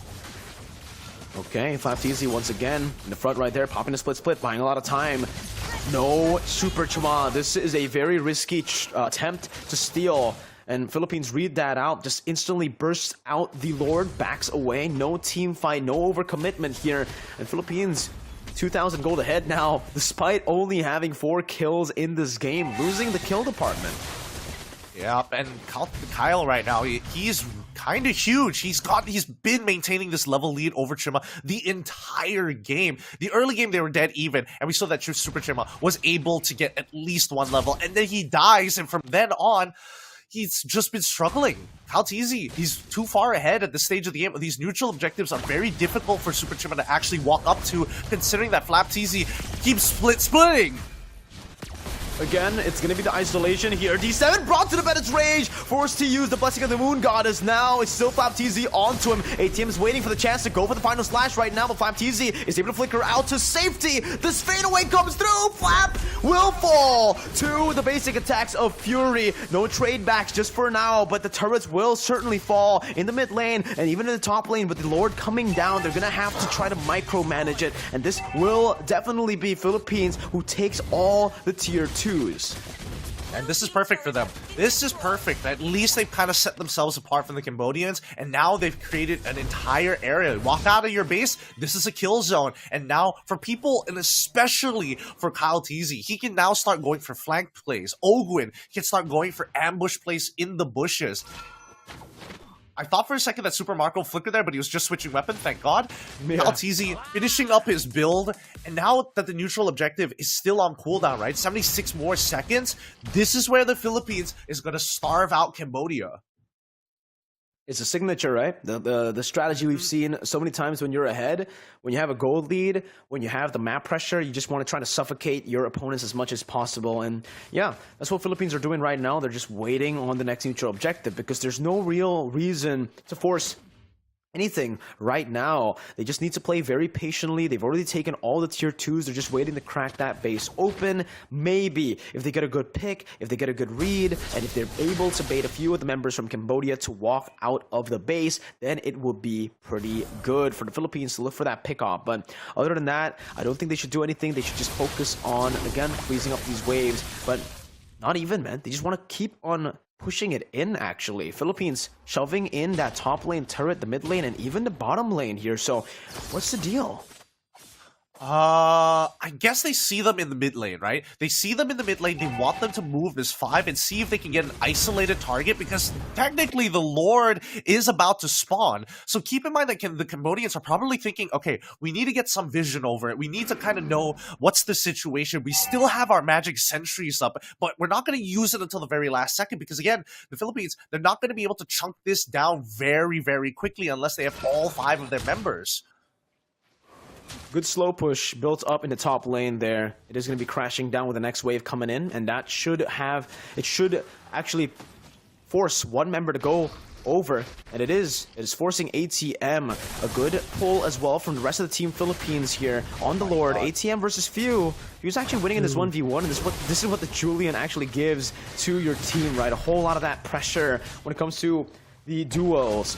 FlapTZ down below now. Oh, Gwen with the Divine Judgment onto the carry. Fury gonna be pulled back, but he's still able to escape right now with the Blessing of the Moon Goddess. And the Shadow Kill comes through. It should be able to take him down with the Mount as well. Super Chama follows him to the grave. Kyle TZ has a double kill here. Oh, View is able to escape, and he flickers forward to find ATM. Philippines able to out macro Cambodia, and they're able to find 3 pickoffs just with different angles.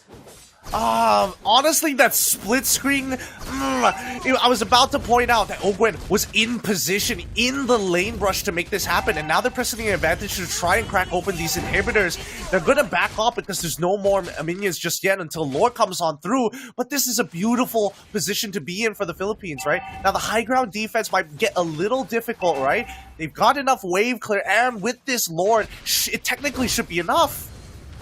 Oh man, you can see the respect given. Flicker out. They use the real world manipulation to try to go for Super Marco, and now with no high ground control, technically that RWM was used up. This will give Philippines a chance to actually try to look for some more, but CalTZ is definitely not in position. Mid lane wave already been shoved down as well. Flap, wow, he wants to go for it. They want to go for it. They get brought back to the team at the final slash. The Divine Judgment finds Super Chama. FlapTZ able to escape with a split. How do they get out of that one? Look, I have no real answer for you. I'm just as surprised Oh as you God. are. They both go in there. They both so deep, and then the counter engage from ATM with the final slash to push them underneath Crystal. You can see how stunned he is. He's just standing there like, guys, how? We have Fury. He does true damage. Let's pull up the items and let's see what he has right now. I mean, he's one item off full build, but he's got the important trinity of items, the Corrosion Side Golden Staff and the DHS against super tanky members, which his passive technically counters with the true damage. So how? Oh man, I'm trying to think of it as well, because if we take a look at the items for Flap, there's nothing really too surprising, right? It's just a very standard glue build here. Just Radiant Armor, Anti-Curse as well.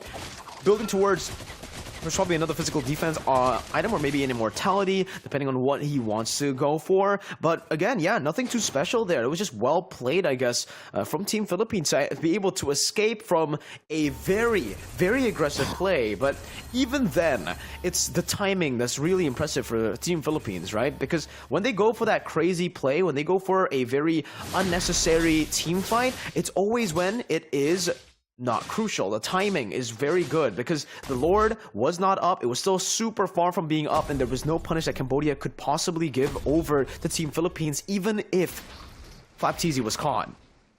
Yeah, and they also did it when the waves responding. At the waves responding, so at least they had some form of spell vamp on top of the fact that at least they stagger the waves even more. So the Philippines have gotten these motions down. It is second nature to them. Few is hiding in a really good ambush spot. The problem is on the opposite side of the map. I'm more scared of Ogwin and Super Marco just menacingly sitting in that brush. Like, the Philippines are fishing for information. The question is, will Cambodia give it to them?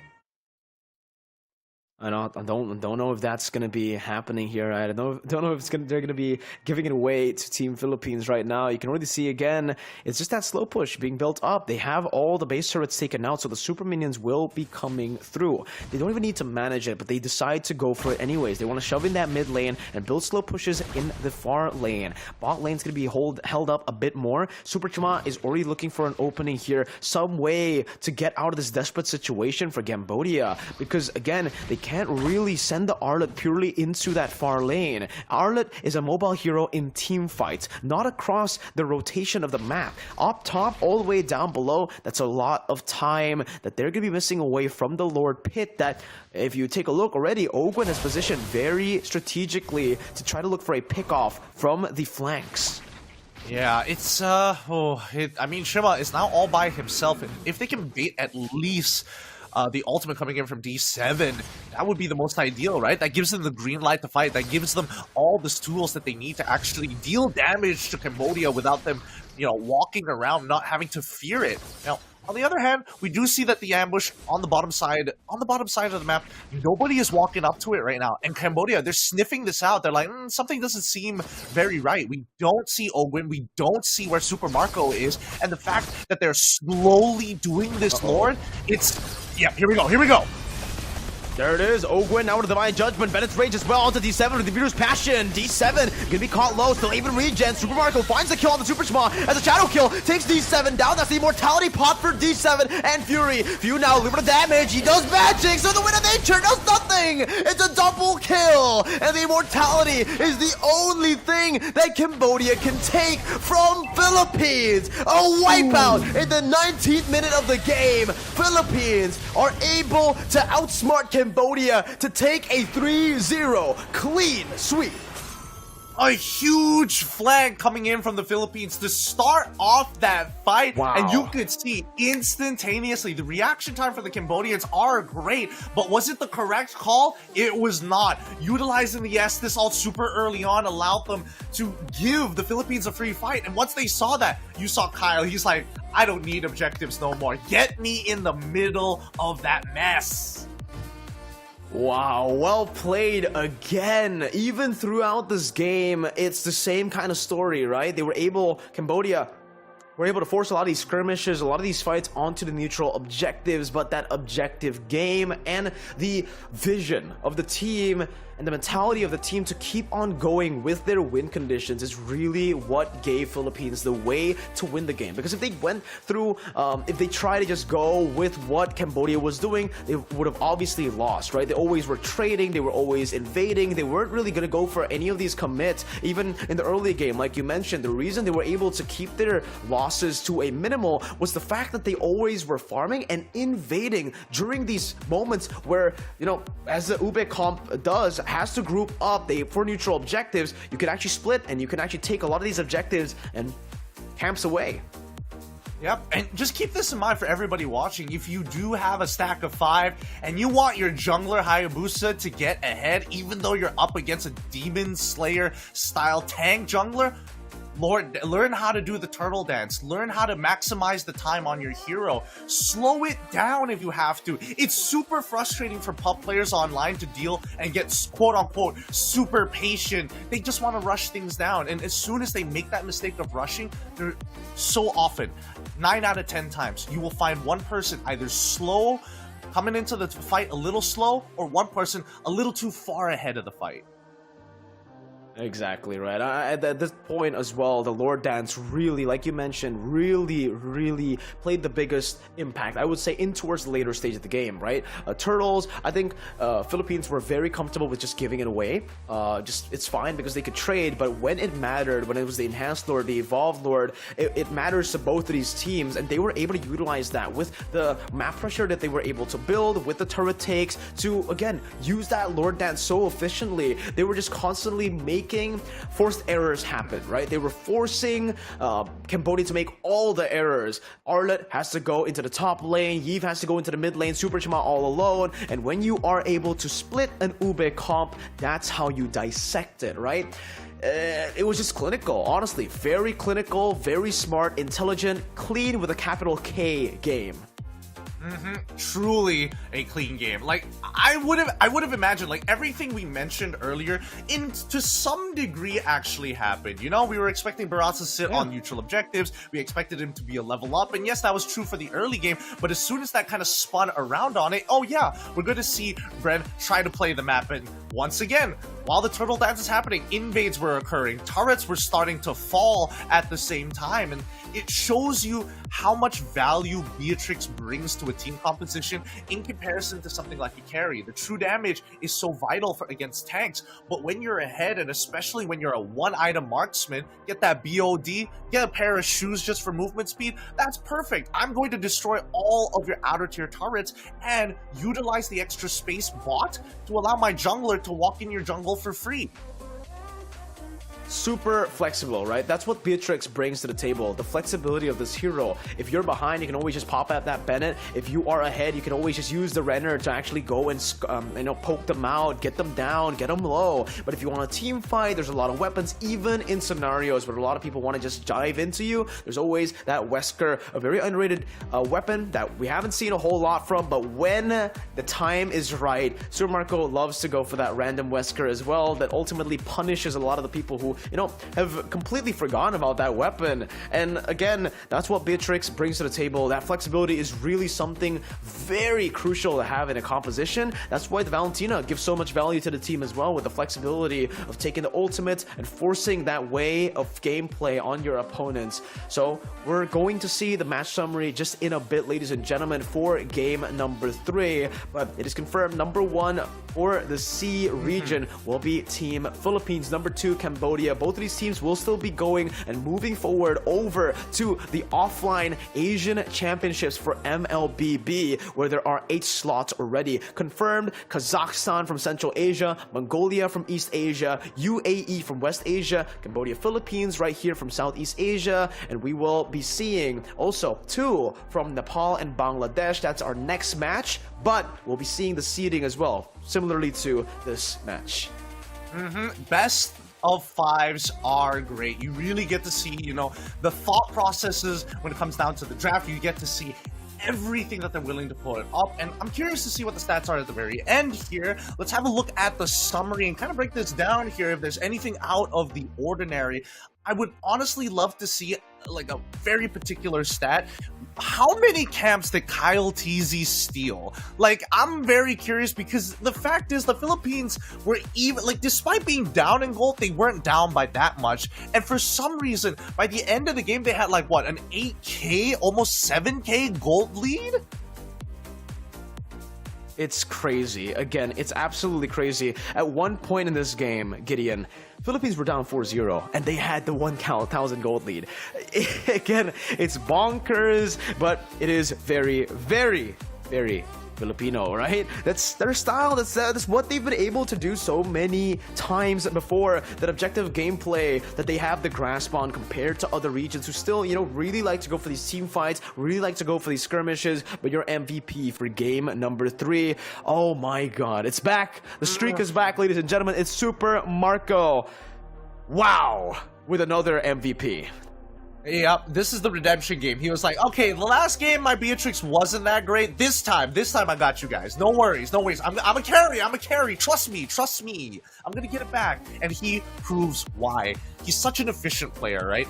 He is extremely hyper aware, and as much as I love the Cambodian team, BurnX Flash put up a good fight against Bren. They have the correct ideas, but they lack experience in these nuances. For example, how many teams do you actually see go for that particular play on that lane brush, for an example, right? It's only common for teams and especially leagues that have been going around for a long time. MPL Indonesia, for an example, that's where you see it more commonly as well. And for very select few teams in MPL MY who actually abuse the pickoffs in that lane. Well, ladies and gentlemen, there it is. Once again, we're going to be taking a look at the qualified teams once again before we go on a break, I believe. So let's take a look at it right now. Boys and girls, this is it. The Asian Regional Qualifiers is coming to an end with our final match later, but the qualified to Gamers8 IESF Asian Championships will be Team Philippines as the #1 seed from Southeast Asia. Congratulations to the Philippines. Also, our second seed for the Asia Regional Qualifiers, it's going to be Cambodia. BurnX Flash has gone quite the distance here today.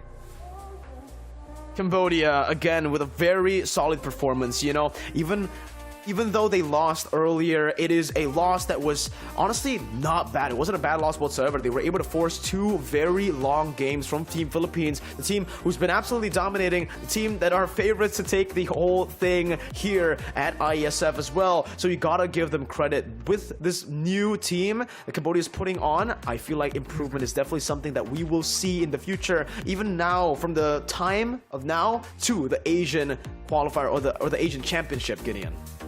Yes, with so many international tournaments coming up, it's great to see that, IESF is taking an initiative to try and merge sports and adding and making that E a very intertwined area to make it all come together. So I'm glad to see great representation here in Southeast Asia and across the world. IESF, the Global World Esports Championships, ladies and gentlemen. We are going to be taking a look at the next match first because Bangladesh versus Nepal. Those are the two countries that are going to go as well towards the Asian Championships. But we will be watching the match and casting the match, a full best of 5 to see who gets seeded in first place and second place. So for all of you guys who are, pretty sad that the match is over, don't worry. We got one more for you. There's so much more excitement to have, and we're getting to see regions that we've never seen on an international stage before. I'm ready to be surprised. I'm sure Bella Jave is willing to be surprised. I know for a fact, Mirko, you're looking for the next, there's gotta be a region out there that can take down the Filipino dynasty. We just haven't found it yet. For sure, man. We're waiting for that, ladies and gentlemen. A lot of developing regions will show their fangs here at IESF, and I can't wait to see what Bangladesh and Nepal have in store for us. Who's going to be the best in South Asia, right? Because that's a question that a lot of people have been asking. Where are the other teams outside of Southeast Asia? And we're finally getting to see them here, Gideon, to see them all live, to play on stage at a very high level, to see their drafts, their strategies, anything unique that will come through from their identities of a country, because we've seen in Southeast Asia all the different countries have all the different unique identities. But on that note, it's been Mirko and our guest caster Gideon Q. Thank you so much, ladies and gentlemen. Stay tuned for the final match of the day. We'll see you after this break.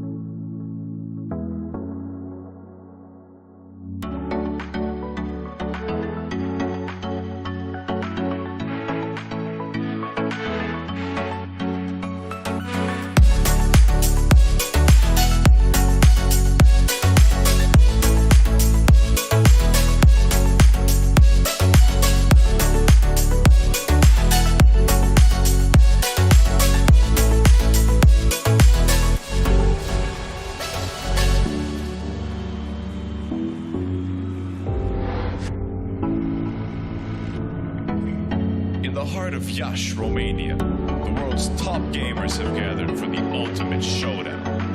IESF brings heart-stopping matches across a variety of gaming genres in an electrifying experience that celebrates the passion and dedication of esports athletes from around the globe. This is more than just a tournament. This is where champions are born, legends are made, and anything is possible. Get ready to witness the ultimate display of skill, strategy, and heart. The IESF World Esports Championship. It's about to take your breath away. Do you think you've got what it takes? The challenge will be tougher than ever.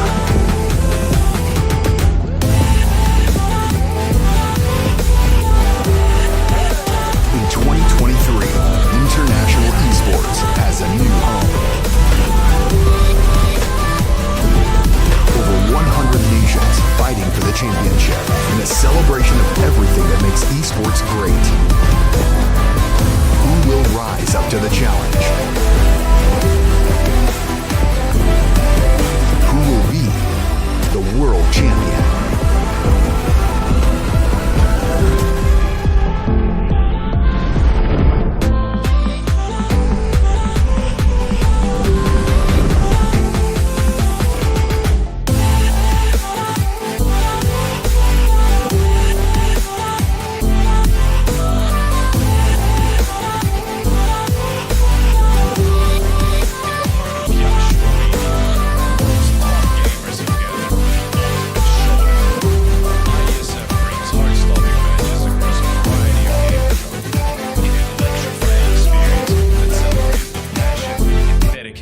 Esports athletes from around the globe. This is more than just a tournament. This is where champions are born, legends are made, and anything is possible. Get ready to witness the ultimate display of skill, strategy, and heart. The IESF World Esports Championship. It's about to take your breath away. Do you think you've got what it takes? The challenge will be tougher than ever.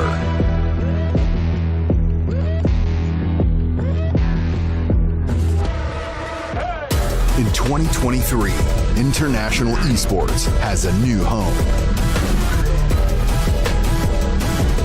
Over 100 nations fighting for the championship in a celebration of everything that makes esports great.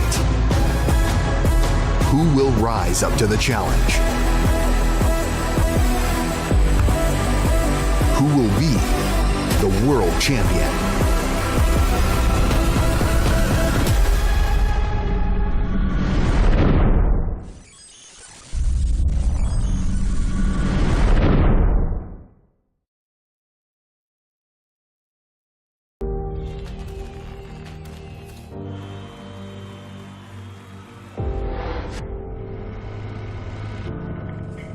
In the heart of Iași, Romania, the world's top gamers have gathered for the ultimate showdown.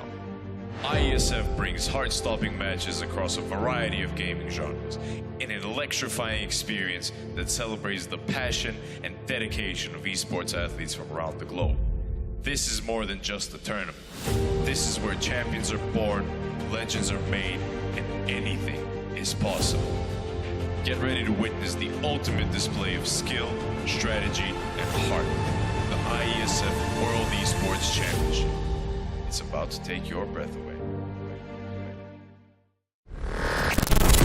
Do you think you've got what it takes? The challenge will be tougher than ever.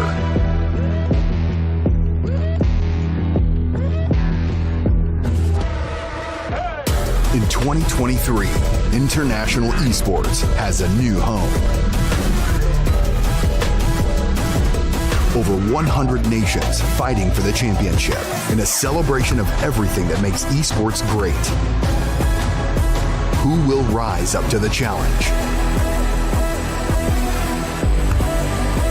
Who will be the world champion?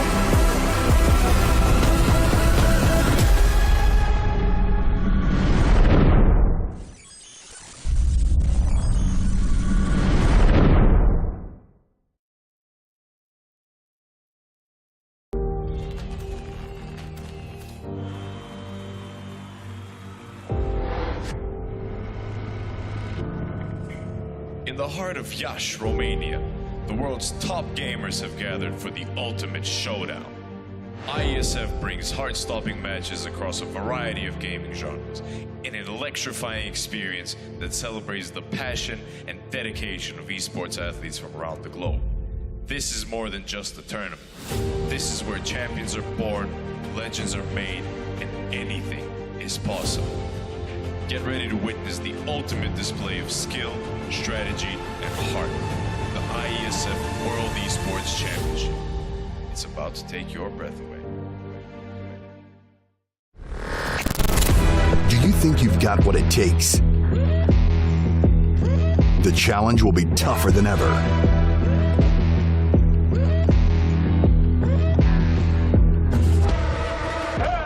In 2023, International Esports has a new home. Over 100 nations fighting for the championship in a celebration of everything that makes esports great. Who will rise up to the challenge?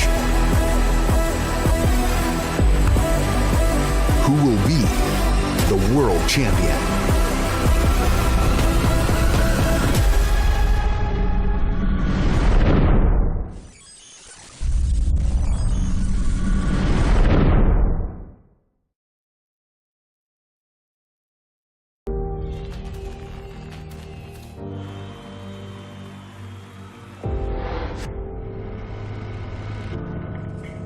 In the heart of Iași, Romania, the world's top gamers have gathered for the ultimate showdown.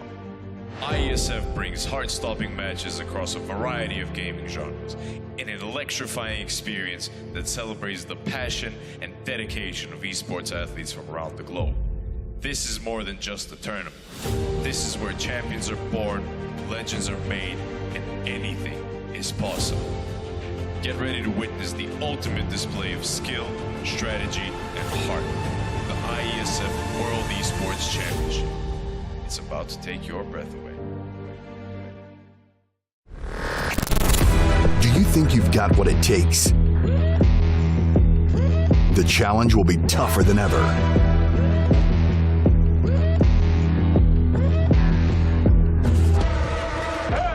In 2023, International Esports has a new home. Over 100 nations fighting for the championship in a celebration of everything that makes esports great. Who will rise up to the challenge?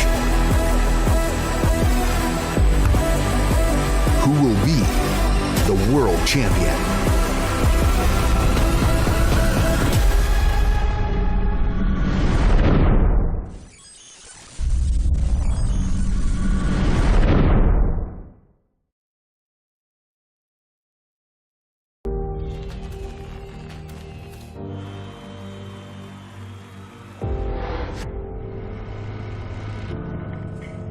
In the heart of Iași, Romania, the world's top gamers have gathered for the ultimate showdown. IESF brings heart-stopping matches across a variety of gaming genres in an electrifying experience that celebrates the passion and dedication of esports athletes from around the globe. This is more than just a tournament. This is where champions are born, legends are made, and anything is possible. Get ready to witness the ultimate display of skill, strategy, and heart. The IESF World Esports Championship. It's about to take your breath away. Do you think you've got what it takes? The challenge will be tougher than ever.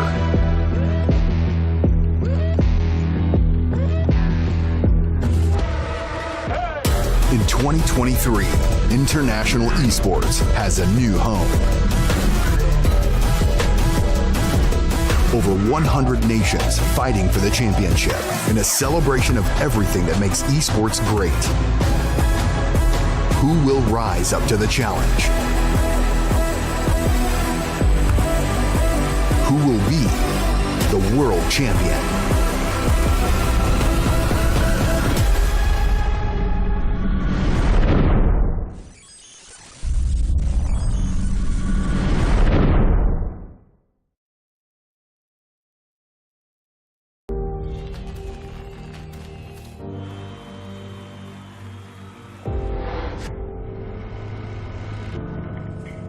In the heart of Iași, Romania, the world's top gamers have gathered for the ultimate showdown.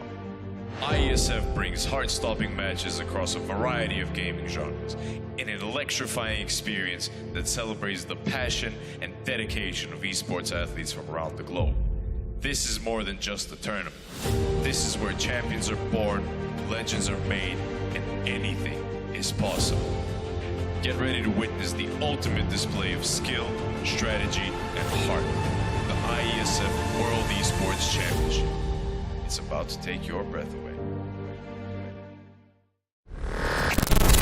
Do you think you've got what it takes? The challenge will be tougher than ever.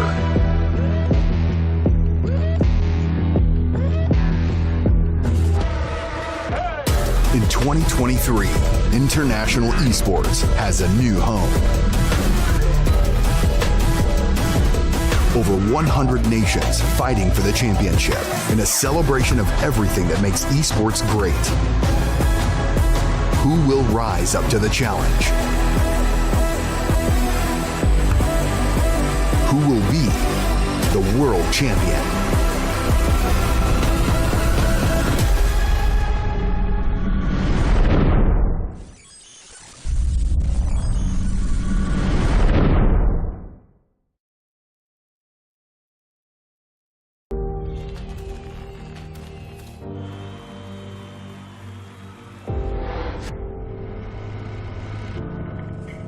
In the heart of Iași, Romania, the world's top gamers have gathered for the ultimate showdown. IESF brings heart-stopping matches across a variety of gaming genres in an electrifying experience that celebrates the passion and dedication of esports athletes from around the globe. This is more than just a tournament. This is where champions are born, legends are made, and anything is possible.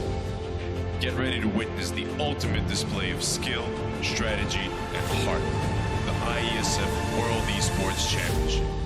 It's about to take your breath away. Do you think you've got what it takes? The challenge will be tougher than ever.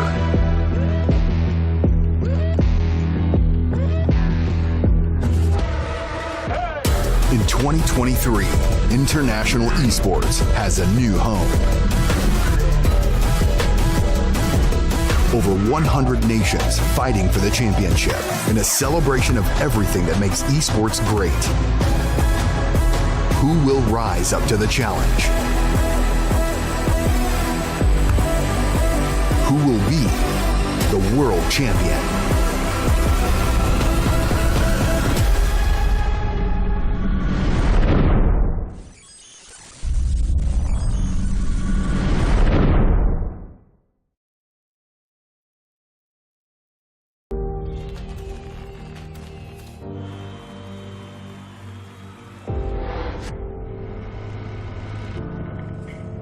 the heart of Iași, Romania, the world's top gamers have gathered for the ultimate showdown.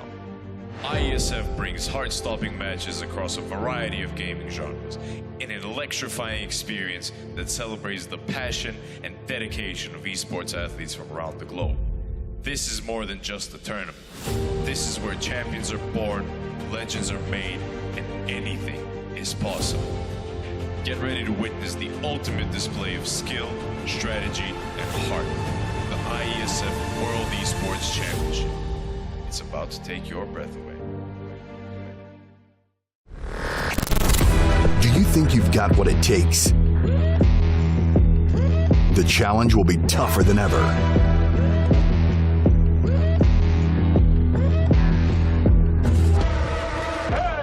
In 2023, international esports has a new home. Over 100 nations fighting for the championship in a celebration of everything that makes esports great. Who will rise up to the challenge? Who will be the world champion?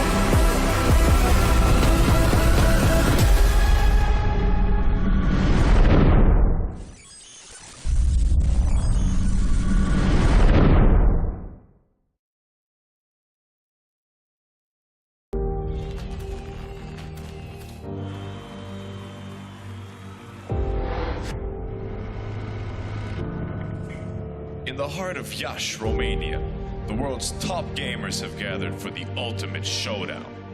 IESF brings heart-stopping matches across a variety of gaming genres in an electrifying experience that celebrates the passion and dedication of esports athletes from around the globe. This is more than just a tournament. This is where champions are born, legends are made, and anything is possible. Get ready to witness the ultimate display of skill, strategy, and heart. The IESF World Esports Championship. It's about to take your breath away. Do you think you've got what it takes? The challenge will be tougher than ever.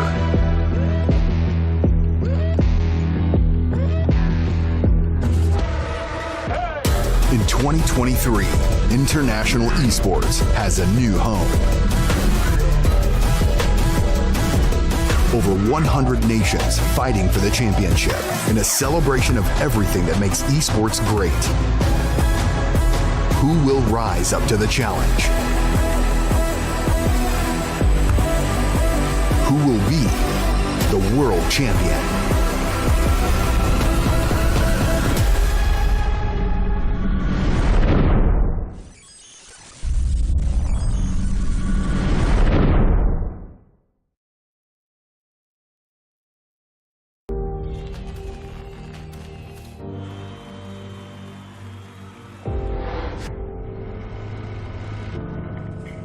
In the heart of Iași, Romania, the world's top gamers have gathered for the ultimate showdown.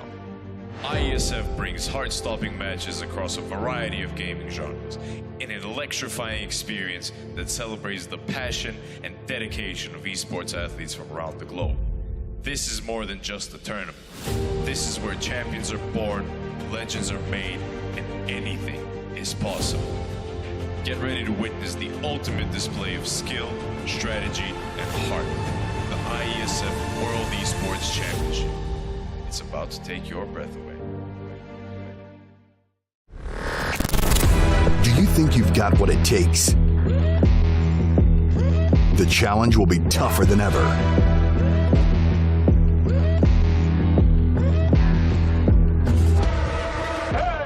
In 2023, international esports has a new home.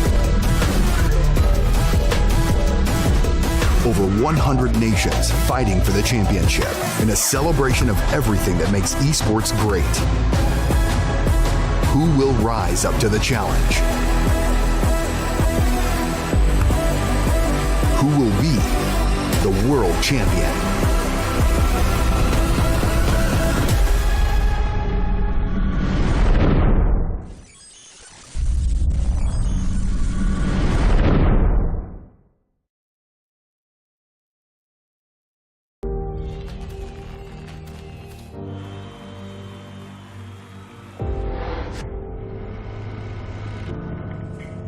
In the heart of Iași, Romania, the world's top gamers have gathered for the ultimate showdown. IESF brings heart-stopping matches across a variety of gaming genres in an electrifying experience that celebrates the passion and dedication of esports athletes from around the globe. This is more than just a tournament. This is where champions are born, legends are made, and anything is possible. Get ready to witness the ultimate display of skill, strategy, and heart. The IESF World Esports Championship.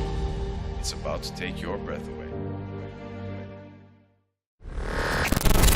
Do you think you've got what it takes? The challenge will be tougher than ever.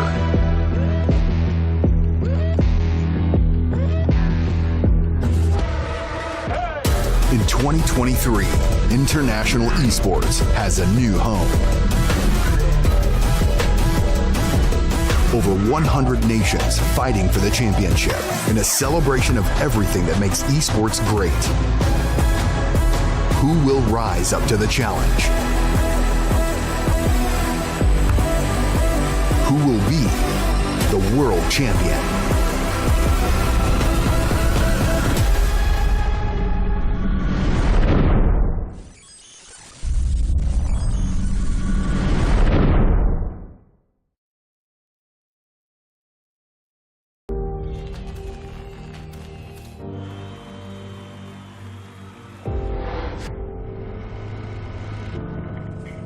In the heart of Iași, Romania, the world's top gamers have gathered for the ultimate showdown. IESF brings heart-stopping matches across a variety of gaming genres in an electrifying experience that celebrates the passion and dedication of esports athletes from around the globe. This is more than just a tournament. This is where champions are born, legends are made, and anything is possible. Get ready to witness the ultimate display of skill, strategy, and heart. The IESF World Esports Championship. It's about to take your breath away. Do you think you've got what it takes? The challenge will be tougher than ever.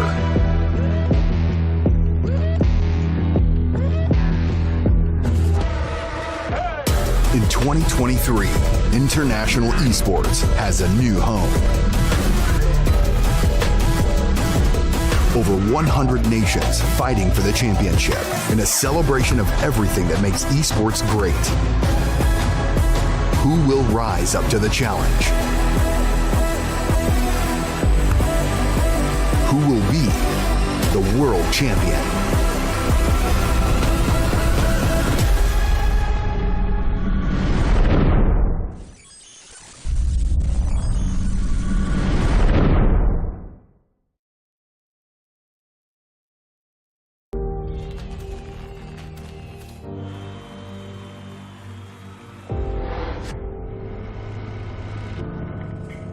In the heart of Iași, Romania, the world's top gamers have gathered for the ultimate showdown. IESF brings heart-stopping matches across a variety of gaming genres in an electrifying experience that celebrates the passion and dedication of esports athletes from around the globe. This is more than just a tournament.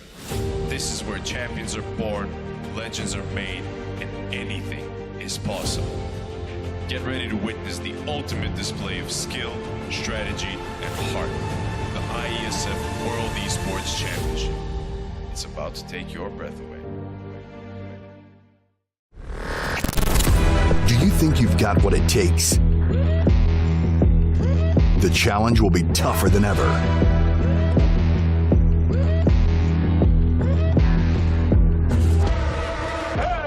In 2023, International Esports has a new home.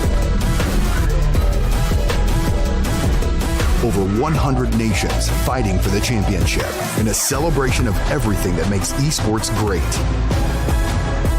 Who will rise up to the challenge? Who will be the world champion?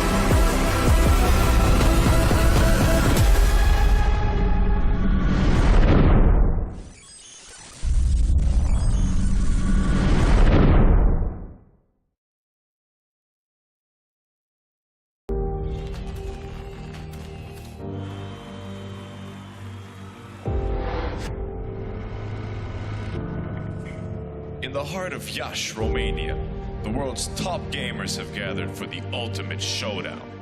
IESF brings heart-stopping matches across a variety of gaming genres in an electrifying experience that celebrates the passion and dedication of esports athletes from around the globe. This is more than just a tournament. This is where champions are born, legends are made, and anything is possible.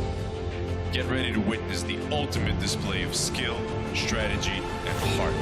The IESF World Esports Championship. It's about to take your breath away. Do you think you've got what it takes? The challenge will be tougher than ever.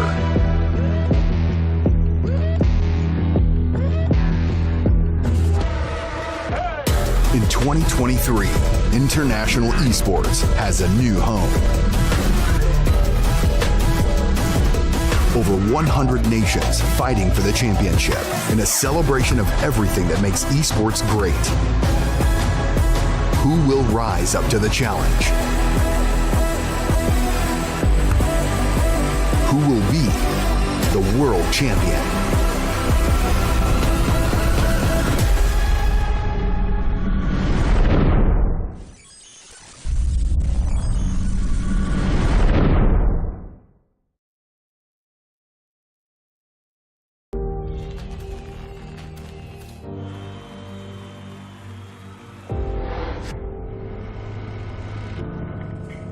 In the heart of Yash, Romania, the world's top gamers have gathered for the ultimate showdown. IESF brings heart-stopping matches across a variety of gaming genres in an electrifying experience that celebrates the passion and dedication of esports athletes from around the globe.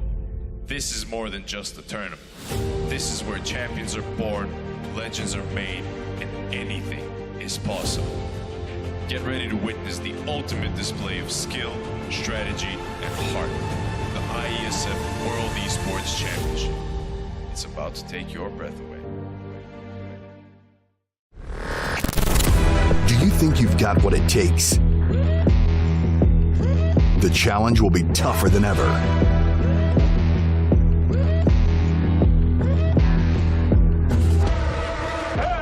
In 2023, International Esports has a new home. Over 100 nations fighting for the championship in a celebration of everything that makes esports great. Who will rise up to the challenge? Who will be the world champion?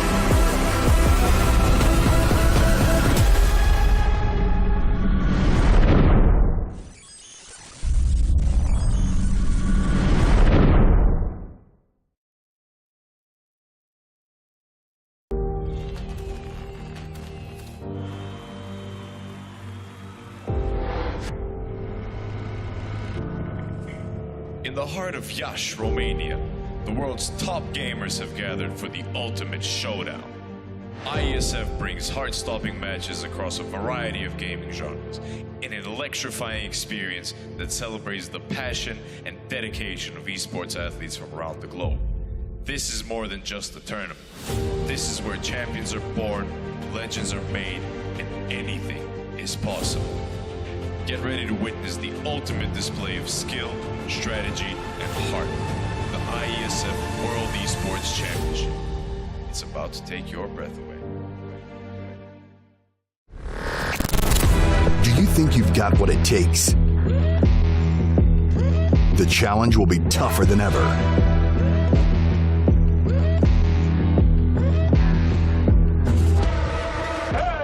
In 2023, International Esports has a new home. Over 100 nations fighting for the championship in a celebration of everything that makes esports great. Who will rise up to the challenge?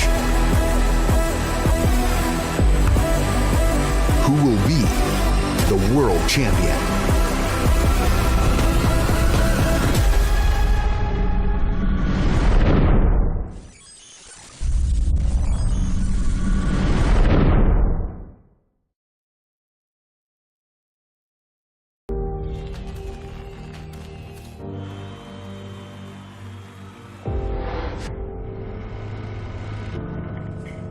In the heart of Iași, Romania, the world's top gamers have gathered for the ultimate showdown.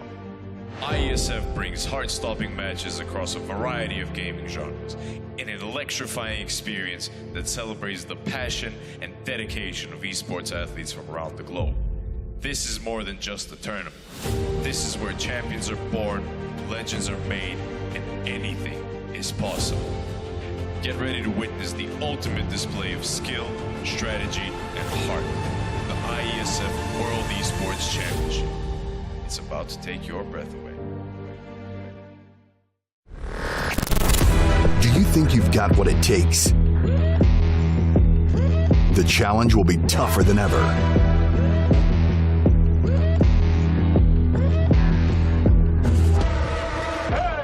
In 2023, International Esports has a new home. Over 100 nations fighting for the championship in a celebration of everything that makes esports great.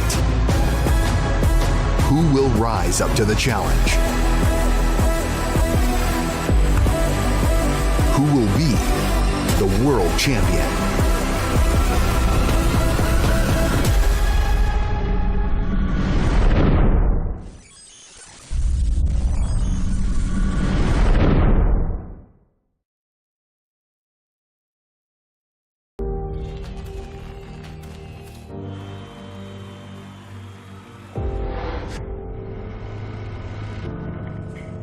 In the heart of Iași, Romania, the world's top gamers have gathered for the ultimate showdown.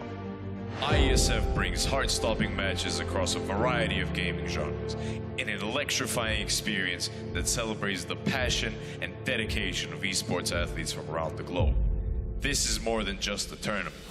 This is where champions are born, legends are made, and anything is possible. Get ready to witness the ultimate display of skill, strategy, and heart. The IESF World Esports Championship. It's about to take your breath away. Do you think you've got what it takes? The challenge will be tougher than ever.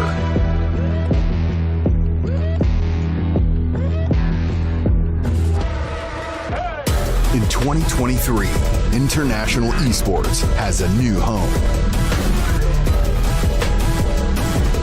Over 100 nations fighting for the championship in a celebration of everything that makes esports great. Who will rise up to the challenge? Who will be the world champion?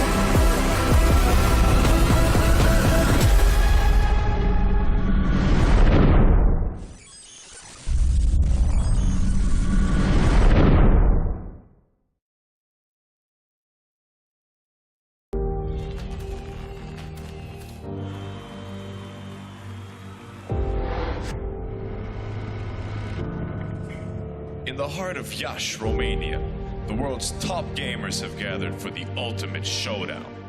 IESF brings heart-stopping matches across a variety of gaming genres in an electrifying experience that celebrates the passion and dedication of esports athletes from around the globe. This is more than just a tournament. This is where champions are born, legends are made, and anything is possible. Get ready to witness the ultimate display of skill, strategy, and heart. The IESF World Esports Championship. It's about to take your breath away. Do you think you've got what it takes?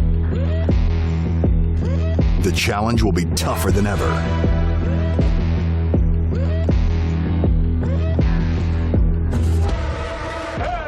In 2023, International Esports has a new home.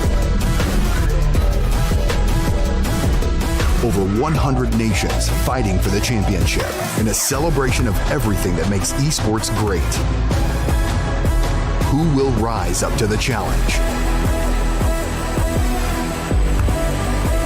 Who will be the world champion?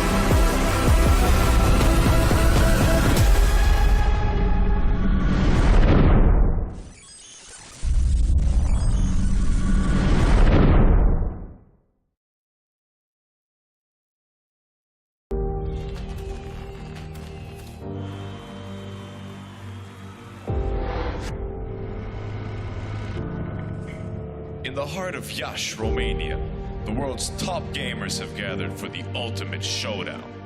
IESF brings heart-stopping matches across a variety of gaming genres in an electrifying experience that celebrates the passion and dedication of esports athletes from around the globe. This is more than just a tournament. This is where champions are born, legends are made, and anything is possible. Get ready to witness the ultimate display of skill, strategy, and heart. The IESF World Esports Championship. It's about to take your breath away. Do you think you've got what it takes? The challenge will be tougher than ever.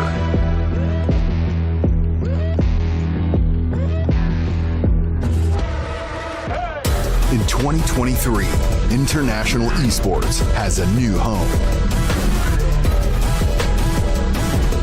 Over 100 nations fighting for the championship in a celebration of everything that makes esports great. Who will rise up to the challenge? Who will be the world champion?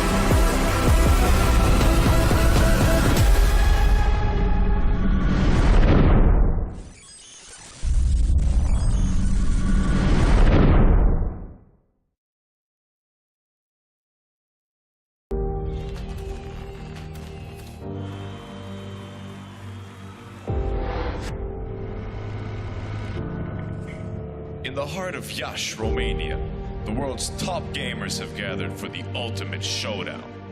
IESF brings heart-stopping matches across a variety of gaming genres in an electrifying experience that celebrates the passion and dedication of esports athletes from around the globe. This is more than just a tournament. This is where champions are born, legends are made, and anything is possible. Get ready to witness the ultimate display of skill, strategy, and heart. The IESF World Esports Championship. It's about to take your breath away. Do you think you've got what it takes? The challenge will be tougher than ever.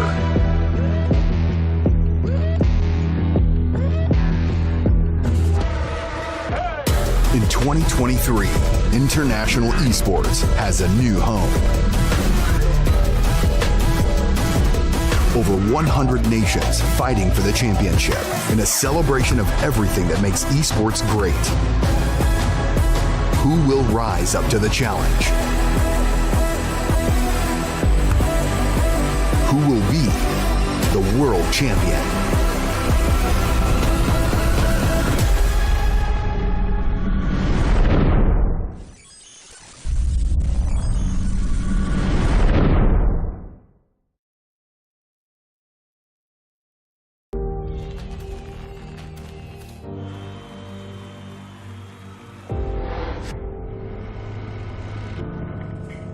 In the heart of Iași, Romania, the world's top gamers have gathered for the ultimate showdown. IESF brings heart-stopping matches across a variety of gaming genres in an electrifying experience that celebrates the passion and dedication of esports athletes from around the globe. This is more than just a tournament. This is where champions are born, legends are made, and anything is possible. Get ready to witness the ultimate display of skill, strategy, and heart. The IESF World Esports Championship. It's about to take your breath away. Do you think you've got what it takes? The challenge will be tougher than ever.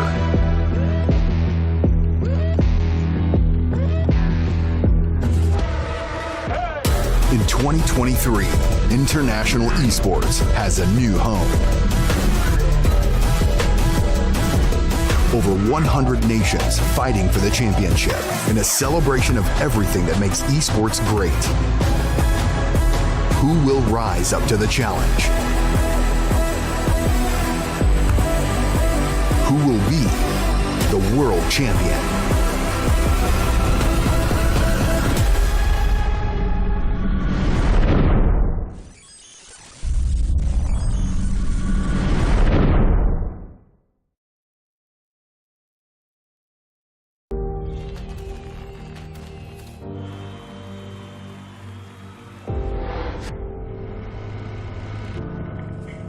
In the heart of Iași, Romania, the world's top gamers have gathered for the ultimate showdown. IESF brings heart-stopping matches across a variety of gaming genres in an electrifying experience that celebrates the passion and dedication of esports athletes from around the globe. This is more than just a tournament. This is where champions are born, legends are made, and anything is possible. Get ready to witness the ultimate display of skill, strategy, and heart. The IESF World Esports Championship. It's about to take your breath away. Do you think you've got what it takes? The challenge will be tougher than ever.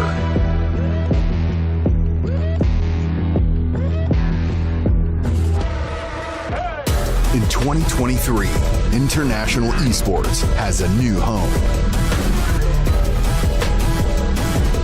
Over 100 nations fighting for the championship in a celebration of everything that makes esports great. Who will rise up to the challenge? Who will be the world champion?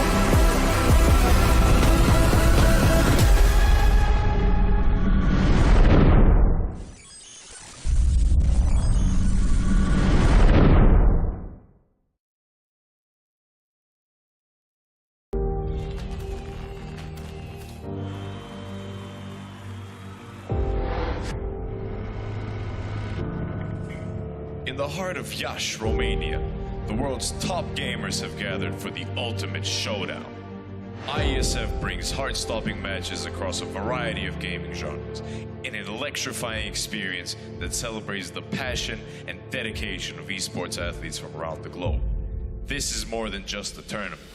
This is where champions are born, legends are made, and anything is possible. Get ready to witness the ultimate display of skill, strategy, and heart. The IESF World Esports Championship. It's about to take your breath away. Do you think you've got what it takes? The challenge will be tougher than ever.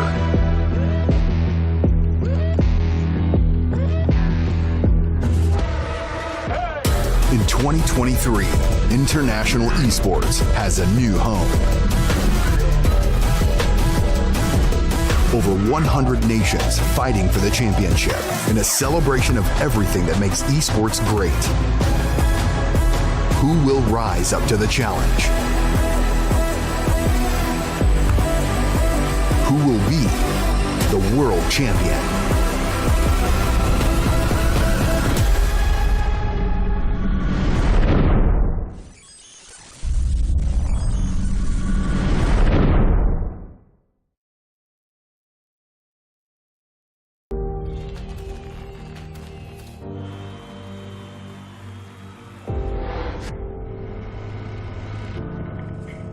In the heart of Iași, Romania, the world's top gamers have gathered for the ultimate showdown. IESF brings heart-stopping matches across a variety of gaming genres in an electrifying experience that celebrates the passion and dedication of esports athletes from around the globe. This is more than just a tournament. This is where champions are born, legends are made, and anything is possible. Get ready to witness the ultimate display of skill, strategy, and heart.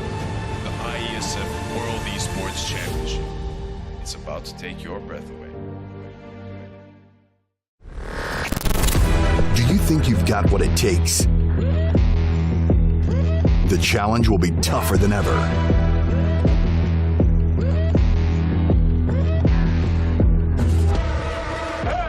In 2023, international esports has a new home. Over 100 nations fighting for the championship in a celebration of everything that makes esports great. Who will rise up to the challenge?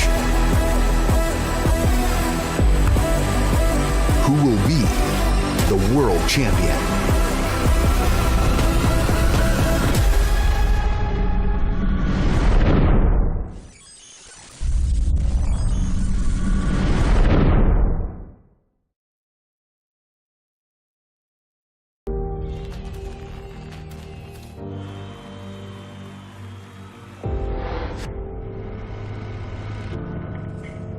In the heart of Iași, Romania, the world's top gamers have gathered for the ultimate showdown. IESF brings heart-stopping matches across a variety of gaming genres in an electrifying experience that celebrates the passion and dedication of esports athletes from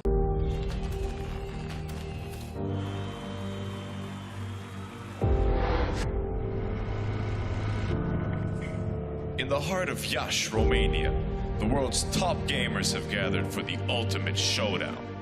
IESF brings heart-stopping matches across a variety of gaming genres in an electrifying experience that celebrates the passion and dedication of esports athletes from around the globe. This is more than just a tournament. This is where champions are born, legends are made, and anything is possible. Get ready to witness the ultimate display of skill, strategy, and heart. The IESF World Esports Championship. It's about to take your breath away. Do you think you've got what it takes? The challenge will be tougher than ever.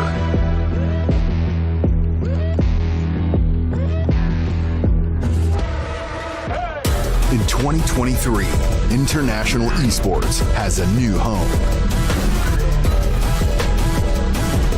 Over 100 nations fighting for the championship in a celebration of everything that makes esports great. Who will rise up to the challenge? Who will be the world champion?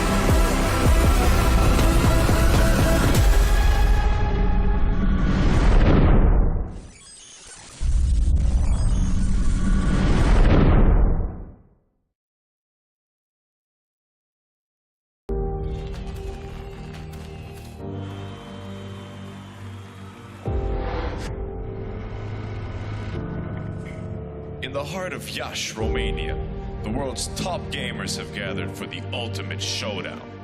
IESF brings heart-stopping matches across a variety of gaming genres in an electrifying experience that celebrates the passion and dedication of esports athletes from around the globe.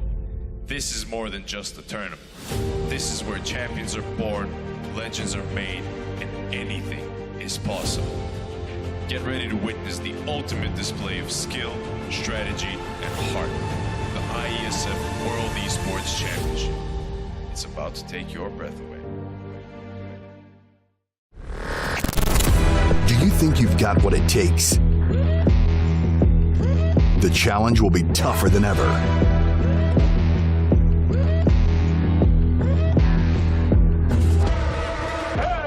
In 2023, International Esports has a new home. Over 100 nations fighting for the championship in a celebration of everything that makes esports great. Who will rise up to the challenge? Who will be the world champion?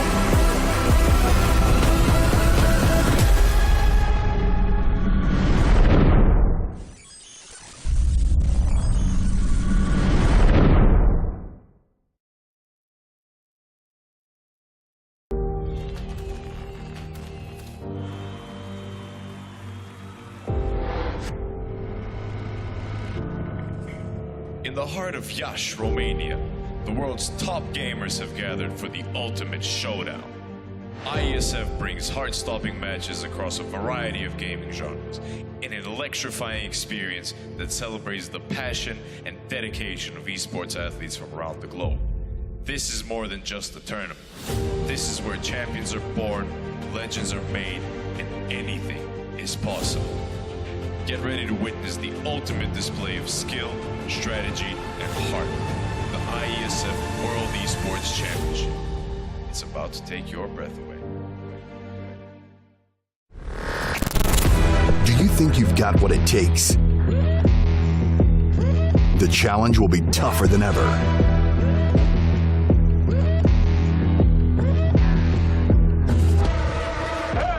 In 2023, International Esports has a new home. Over 100 nations fighting for the championship in a celebration of everything that makes esports great. Who will rise up to the challenge? Who will be the world champion?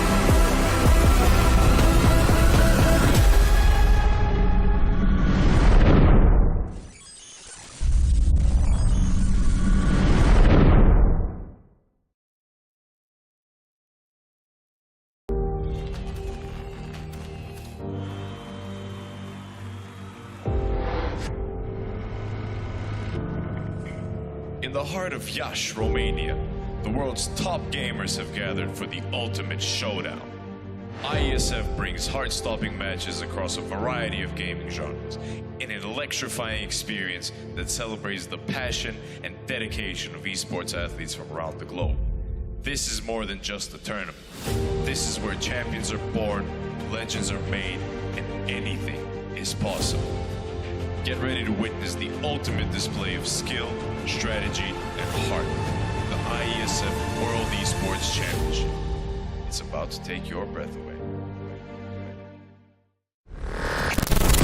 Do you think you've got what it takes? The challenge will be tougher than ever.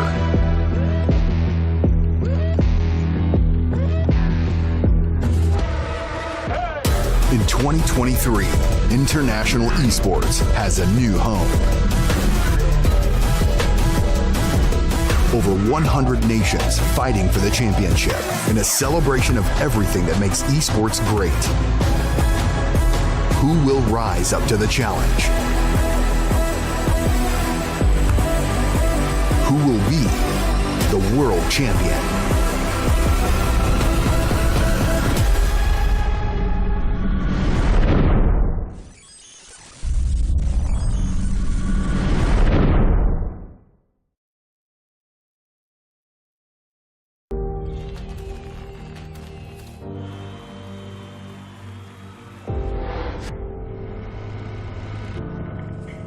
In the heart of Iași, Romania, the world's top gamers have gathered for the ultimate showdown.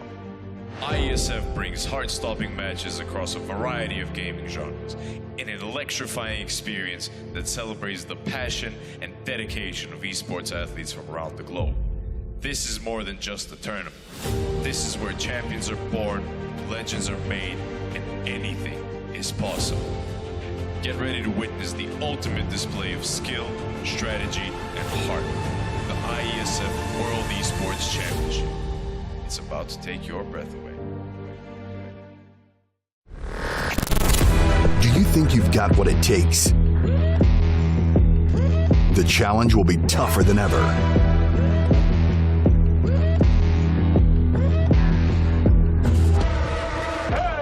In 2023, international esports has a new home. Over 100 nations fighting for the championship in a celebration of everything that makes esports great. Who will rise up to the challenge? Who will be the world champion?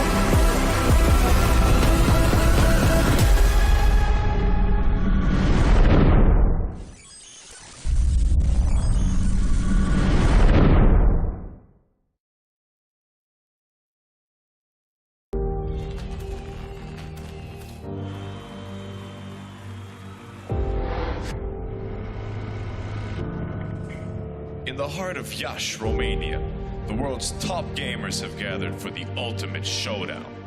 IESF brings heart-stopping matches across a variety of gaming genres in an electrifying experience that celebrates the passion and dedication of esports athletes from around the globe. This is more than just a tournament. This is where champions are born, legends are made, and anything is possible. Get ready to witness the ultimate display of skill, strategy, and heart. The IESF World Esports Championship. It's about to take your breath away. Do you think you've got what it takes? The challenge will be tougher than ever.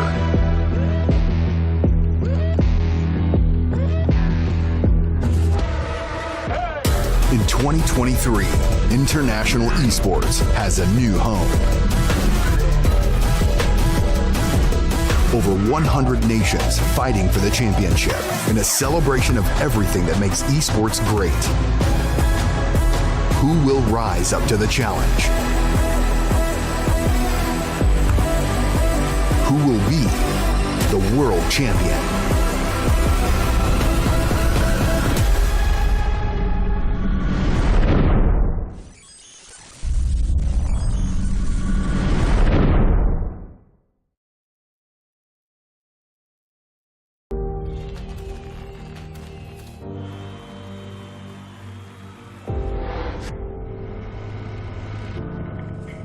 In the heart of Iași, Romania, the world's top gamers have gathered for the ultimate showdown. IESF brings heart-stopping matches across a variety of gaming genres in an electrifying experience that celebrates the passion and dedication of esports athletes from around the globe. This is more than just a tournament. This is where champions are born, legends are made, and anything is possible. Get ready to witness the ultimate display of skill, strategy, and heart. The IESF World Esports Championship. It's about to take your breath away. Do you think you've got what it takes? The challenge will be tougher than ever.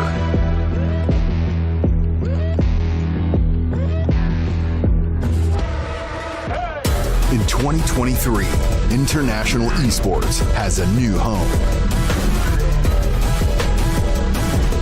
Over 100 nations fighting for the championship in a celebration of everything that makes esports great. Who will rise up to the challenge? Who will be the world champion?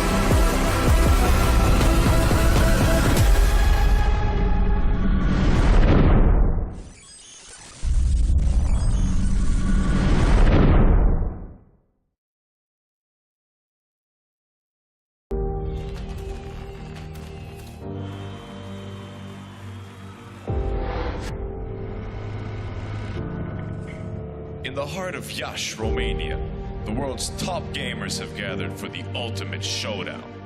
IESF brings heart-stopping matches across a variety of gaming genres in an electrifying experience that celebrates the passion and dedication of esports athletes from around the globe.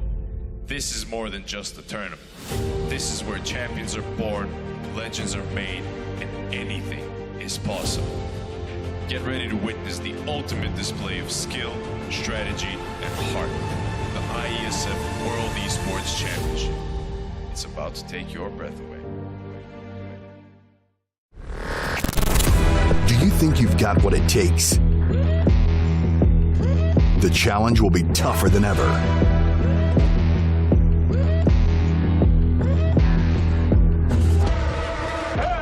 In 2023, International Esports has a new home. Over 100 nations fighting for the championship in a celebration of everything that makes esports great. Who will rise up to the challenge? Who will be the world champion?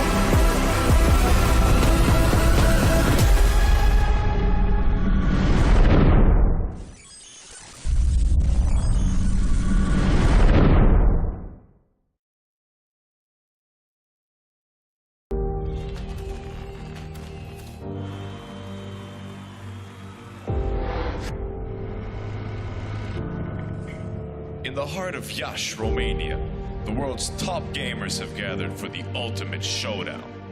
IESF brings heart-stopping matches across a variety of gaming genres in an electrifying experience that celebrates the passion and dedication of esports athletes from around the globe. This is more than just a tournament. This is where champions are born, legends are made, and anything is possible. Get ready to witness the ultimate display of skill, strategy, and heart.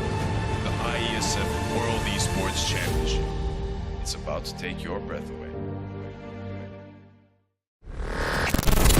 Do you think you've got what it takes? The The challenge will be tougher than ever.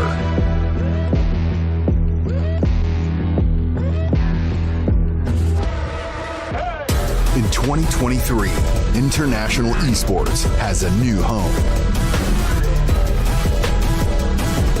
Over 100 nations fighting for the championship in a celebration of everything that makes esports great.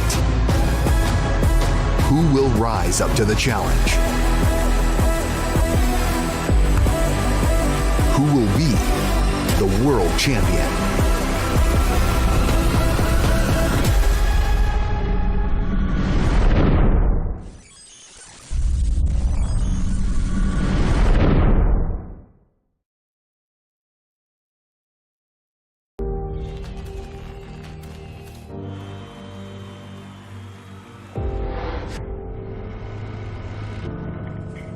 In the heart of Iași, Romania, the world's top gamers have gathered for the ultimate showdown. IESF brings heart-stopping matches across a variety of gaming genres in an electrifying experience that celebrates the passion and dedication of esports athletes from around the globe. This is more than just a tournament. This is where champions are born, legends are made, and anything is possible. Get ready to witness the ultimate display of skill, strategy, and heart.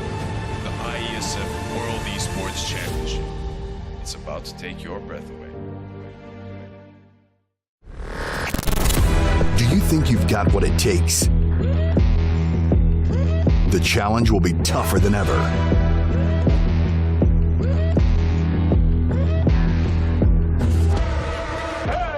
In 2023, international esports has a new home. Over 100 nations fighting for the championship in a celebration of everything that makes esports great. Who will rise up to the challenge? Who will be the world champion?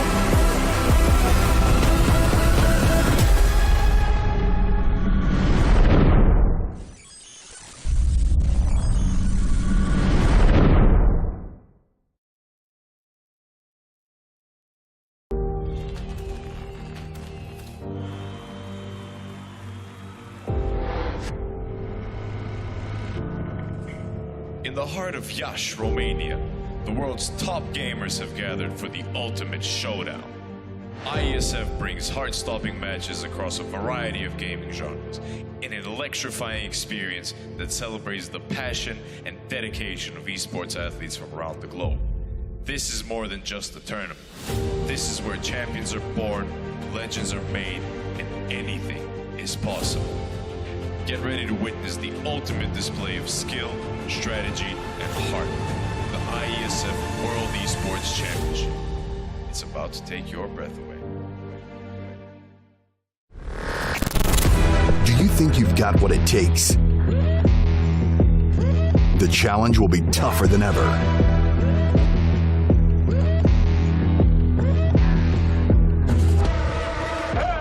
In 2023, international esports has a new home.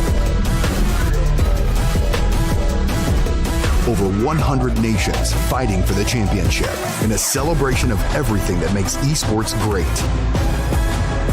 Who will rise up to the challenge? Who will be the world champion?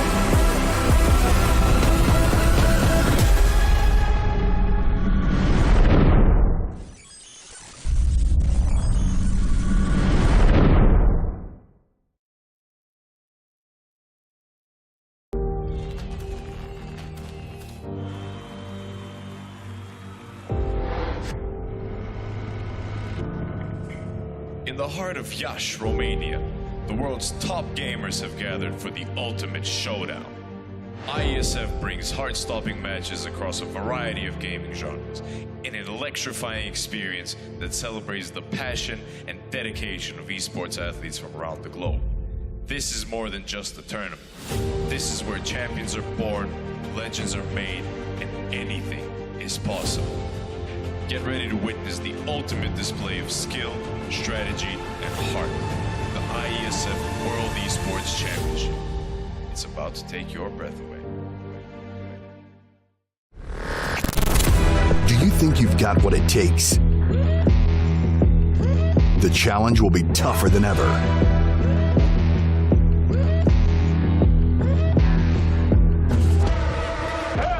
In 2023, International Esports has a new home.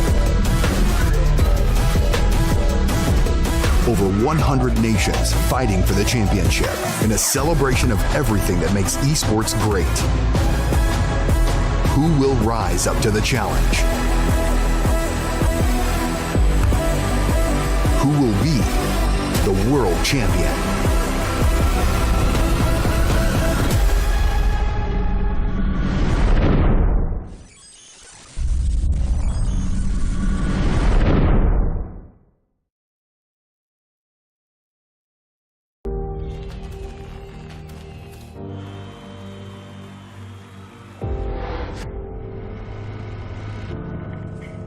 In the heart of Iași, Romania, the world's top gamers have gathered for the ultimate showdown.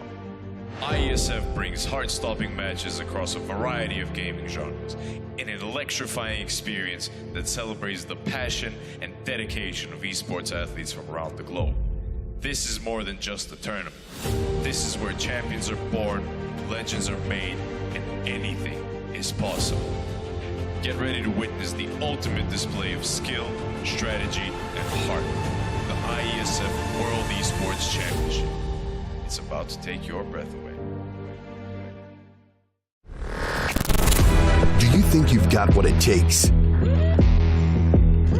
The challenge will be tougher than ever.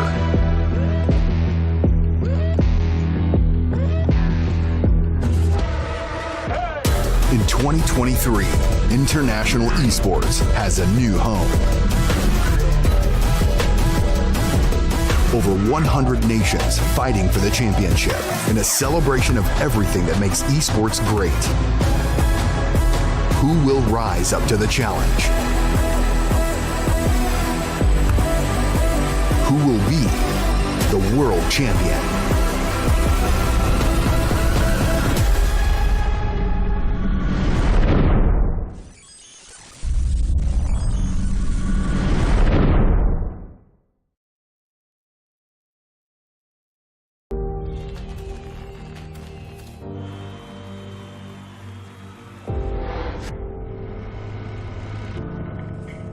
In the heart of Iași, Romania, the world's top gamers have gathered for the ultimate showdown. IESF brings heart-stopping matches across a variety of gaming genres in an electrifying experience that celebrates the passion and dedication of esports athletes from around the globe. This is more than just a tournament.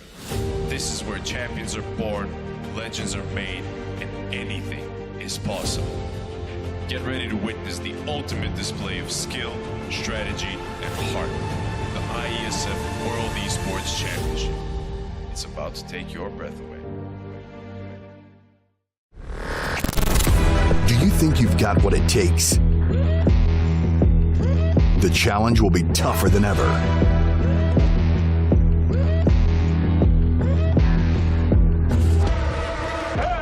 In 2023, International Esports has a new home. Over 100 nations fighting for the championship in a celebration of everything that makes esports great. Who will rise up to the challenge? Who will be the world champion?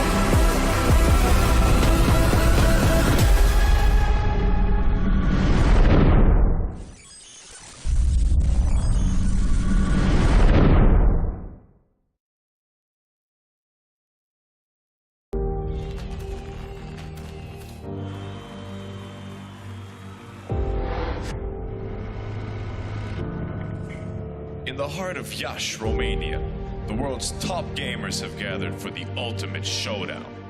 IESF brings heart-stopping matches across a variety of gaming genres in an electrifying experience that celebrates the passion and dedication of esports athletes from around the globe. This is more than just a tournament. This is where champions are born, legends are made, and anything is possible. Get ready to witness the ultimate display of skill, strategy, and heart. The IESF World Esports Championship. It's about to take your breath away.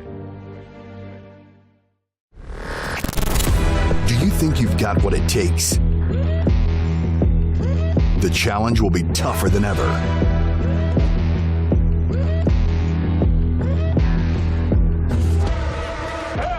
In 2023, International Esports has a new home. Over 100 nations fighting for the championship in a celebration of everything that makes esports great. Who will rise up to the challenge? Who will be the world champion?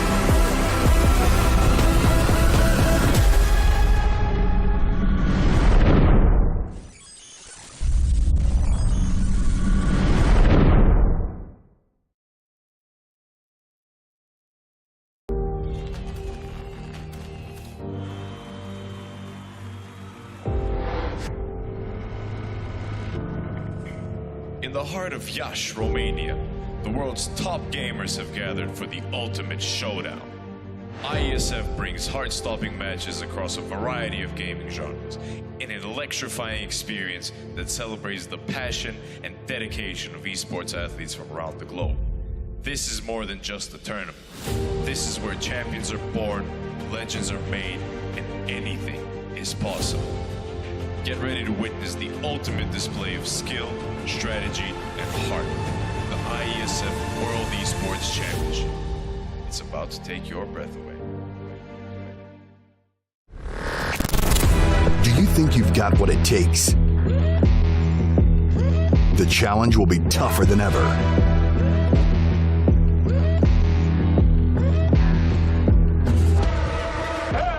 In 2023, International Esports has a new home. Over 100 nations fighting for the championship in a celebration of everything that makes esports great.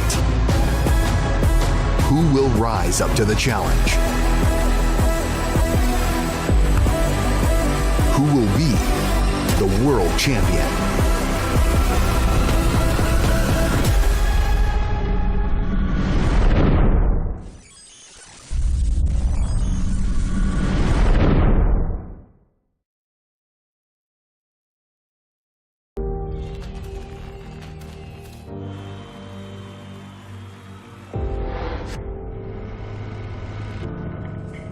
In the heart of Iași, Romania, the world's top gamers have gathered for the ultimate showdown. IESF brings heart-stopping matches across a variety of gaming genres in an electrifying experience that celebrates the passion and dedication of esports athletes from around the globe. This is more than just a tournament. This is where champions are born, legends are made, and anything is possible. Get ready to witness the ultimate display of skill, strategy, and heart. The IESF World Esports Championship. It's about to take your breath away. Do you think you've got what it takes? The challenge will be tougher than ever.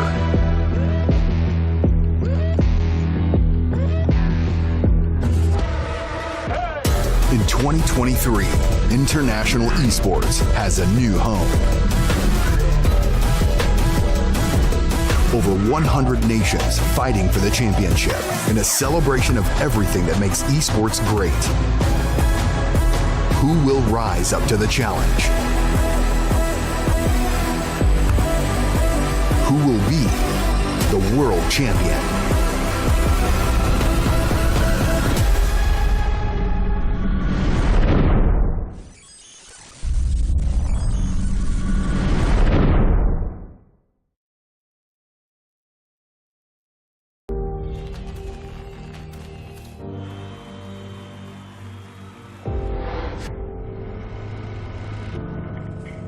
In the heart of Iași, Romania, the world's top gamers have gathered for the ultimate showdown.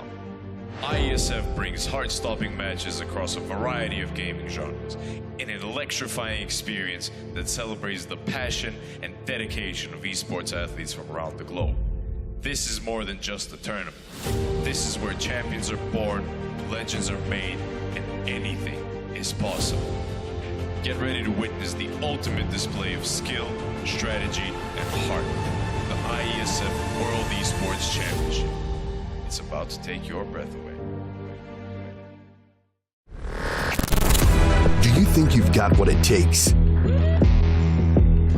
The challenge will be tougher than ever.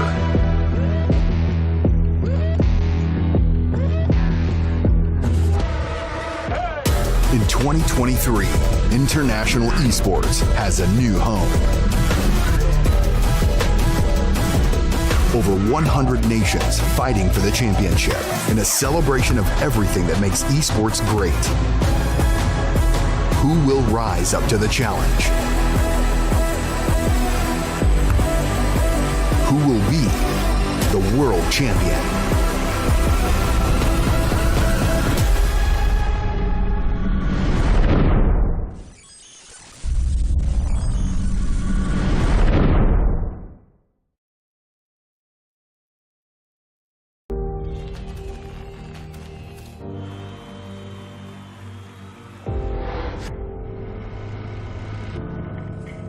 In the heart of Iași, Romania, the world's top gamers have gathered for the ultimate showdown. IESF brings heart-stopping matches across a variety of gaming genres in an electrifying experience that celebrates the passion and dedication of esports athletes from around the globe. This is more than just a tournament. This is where champions are born, legends are made, and anything is possible. Get ready to witness the ultimate display of skill, strategy, and heart. The IESF World Esports Championship. It's about to take your breath away. Do you think you've got what it takes? The challenge will be tougher than ever.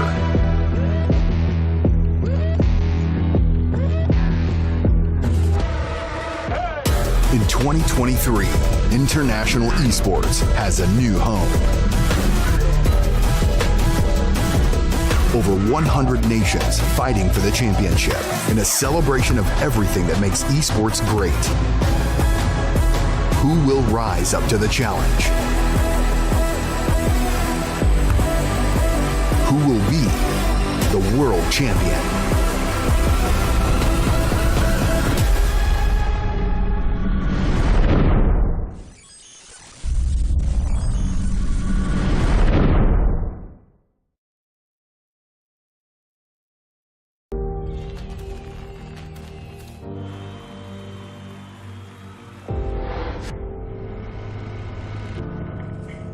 In the heart of Iași, Romania, the world's top gamers have gathered for the ultimate showdown.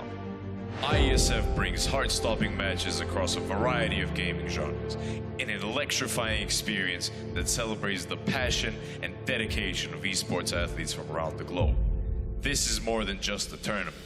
This is where champions are born, legends are made, and anything is possible. Get ready to witness the ultimate display of skill, strategy, and heart.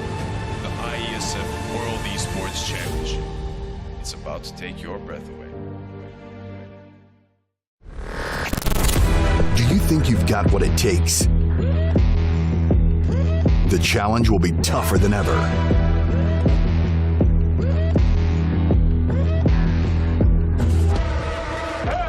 In 2023, International Esports has a new home. Over 100 nations fighting for the championship in a celebration of everything that makes esports great. Who will rise up to the challenge? Who will be the world champion?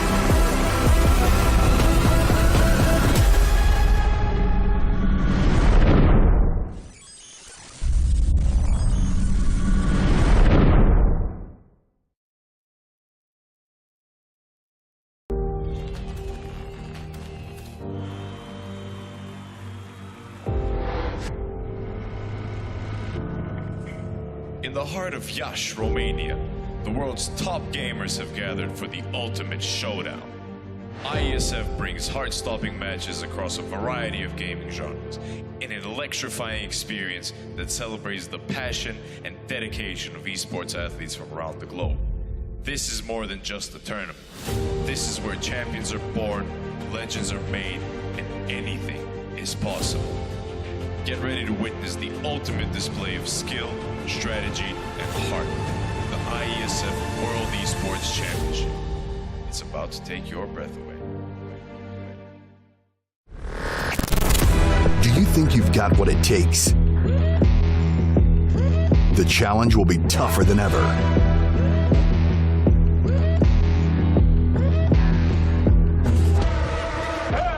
In 2023, International Esports has a new home. Over 100 nations fighting for the championship in a celebration of everything that makes esports great. Who will rise up to the challenge? Who will be the world champion?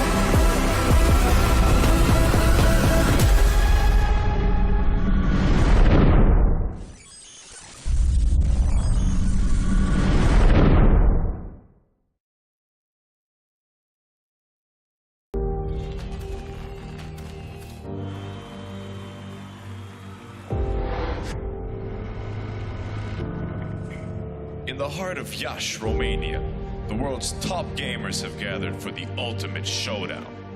IESF brings heart-stopping matches across a variety of gaming genres in an electrifying experience that celebrates the passion and dedication of esports athletes from around the globe. This is more than just a tournament. This is where champions are born, legends are made, and anything is possible. Get ready to witness the ultimate display of skill, strategy, and heart. The IESF World Esports Championship. It's about to take your breath away. Do you think you've got what it takes? The challenge will be tougher than ever.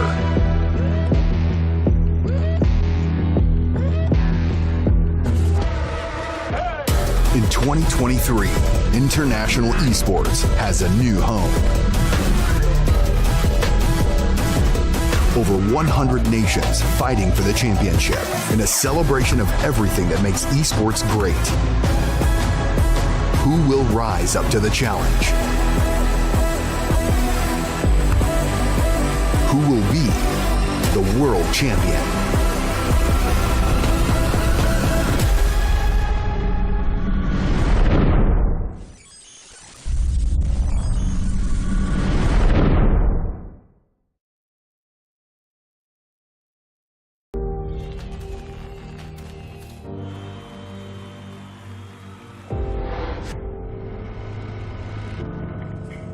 In the heart of Iași, Romania, the world's top gamers have gathered for the ultimate showdown. IESF brings heart-stopping matches across a variety of gaming genres in an electrifying experience that celebrates the passion and dedication of esports athletes from around the globe. This is more than just a tournament. This is where champions are born, legends are made, and anything is possible. Get ready to witness the ultimate display of skill, strategy, and heart. The IESF World Esports Championship. It's about to take your breath away. Do you think you've got what it takes? The challenge will be tougher than ever.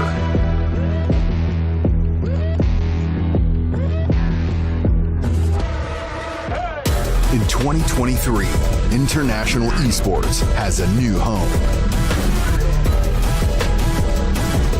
Over 100 nations fighting for the championship in a celebration of everything that makes esports great. Who will rise up to the challenge? Who will be the world champion?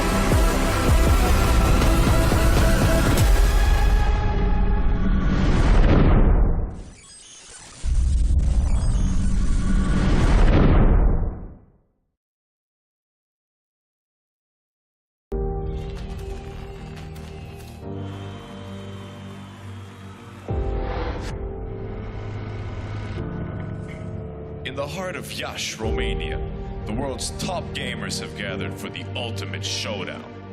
IESF brings heart-stopping matches across a variety of gaming genres in an electrifying experience that celebrates the passion and dedication of esports athletes from around the globe. This is more than just a tournament. This is where champions are born, legends are made, and anything is possible. Get ready to witness the ultimate display of skill, strategy, and heart. The IESF World Esports Championship. It's about to take your breath away. Do you think you've got what it takes? The challenge will be tougher than ever.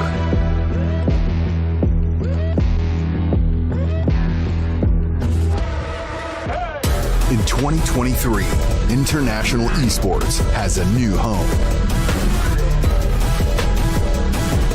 Over 100 nations fighting for the championship in a celebration of everything that makes esports great. Who will rise up to the challenge?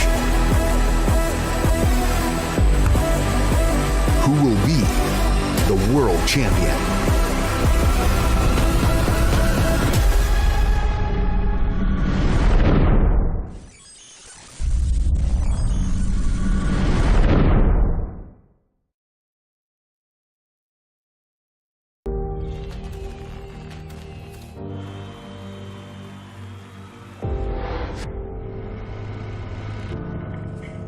In the heart of Iași, Romania, the world's top gamers have gathered for the ultimate showdown. IESF brings heart-stopping matches across a variety of gaming genres in an electrifying experience that celebrates the passion and dedication of esports athletes from around the globe. This is more than just a tournament. This is where champions are born, legends are made, and anything is possible. Get ready to witness the ultimate display of skill, strategy, and heart. The IESF World Esports Championship. It's about to take your breath away. Do you think you've got what it takes? The challenge will be tougher than ever.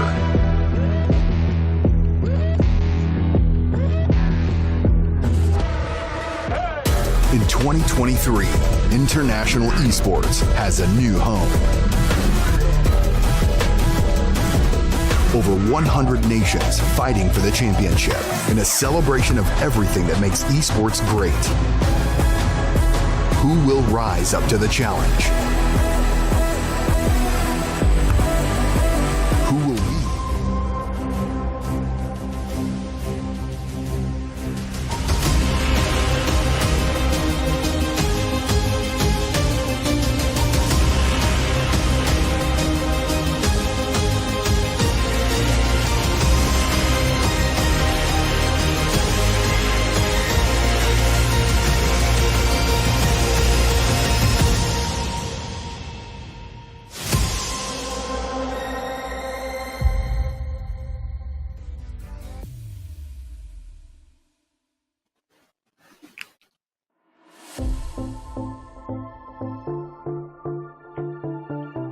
After witnessing a very intense match in the Southeast Asia final, we are back here for the South Asia final into 15 World Esports Championship 2022 with me, Bella, and also my partner, Mirko.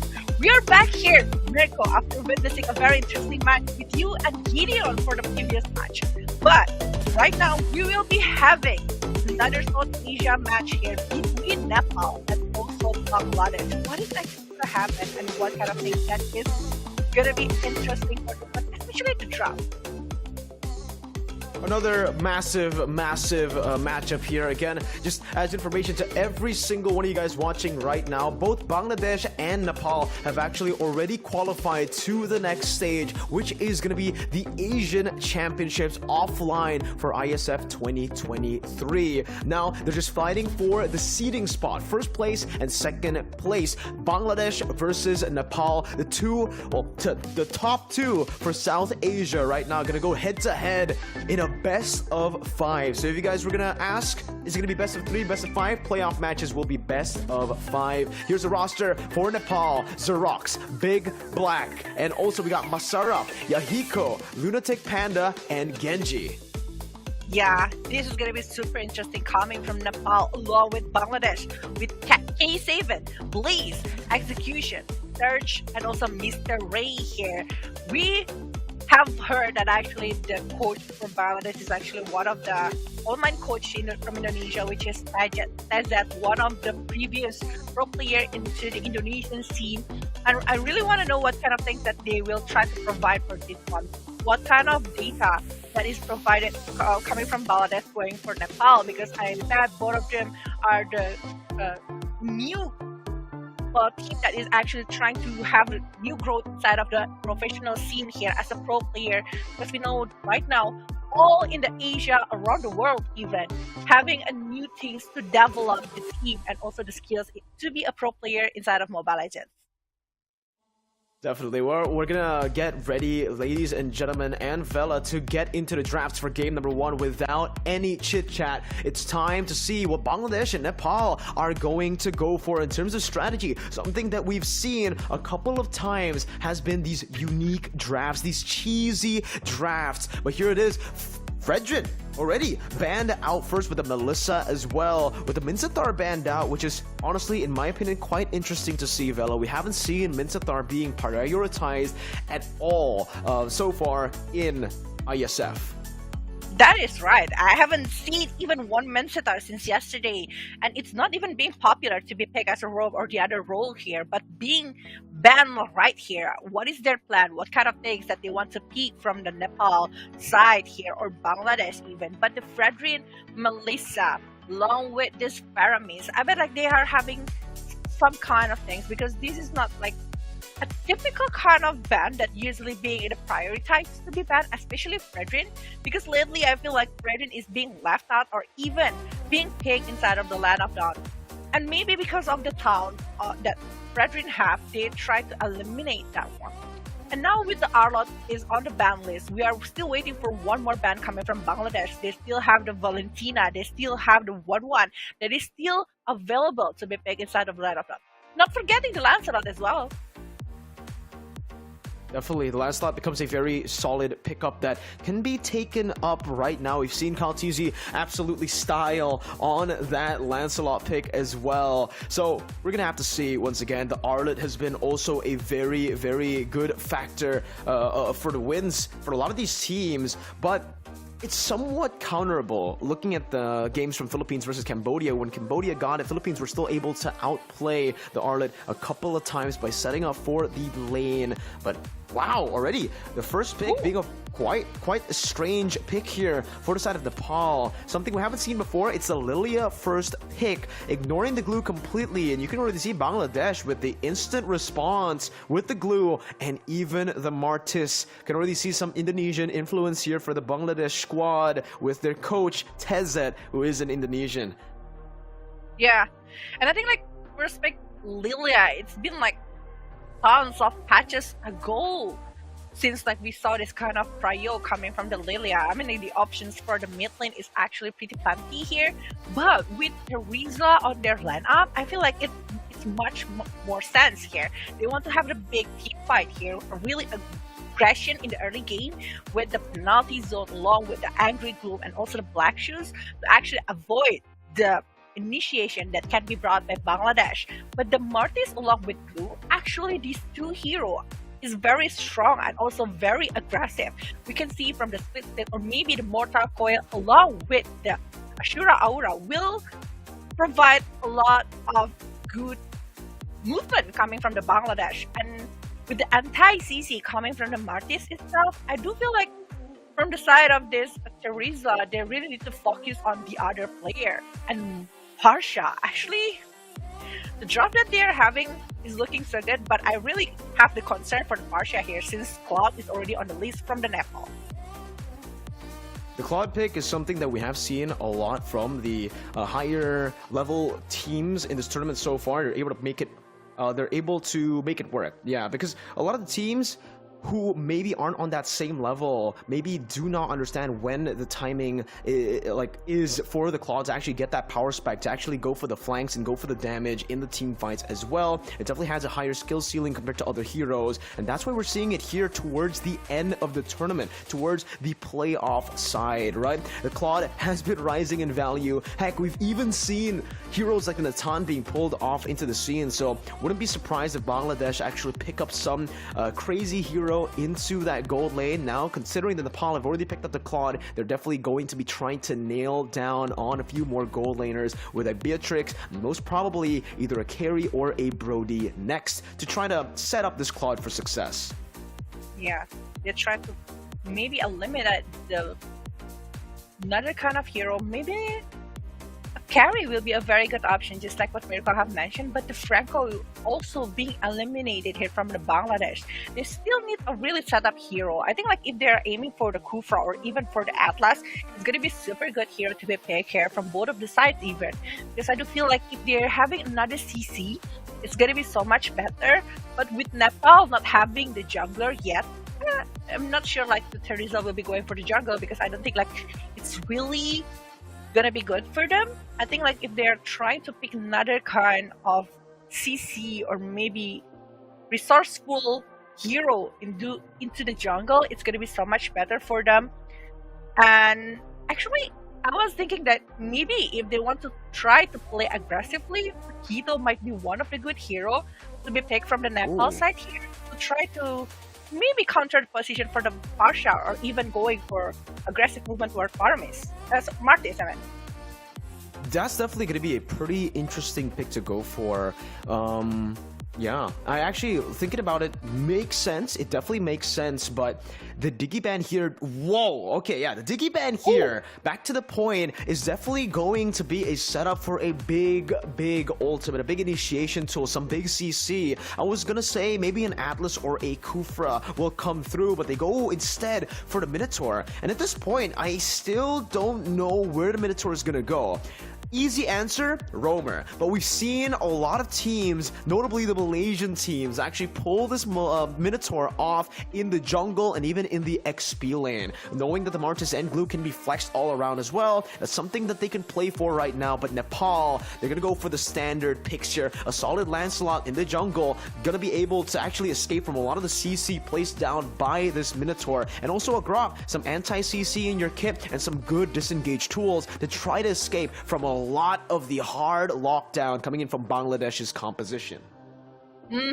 They're going for something really aggressive as well, with these three heroes that actually can rotate in the early game, with the Temrizla, with the Grok, along with the Lilia, plus Tankslot, that man rotate very well in the early game, trying to give the space towards this Cloud into mid the late game. But 1-1 pick comes out from the side of Bangladesh. Yeah, I do feel like the Martis along with the Minotaur can be flexed to be put inside of the jungle or roam, but I don't really like the position of the Minotaur to be picked as the roamer. I do feel like the jungle is going to be much more sense here, since like the Martis can play much more aggressive rather than the Minotaur itself.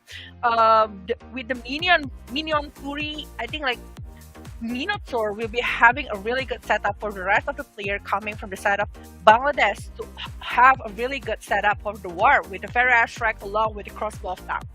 It's going to be super important, the laning phase between the Cloud and also the 1-1. Who is actually going to be winning for this one? Because if 1-1 not going to be able to maybe poke the Cloud in the early game, it's not going to be very easy going to the mid to late game.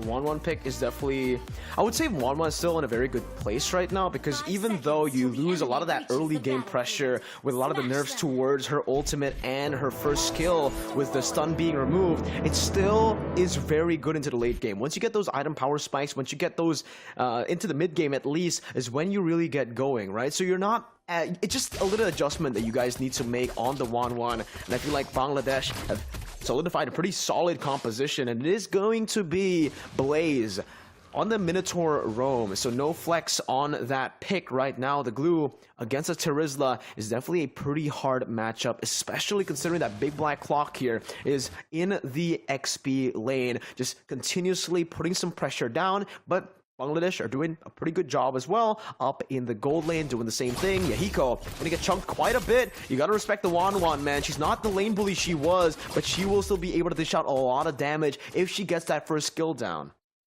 Yeah, plus not forgetting the weakness point to the side of Yahiko. So look at that one, actually exchanging damage to one another, but the rotation that is being made to proceed to the XP lane coming from the side of Nepal, they're just trying to give the pressure, but in the top lane, Yahiko. Whoa, a dive attempt already. Execution still waiting. Execution still waiting. Not popping the Inspire, actually saving it, and this is going to be really well played. They baited out a whole lot, and they're going to be able to crash in this wave to deny even more gold. All the while, not really losing anything on the map aside from that turret gold in the mid lane. Definitely more worth it to shut the gold laner down in the early stage of the game. With K7 able to rotate down into the mid lane, it's just a quarter of it being chunked, and guess what? It's only onto the utility jungler and the mid laner who's not really going to be able to fully punish. 1 point to the side of 1-1 and even taking down Cloud. It's going to be slowing the tempo of the progress here from the Cloud side. Despite that, it's going to be catch up real soon with the Blazing Duet that can be provided after level 4. But the progress right now might lead Bangladesh to something else. But the thing is, the gold differences, it's not too far, but somehow Nepal still lead the gold. They're still having a better in terms of taking the farm here. The rotation that is being made right now to the turtle might have quite a big war right now, Mirko. Weather airstrike as well as a split mount already, but the wild charge is there to respond it through. Surge able to flicker out of the penalty zone right now as the Thorn Rose will be popped in. Now it's Lunatic who's caught in a bad situation, brought back. Xenox with the black shoes now kiting away. Blaze going to have to respect them right now as both teams disengage, but Mr. Ray is in a better position to actually look for the turtle, even able to invade for now. Puts and delegates the Lord or the turtle take towards Surge for now. They dish out a little bit more damage. Both junglers still having the retribution. Blaze trying to clear out that mid lane, but will be chunked quite low by Xenox once again. Xerox. Now it's going to be the Minion Fury onto the back line, and it's Lunatic Panda who secures the retribution now. It's an all-out brawl, and Bangladesh will be able to secure 1 kill on the board. Lunatic Panda with a few more dashes in his kit. Bangladesh leads with the kills, but will lose out in that objective battle. Oh, the objective battle, it's quite a long war right there. They're just like trying to focus to get over the turtle. They're trying to find a way to actually got it without any undisciplined movement. But the thing is, after one big CC and also the AoE from coming from the side of Bangladesh, it's just gonna be pretty hard for Nepal to come back from that kind of situation. They really need to focus on to dive in even to the backline of Team Bangladesh, especially for the K7 along with execution here. But the frontliner also like pretty scary, despite that this Minotaur actually quite easy to be pulled to the side from the side of Nepal, but another movement coming to the top lane. They try to push back this Cloud to not having a proper farm. They're trying to not giving them time to try to be in the prime time to try to initiate Bangladesh. They're preventing all of the unnecessary move here from Nepal to try to dive in, to try to initiate towards Bangladesh. And the thing is, the gold so far is actually still very okay coming from both of the sides. They're still trying to catch up with the differences and everything. But the Farsha with the Purify, this is one of the things that I want to really see here. I really notice that with the Purify that only for the penalty zone, I don't think like it's really worth it. The penalty zone is definitely a way to look for these catches, right? Because right now, if we take a look at Bangladesh, they're not really threatened by the penalty zone for now. They have the proper amount of Purify, the 1-1 has a built-in Purify, and for the rest of the members, they have anti-CC, like Mr. Ray, definitely on the Martis with the Mortal Coil. So that CC threat that Nepal has is definitely not as big as Bangladesh's threat right now with Blaze. Jumping in onto Big Black Claw, looking for an opening right now, jumps in with a wild charge, chains it perfectly for Lancelot to pick up the Lord for free. K7 now forced to run away, has the Purify, and will hold on to it right there as Masarap doesn't go for the Flicker penalty zone. They're just going to be able to siege down onto the mid lane right now, but watch out. Masarap is waiting for it, looking for a moment to just flicker in. That's the puncture. Onto K7, putting some pressure down. But we'll just utilize that to zone K7 away to get some puncture stacks ongoing. And to Retri to take the orange buff away. They're still collecting the orange buff here. And also, like, we can see that actually...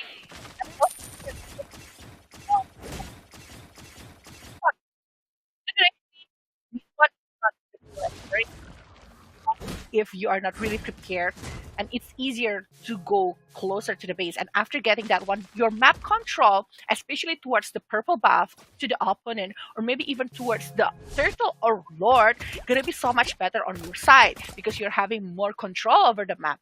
And right now Nepal having the lead over that one, and plus the 2000 gold lead actually looking so good for them. If they are able to initiate more, trying to put Bangladesh in a very hard situation, and maybe even like wasting their resources, is going to be really good.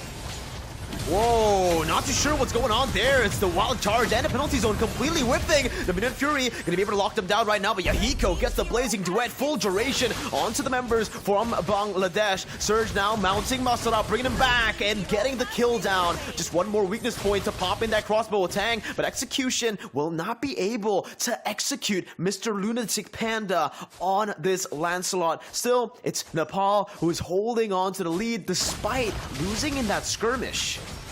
Yeah, they're getting one jungler in exchange of the EXP. I think like it's still gonna be super worth it for the side of Nepal. And they're the one who actually initiate on the top lane. They try to push it back towards Bangladesh with the penalty zone along with the wild charge.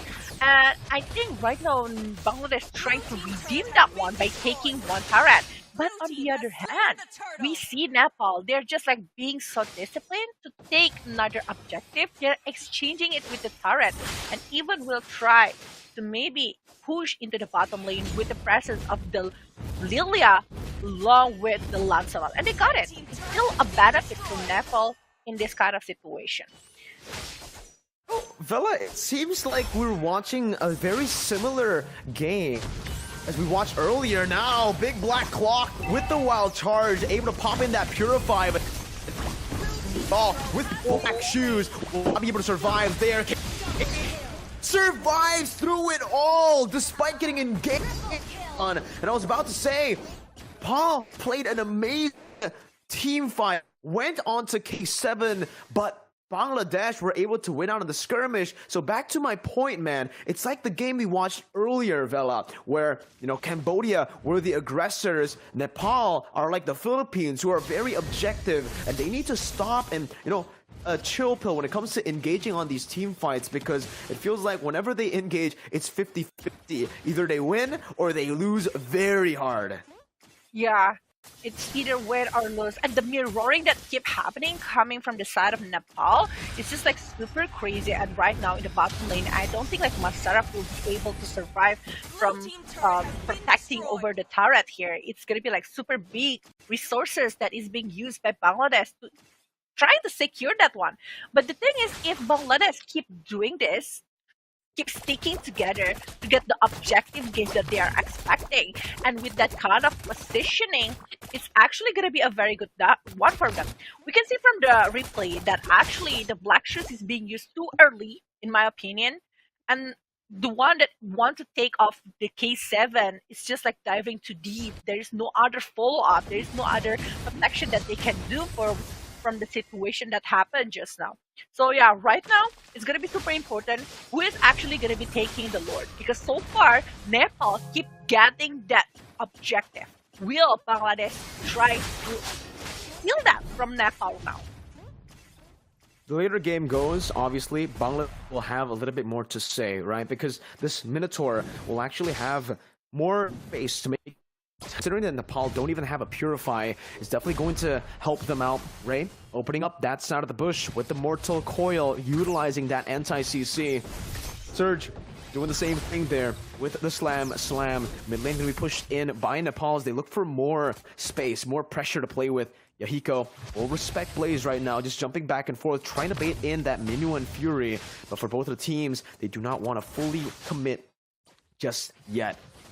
Bangladesh, once again, looking for the space, but both teams, again, feels like they're just very hesitant to go for a team fight because it hasn't worked for them when they engage. Yeah. They really want to take this one, but they want to take it under control. They don't want to overdo it. They don't want to try to initiate it not in the good terms. But look at that one. Actually, execution, trying to put it that way, but big back block here. He is trying to give the information and might be having a very good war here with Mr. A jumping and Miracle.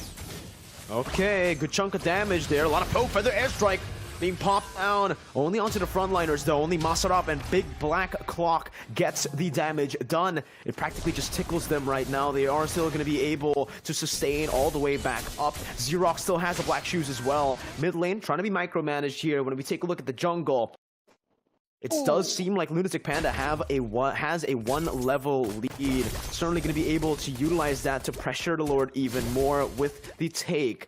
Bangladesh not able to really find their footing in this game despite having a better teamfight comp. They're wasting 2 minutes to just like focus on the Lord. They are not even trying to control the minion. Look at that one. 2 big minion waves in the top lane that might take the outer turret if no one's actually going for it. And it's just like they keep doing what is Bangladesh doing. They want to pressure towards the Lord. They really want to steal that one. They are desperate for it. And even Federal Strike is being popped right now. One of their big resources. And I don't think they will try to go for more here, Miracle. Uh-oh, Masarap with a penalty zone, onto 2 with a flicker combo, and it's wild charge from Mr. Big Black Clock. It's double kill picked up now, looking for more. Blaze and Surge both forced to flicker out, but Yahiko is on the chase. Surge running for the hills now, going under the tier 2 to get to safety. And Nepal, when they pull the trigger to go for that big fight now, in a position where they can actually take the dub, it works for them as long as they do it in a position where it's good. That's the case. That's why I was like, after the Farsha's Federal Strike being used, it's not going to be looking good for Bangladesh. They are doing it without any kind of resource of damage coming from the side of Bangladesh, and that penalty zone that is being followed up by the drop, by the lunatic, by everyone coming from the side of Nepal, the one that's taking everyone down from Bangladesh is being melted down so fast, and now the Lord is marching to the bottom lane of Team Bangladesh. No, Nepal is just like taking it back on their control. They are winning another objective. The patience is being paid off really well here with all of the damage and even the second one in top lane. Oh, 3-man Minion Fury by Blaze. Just buying some time, acting as a covered tool, but Mr. Yahiko is right there as well with the BMI, taking the turret into the mid lane. Very good punish.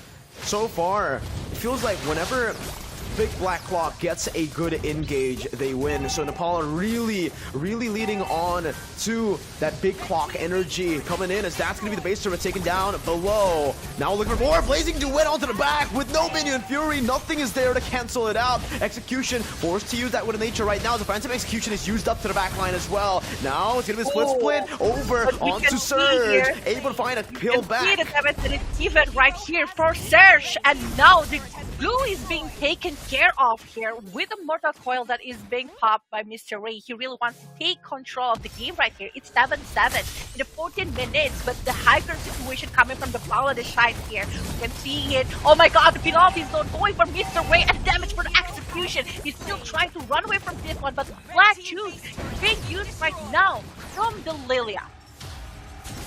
Wow. Brilliant fight there. Brilliant response as well, honestly, from Bangladesh. That could have been much worse for them had they continued to, again, give that position over to Nepal. Beautiful engages are the win condition from Nepal. It all relies on Masarap or Big Black Clock to look for those big CC initiations with the wild charge in the penalty zone. Meanwhile, for Bangladesh, they gotta play it a little bit smarter here. They gotta be reactive with their Minion Fury and with their built-in Purifies. Oh, they really need to be careful. It's 3 base turret down coming from the side of Bangladesh with 8,000 gold, lead by Nepal. They are taking all of the controls, and they still want to get the second Lord. Now, Bangladesh will be pushed, will be forced to join the war to try to pick off the player, or maybe try to initiate towards the Lord, which is not a good sign because, again, they are not in the prime position here, since we know they are losing in terms of gap level and also the gold seal. So the item, I think, like from the side of Cloud, it's almost like a full item here from Yahiko itself. But look at that blaze being melted down quite fast by the basic attack coming from the side of Cloud. We can imagine how much magic damage that can come out from this Lilia that is already using, I think, like it's a SP1 along with the glowing one so far from the Lilia. No, you can already see Nepal utilizing the Lilia that you just mentioned to try to poke down the Lord Blaze. Oh my goodness, that poke damage from Yahiko and from Xerox melts down the main frontliner of Bangladesh. Mr. Ray looking for the opening right now with a Mortal Coil, Surge with a split, but Mr. Big Black Clock with a Wild Charge and a Blazing Duet onto the back line, forcing Execution to go for the win of nature, but in the base, there's Lunatic Panda who's simultaneously able to clear out the waves to bring it back under the base. Now Bangladesh pinned down, 4 members taken out. Nepal wants to end the game. 17 minutes in with 2 waves coming down. Mr. Ray, will he be able to pull off a miracle play with a lot of damage coming down onto him? It seems like it is not going to happen for Bangladesh. Game number 1 secured by Nepal. Oh my god, we can see that how the movement that is coming from this Lancelot taking down the 1-1 solo in front of the base and taking it just like that. They're just like taking all of the controls here over the movement coming from Team Bangladesh. At first, Bangladesh was trying so hard to not reacting to every act that is being brought by Nepal, but the mirroring over the objective coming from the Nepal side is the one that make them have a lot of leads. Even despite Bangladesh was having a lead in terms of kills, it was 2-0 if I'm not mistaken in the early game that is led by Bangladesh, but Nepal was able to take control over the turret, over the turtle. All turtle, I bet, is being taken by the hand of Nepal here. It's just keep going on. The turtle, the turrets, and they keep trying to pick off the back laner of the Bangladesh. When they have like this kind of patience, they're just playing around with the patience coming from Bangladesh and taking the opportunity coming from that one.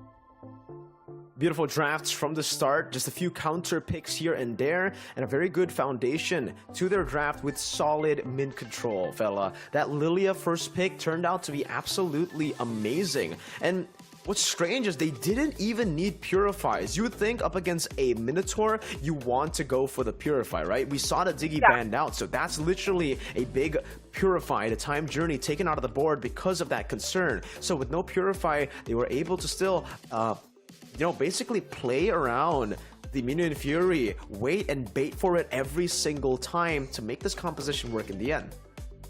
Yeah, I think like the initiation, the purpose having the glue and also Minotaur to actually like trying to pick up and also having a big CC towards Team Nepal is not really working. Like whenever the Minotaur is up here, whenever the Minotaur is there, like he's being poked hard, brutally, I might say it, from the Lilia, from the Teresa, everyone coming from the side of Team Nepal, they're just like poking him down. That's why like picking over the Minotaur actually a very good idea. I do feel like the CC is actually pretty big, the heal's also gonna be helping, but aside of that one, you don't have any kind of initiation. You need to set up for a Minotaur. That's why usually whenever we see Minotaur, we have another kind of setup hero, Lapu Lapu perhaps, or another kind of hero that can help him out. Even Lolita, I think like Lolita Minotaur combo is actually going to be a very good one. But without that, actually it's pretty hard for Minotaur to be the one who opening up a setup, especially going for a hero like Cloud, like Teresa that can counter you back. You open the Minuan Fury, but there is a penalty zone from the Teresa. You cannot really following up the setup that is being made by Bangladesh. So actually, it's actually a good draft, but not in the good draft because of the opponent's draft. So yeah, I think like Bangladesh was not having the moment for this one, but we don't know what will happen into the second game and also the third game. Maybe if there is a third game, because so far, whatever we cast, it's always like clean win. You're right. So far, it has always been just 2-0s, 3-0s all across the board. We haven't had a close series in, in the ISF so far in the Asian Regional Qualifiers. So it's definitely going to be a breath of fresh air to see maybe an equalizer here from Bangladesh, because so far it does feel like on a skill level side, this is the closest game we've had. Both teams understand what they're doing and how they can actually just adjust mid-game to each other. With even though Bangladesh kind of faltered in the early game, they were able to make some proper adjustments to be the reactive team and let Nepal go for these engages, wait for those mistakes, wait for them to overcommit to punish them through. But overall, it does still seem like Nepal are the better proactive team. And if we look at the pattern, usually the proactive team ends up winning the series all around in a full clean sweep. We're going to take a look at the match summary, post-match summary here for game number 1 to take a deep dive as to what exactly happened. Was it the initiation? Was it a draft? Who has the best KDA right now? And we're also going to see the MVP later on. Ooh, who is it gonna be? Because I think like everyone have their own portion for this one. Everyone have a really good initiation, but I was thinking about Lily or Theresa at this rate. But yeah, before that we will be seeing the total KDA here with the Grok that is actually not even being picked once, despite that he is the frontliner. He is the one that opening up the map. He's the one that is trying to see the information coming from this Bangladesh side. Even the K7, we thought that with the Farsha on board from the Bangladesh side, it will be able to help them to provide the damage, to provide what they need with the Ferraz track. But it's not really happening with the presence coming from Masarap along with the big back clock here with the Grok. They're just like initiating. They have tons of hero to actually dive in to try to seek for execution along with K7. 13-7 is 20 total kills so far, but the head-to-head with the Pulse match here with 13 elimination point in the hand of Nepal's, while for the side of Bangladesh is only 7 and 40 assists. From the assists, we can see how much interaction that they have to try to seek the pressure towards Bangladesh. The action per minute is actually pretty huge as well coming from Nepal. We know that actually the initiation that they try to bring towards the objective or even towards the pick-off combination is just going really great, but this is gonna be the MVP for this one. 0-0-12 by the Grok Big Back Clock with 92% team fight participation. Gotta give it to him, man. Nepal really finds their comfort winning out, firstly, with the initiations that comes from Big Black Clock. Like I said, in game, right? Nepal really relying on that Big Clock energy to carry them through in these initiations, and hey, he delivers absolutely in this game with a lot of those crazy wild charges, and if he continues to do so, this will definitely skyrocket Nepal over with maybe match point, right? So maybe for Bangladesh, their next course of action would be to try to shut Big Black Clock down. You know what? They're trying to eliminate a lot of roamer here with the Franco, with the Diggy here. But the presence coming from the Grok, I mean, like, it's not really a disabling hero, you know, with the wild charge only. They're the one just, like, playing super aggressive. So I don't think, like, from the side of this roamer from Nepal, they can play different kind of type of hero with at this rate. They just like need a hero that can play aggressively. I was thinking if they are gonna be surprising us into another kind of super aggressive one like Natalia, because I do feel like the movement is kind of like that way. It's honestly phenomenal, right? The way they're rotating across the map as well, Vela. And we got to give a massive shout out to Nepal here with their player, because it's really given a lot of smiles and a lot of enjoyment to everyone watching as well with his amazing initiations. And I hope we get to see more of the Big Clock energy from game number 2 onwards, because you need to get him on these initiation heroes. He is an absolute playmaker on the Grok. Give him something like an Atlas, a Kufra, and maybe Bangladesh know what they're up against, because if you take a look at the bans earlier, there were a couple of big roamer bans too. Yeah. That's why maybe they know each other. Maybe they know that they've done their homework here to find what is actually Nepal have on their hand right now. I want to see something new, something fun into the second game. I mean, we saw the Minotaur, we saw the Lilia pick, which is pretty rare right now. It's not like very common to be picked inside of the line of Dawn. So I want to see what kind of draft that they will try to bring out for this one, especially coming from the Bangladesh. I think like they really need to think outside of the box for this. They really need to have something different with all of the progress that they've seen from Nepal side. We saw that how aggressive they are, how they are trying to not going for something that they are not really sure. They are just changing it into something that they can funnel on into the objective or something else. So if they can try to figure out how to actually having the early game and try to max the potential to the mid to late game, actually it's going to be a very good one. Mid to late, early to mid. So far, though, we have seen that the early to mid strategies have been working much more efficiently at IESF Asian Regional Qualifiers, and maybe it's just the meta. When you have that early game, especially when you have a 5,000 gold lead or a higher than 5,000 gold lead, like you did mention in match number 2, it's almost like a death sentence for these competitive teams, for these high-level teams, because they're going to be able to utilize that gold lead really, really well to suffocate their opponents and take the game very slow. Discipline is the name of the game. And I think Nepal has had much more discipline to play with compared to Bangladesh, who were still very impulsive in the way they were initiating, in the way they were taking these fights, because it felt like they were just going into these fights without a lot of the setup, without a lot of thought put into them, like the waves over in the side lanes that were controlled. Because in the end, what made them give up the fight was that Lancelot split pushing into the mid lane. Now we're not going to be seeing the Lancelot right now. It's directly being banned from the side of Bangladesh because they know how is Nepal with that one.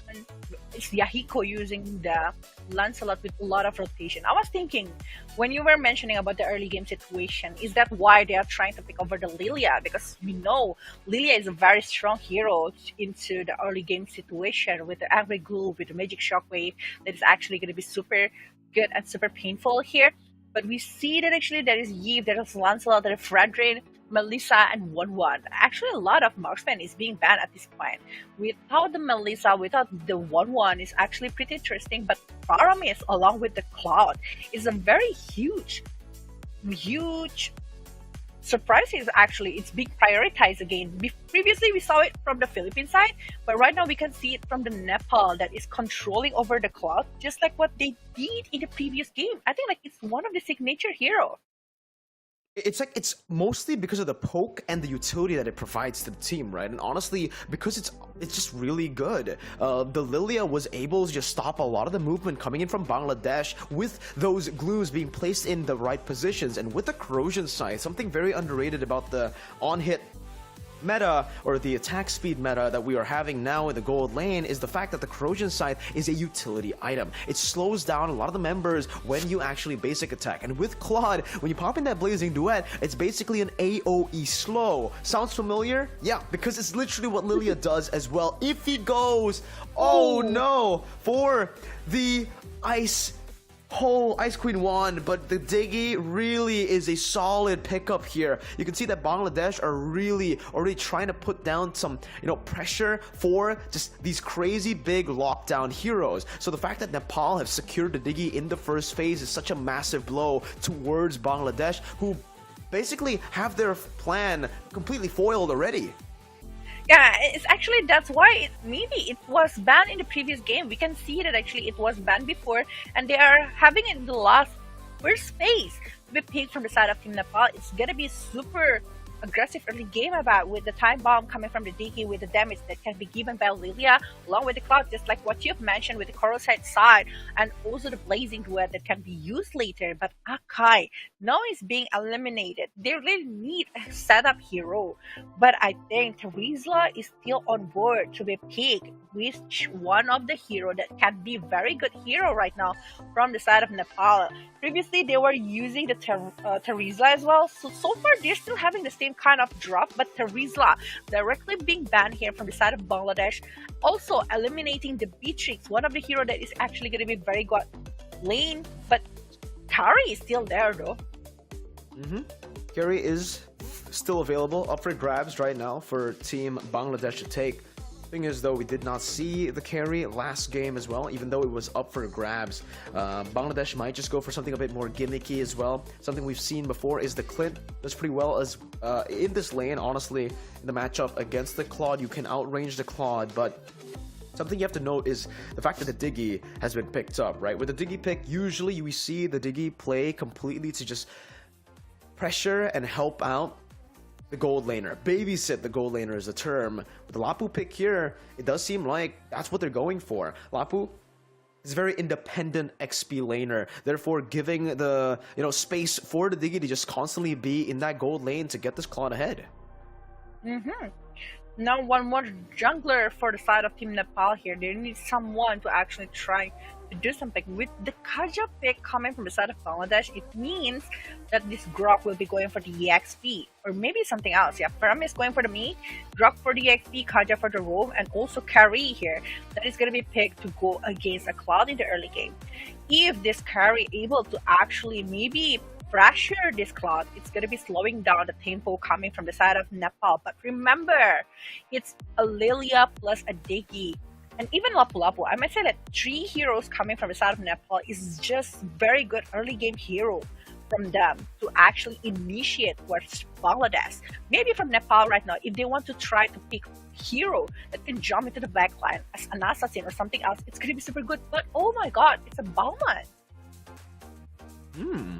Something that we haven't seen in a long time. Utility, sure, is still in the meta, but we usually still see, the classic standard Fredrins, and we haven't really seen the Bauman. But honestly, look at the composition and the Nepal have built themselves up here. The Bauman isn't too bad, right? You want to be able to try to out-retry the Martis, out-farm the Martis, so that's what Bauman has in his kit. He has a lethal counter to just go and secure these neutral objectives like it's nothing. But they have to be careful because the Kaja's Divine Judgment is a CC skill that cannot be purified. It's a suppression. So the Diggy will not be able to get the Bauman out of those sticky situations, especially when it comes down to the neutral objective takes that Bangladesh will surely be looking for in this game. Pick off versus Team Fight here. This is Bangladesh versus Nepal for the second game of Best of 5 series. This is South Asia final for the Asia Regional Qualifier World Esports Championship 2023 here. Ladies and gentlemen, we can see that with the presence coming from the Lunatic Panda with the Bauman, I'm really concerned about the objective gameplay. We mentioned it before, how Nepal able to control a lot into the objective game here, especially going for the turtle, going for the lord. They just able to secure it really well, and I think that is the homework, biggest homework for Team Bangladesh, how they're going to be trying to mirror this one, or maybe trying to outplaying Nepal on this. The Divine Judgment really need to be taking care of the presence coming from the Lilia or even coming from the Bauman. But will they have enough damage in the early game to do so? It's already an interesting start here in game number 2. Something that I definitely didn't expect. Big Black Clock is on the Diggy, but he is babysitting the XP lane instead of the gold lane here, so giving Ahiko just some solo space to farm. Bangladesh will definitely try their best to punish that fact. Meanwhile, Nepal, maybe they're just playing around this Bauman. Not exactly the XP lane for no reason. They're playing around the XP lane because they want to get that neutral objective control. Meanwhile, Yahiko up top, already going to get bullied here. There's a wave cut in progress by Execution and Blaze. Going to be able to put in some more pressure as they look to go for the turret gold. No Divine Judgment yet for Blaze, so that means that the Cloud will still be able to farm up right now. Pops into BMI. Mr. Ray, little damage. That's a flicker. Reverse time. Bringing Ray back onto the glooms, and this might just be it. It's the first blood, but it's from Mr. Ray. The Black Shoes gets popped in. Xerox able to get back up to some HP as there's some rotations being placed down by Lunatic Panda. It's gonna be the gold buff taken away by Blaze. The neutral objective is up, but Nepal maybe have miscalculated this. Lunatic Panda try to go for a trade up top instead of the neutral objective. And it might be taking a lot of time if they want to go that way. That's why even Nepal trying to go for another things here, but it's going to be a huge objective towards Bangladesh. I think they are having the things that they wanted, but oh, the wild charge.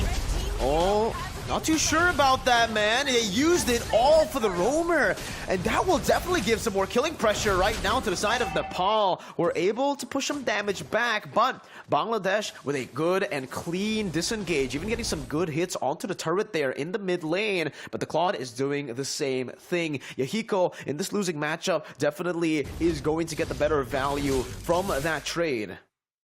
Oh my god, but actually looking good coming from the execution here. Slowly but sure, he's trying to get over the redemption over the top lane gold shield turret here. They just like try to go for the mid lane, try to get something else. But the objective gameplay coming from Mr. A is actually really good. And Nepal unable to actually do the same thing like the previous game. They were trying to play aggressive, but the purpose of having the Balmond is actually to try playing better on the objective with the lethal counter plus retribution, but it's not really working.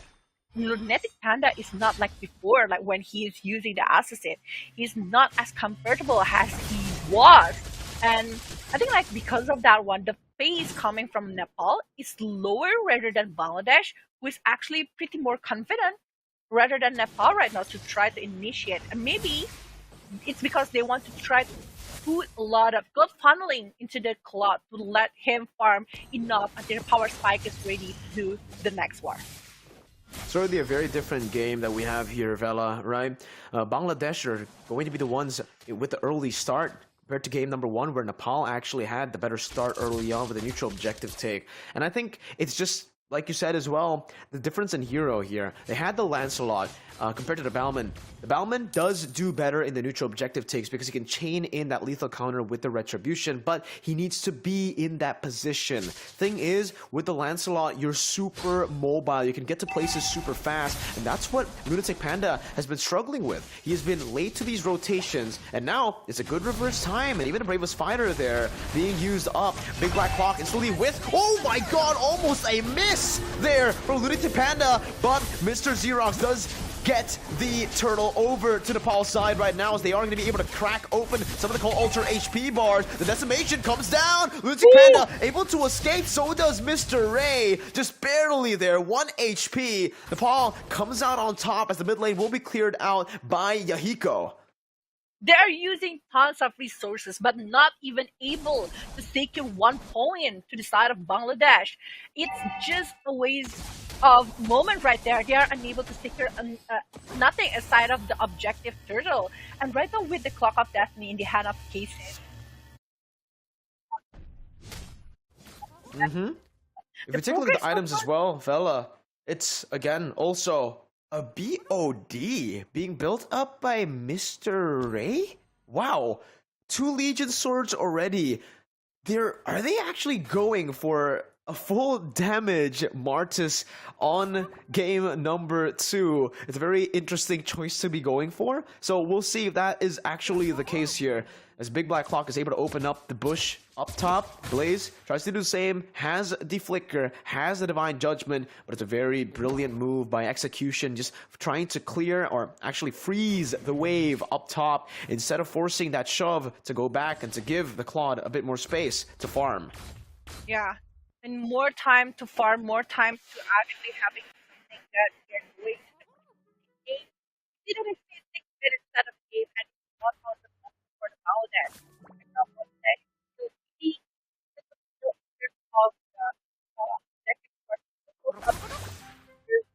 Hey, there's no turret, but oh, they want to do something, but the damage that is given by the time bomb is just so huge, Mirko. That's the benefit of having a mystery shop. You usually see like an Impure Rage or even Magic Worship if you want to go for pure damage, but Big Black Clock is actually opting to go for mystery shop, and they have more pressure because of the time bombs. Mr. Ray is going to be chunked, and that's the lethal counter retry combo that we mentioned. The Flicker, Bravest Fighter stun from Masarap, playing out of his mind with a brilliant pickoff. Now it should be the top lane siege going down. Blaze has the Divine Judgment, but with a man advantage, it should be able to take this tournament without any problems. Reverse time bringing him back right now with a blazing duet, melting down the Cold Ultra HP. Yahiko will be able to catch another, and it's 2 kills over. Surge with a flicker combo and the wild charge, but it might be a mistake. They'll lose even more of their members, trading it in only for a Diggy as Yahiko just pops back right away easily to his battle mirror image. Oh, this is not looking good. It's a lot of action that is happening just now, but actually with the presence coming from the Yahiko, actually is going to be dealing tons of damage, and also the ability to have clear of the minion is just giving Bangladesh under pressure right now with the Angry Gloom, with the Magic Shockwave, and now it's less than 1 minute before the first lot appear inside of the Land of Dawn. But the pressure from Nepal is just continuously happening. And from the side of Bangladesh, they really need to figure it out how they are going to be able to try to pick up somebody from the Nepal side, especially if they can go for the pick up here for the maybe Lilia or even going for the Cloud, because Cloud is just like going to be very, very important to be picked. And it's about the item power spike, right? Nepal, they weren't able to do well early on because of that power spike. Xerox pops into Black Shoes just in time. The Divine Judgment is only on to Lunatic Panda. That's a lot of ultimates. 3 ultimates being burnt out now. If they get Xerox, is going to be worth it, but they don't. Xerox pops the sprint, able to kite away right now. The reverse time gets placed down. K7 should be dead here as he gets brought back to the team, but he goes for the Shadow Stampede, bringing Masaraf back, who doesn't have the bravest fighter, and it's actually a punish. Bangladesh with an amazing move on to Nepal, just reacting to those plays once again. Yeah, it's another thing right here coming from the side of Bangladesh. Masharap is down, but you know what? Lunatic Panda really need to take control from this. Maybe, yeah, they can try to stick for the position coming from Bangladesh with a lot of information that can be given, but K7! He's just being picked up just like that. Very, very bad pickoff for Bangladesh there. Amazing pickoff if you're in Nepal right now. Yahiko, look at his positioning. He's just going for the flank right now. He's waiting for the Blazing Duet, the flicker from Blaze. The Blazing Duet is throwing everybody away, even melting down to Cold Ultra HP as Execution gets thrown away. It gets Lunatic Panda the right amount of space to go for the lethal counter Retribution, and it's a free Lord over to Nepal. Only Big Black Clock gets taken down, but it's a completely worth the trade. They were able to get an XP laner and a jungle on top of the Lord. They are able to secure a lot of things right here. They're getting the jungler, they're getting the XP laner, plus the Lord that is marching to the top lane. It's just a huge change here. Now the gold is leading from the side of Nepal. They're changing the game into their plan accordingly. Like, Bangladesh was not having a really good time before, but with the BOD coming from the side of Martis, maybe they really need damage coming from the side of Bangladesh. That's why they are planning to get that way. But it means that the Martis will be easily to be picked off. That's why it melts down by Nepal really fast. They really need to respect the damage coming from the Lilia along with that begging. Well, they're looking for some more AoE damage, and this is what we said in the drafts, right, Vela? That Faramis pick forces the whole team from Bangladesh to kind of clump up, and it's amazing if you're Nepal because their prior heroes are Lilia and Claude, 2 AoE damagers that can really just soak and melt down all the Cold Ultra HP away, and actually uses the Cold Ultra as a built-in CC, I would say. Because with the Cold Ultra, when you lose your HP, you get silenced. That does give Nepal a bit more room to play when it comes down to punishing them. And Yahiko, he's not just going for the lane minions, he's also going to go for the jungle camp, stacking up the passive while just taking everything away from Bangladesh. Ooh, now it's 11 minutes out of the game and it's 4,000 going for 5,000 lead. The later the game, the bigger the damage coming from the side of this Yahiko, but Serox actually is just like looking so good here with all of the damage that he's given, with all of the precision, with the timing, with all of the black shoes. It's actually giving a terrifying moment from Bangladesh here. Bangladesh really need to be careful. Whenever they try to open up the bushes, they are really need to be ready with the presence of Nepal, just like this one. You can see that how many damage that is given from the side of Nepal, but also the poking coming from the side of Bangladesh. It's just like they try to initiate something, but Blaze have a biggest homework here. Back again, they really need to focus on one important hero coming from Nepal, despite its sort of things, just like what they did in top lane. Uh-oh, that's a cancel as well. Beautiful kickoff by Bangladesh, able to spot the Lapu isolated, but they don't set up first, and this is one of the mistakes that they made in game number 1 that we criticize as well. Sure, you're able to find the XP laner, but without the proper setup, you're gonna lose more than you actually gain from these kinds of pickoffs. They've used up 2 massive ultimates. The Divine Judgment is not ready, and Nepal can actually still be going for this Lord now. They have a Claude fully stacked up with that item Power Spike. They can actually go for some more damage with a poke that Big Black Clock has with the time bombs, and even Xerox with the glooms, and you can already see it happen here. Blaze already half HP just from opening up the bushes. Xerox going into the mid lane right now with Yahiko. Surge is gonna be melted down, forced to use another big ultimate. No wild charge. Lunatic Panda is gonna have a free time here as Monster jumps in. It's a 2-man. Bravest Fighter, the complete collapse with the blazing duet, and it's a disaster for Bangladesh. A decimation comes through with Nature Pop. Xerox hunting Mr. Ray down with the sprint, able to find it. Surge won't be able to do it. It's a triple kill for the Lilia. Wow, it's a triple kill with a lot of momentum right there. They're getting very important player, Mr. Ray, as the one that having the retribution, and now it's 95% it's going to be taken by the side of Nepal unless there is a stall moment coming from the side of this rock, but the barrier that they put towards this rock is just like so massive, not even allowing the rock to get close to the side of the Lord. And now with the Lord that will be marching coming from the side of Nepal, they really need to control the laning here with all of the waves that is coming from Bangladesh. If they are able to maybe secure one base turret, it's gonna be super good. We can see here how is the setup going on with the one big bravest fighter here, and also the blazing duet is just so beautiful, and Xerox just like using that moment to burn out everyone from the side of Bangladesh and securing the triple kill here with the 11 to 9 point total coming from the Bangladesh in the 15 minutes. Remember what we said, Villa. Cold Ultra clumps you up, and Bangladesh are playing for a pure front to back. Yeah, that will only benefit Nepal. They need to try to make these adjustments mid-game, because that's another bravest fighter now used up from Masarap, able to use the anti-CC to dodge away from the wild charge. It's asking the combo with a time journey and the blazing duet into the red line, melting everyone down. It's Yahiko with the sprint, Xerox with a double, and Nepal with match point as they wipe Bangladesh out. It's another triple kill for Xerox. He wants that MVP, and Nepal want to try to wipe them out again before ending the game in the 15 minutes. Oh ho ho!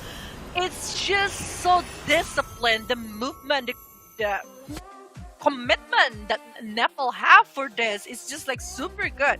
We see the reaction over every steps coming from the side of Bangladesh. Like Bangladesh was trying so hard to control the game.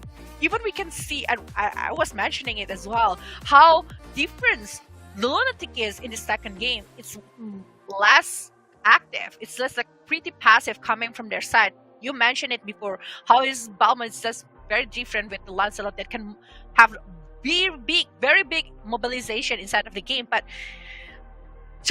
at one point, this Lilia Digi combo, it's just like bursting down a lot to the side of Bangladesh. They're just able to clear up the wave very fast, and that time that they give towards this cloud, it just works really well. It's a bit too much, right? Too much room to give. You already pick up a carry to try to counter the Claude, but when that winning matchup doesn't really do well, when you don't play for it, and when there's a Diggy on the enemy team just facilitating this Claude, getting it up to that item Power Spike really quickly, it's about the timing. Sure, Nepal were actually behind from the early stage, almost up till the mid stage, because it was actually Bangladesh with a lot of these good initiations early on, with even a neutral objective secure against the Balman. but it's about keeping that lead, and they weren't able to because Nepal just, I would say, outsmarted Bangladesh. Bangladesh had the better composition for that early game pressure, but what Nepal had was that power spike in the mid game. They waited and waited for that power spike to hit. When Xerox and Yahiko were ready to go with their items, that's when they pulled the trigger, and that's when they started contesting for the neutral objectives, giving Bangladesh just a lot of problems that they can't really deal with because their whole composition is built around clumping up, and Nepal's composition is built on countering that clumped up composition. Yeah, they're countering everything. The thing that they were purposely have with the Kaja, with the Veramis to actually initiate and try to pick up the players coming from Nepal, it's not really working. At first, they were able to secure maybe 1 or 2 points here, but aside of that one, no, they are unable to even touch a player coming from the side of Nepal because of the presence of the information that is given by the Diggy, by the Lilia, and it's Diggy with the magic worship. That's the case when you're facing Diggy with the magic worship. 1 time bomb, 2 alarm bomb, it's just like over for you. It's like half HP. It's taken just like that by a robber, by the way. It's not by the core. It's not the main damage dealer. And they kept doing that. Whenever Bangladesh was trying to open up a setup, Nepal is just like, oh, I got you. I know where you're going. This bushes is mine. You're not gonna be able to try to set up a way towards Nepal. And again, the setup with the bravest fighter, despite that Bangladesh was having tons of melee hero, they have Varamis, they don't really care. Like the cult altar is not gonna be a problem for the side of Nepal to actually going on to actually try to force all of the resources from the side of Bangladesh to be used on that war. And we have to mention this as well, Vela. The fact that the Martis early on was able to get first blood doesn't mean that you need to go for the Martis full damage. Now, did he actually go full damage? Is something we'll have to see later on. Yeah. We don't. We didn't see the items towards the end, but he was building to a BOD, 2 Legion swords, and in my opinion, that's a bit too greedy. Maybe if you get a triple kill early on, I can understand it, but even then, I would just say go for something cheaper because you will be selling that in the end. You are a semi-tank, and with the Martis, with the Demon Slayer, you are built to go for utility, right? So Hunter Strike just gets you more value in the end. If you go for a BOD, it's kind of wasted there because you will ultimately scale off anyways. So a little bit of an oversight for the side of Bangladesh, in my opinion, from the itemization, as we are also going to get going into the match summary very, very soon to take a look at, ladies and gentlemen, the conclusion of what just happened, maybe a recap of what just happened. Yeah, I do agree with you, Mirko. With the Martis, having a bit of despair is actually like very expensive item, along with a very confident gameplay that is shown by Mr. Ray. I know that actually he is having a lot of rotation. He really needs damage coming from the side of Bangladesh because, back again, they really need the time for the carry. We can see that he got a three kills so far with the 2 assists, but aside of that one, he is unable to do a lot of movement because the frontliner is not as tanky as they are expecting with the Kaja, with the Grok here. We know how squishy they are, but look at Xerox here with 8, 0, and 9. It's a 17 participation, 100% coming from Xerox here, if I'm not mistaken. It's just like super crazy. He is just like using every single resources that he have to actually get the elimination point for that. And this is the head-to-head. We can tell the 17 elimination point coming from the side of Nepal and 52 assists. They are just like cooperating together. They're just using all of the big team fight. The pick-off combination coming from Bangladesh is not really working, but the team fight does. In the early game, Bangladesh was able to maybe pick off some of the players coming from the side of Nepal. Beside of that one, this is gonna be the MVP for this game. It's 100% team fight participation with 8, 0, and 9 KDA for Xerox. 100% team fight participation as a Lilia. Usually, you'd see this kind of numbers from mobile mid laners like a Farsa, you know, just literally heroes that are all over the place with the roaming, with the rotations that they're able to give with their kit. The fact that Xerox on a Lilia is able to get 100% team fight participation shows you just how much pressure he was able to put in the map. And in the team fights, I don't think we even need to mention it. 2 triple kills speaks for itself. He was an absolute beast when it comes down to these team fights, and it's a definitely well-deserved match MVP for Xerox on the Lilia. 2 games, 2 Lilias, right? At this point, especially after the MVP performance, you really got to question if Bangladesh needs to ban it out. It's not a prio hero in the meta right now, but it's a comfort hero that you need to take into account when you are banning in the drafting phase. Yeah, it's not a very prior hero, but it's a prior hero for the side of Nepal. They are showing a really good performance with the Lilia on their hand. That's why, I mean, like, signature heroes sometimes can work if you are able to actually control it inside of the game. And I think the confidence level of this Lilia player is just like going really good, but it means that Nepal was playing with the draft as well. They are trying to make Bangladesh try to eliminate maybe the Lilia on the list. It means that another hero will be left open, and we still don't know what kind of surprises that can be brought by Nepal at this rate. They were playing with the Lilia. Maybe next on they will be playing with something different, Kagura maybe, or that, or another kind of hero that can be used in the early game as well into the late game. The Yif is also like stimulant. It's repeatedly being banned from the side of Bangladesh. I'm not really sure. Is it because of the Yif? You know, Yif, despite that, is being nerfed a lot of times, but still one of the good heroes to be picked inside of the Land of Dawn. But I think, like, if you don't want to see the Lilia coming from the Nepal with that kind of aggressiveness, you can try to ban it. Still one of the favorite picks, right, with the Yves, but so far, you're right, Vela. I think it's just a better value trade for Bangladesh right now to respect that Lilia, because they are really struggling. Sure, they can pick up the Yves, they can pick up the Valentina, they can pick up all these meta heroes, but the main reason as to why, you know, Nepal went for the Lilia is because that mid-control. So much value for your team. You are a solo laner, and you get to clear waves faster than almost anyone in the game, unless you have a roamer with killing pressure that can actually zone this Lilia away from the minion waves, right? So that's something that they need to think about. If they don't want to counter it by banning it out, they need to counter it by either deny picking or counter picking the Lilia. Get something with better mid control. Get a mid duo or a roamer that has some kill pressure so they can zone away the Lilia and stop the Lilia from being such an oppressive force in lane as that lane bully that we've all come to know. But Nepal is back as first pick with the same bans, Fredrin, Melissa. They really hate the Melissa, which in my opinion is quite odd because Yahiko has been performing really well in the Claude, which is a pretty good pick up against the Melissa. But Bangladesh have learned from their lesson, man. No more Diggy.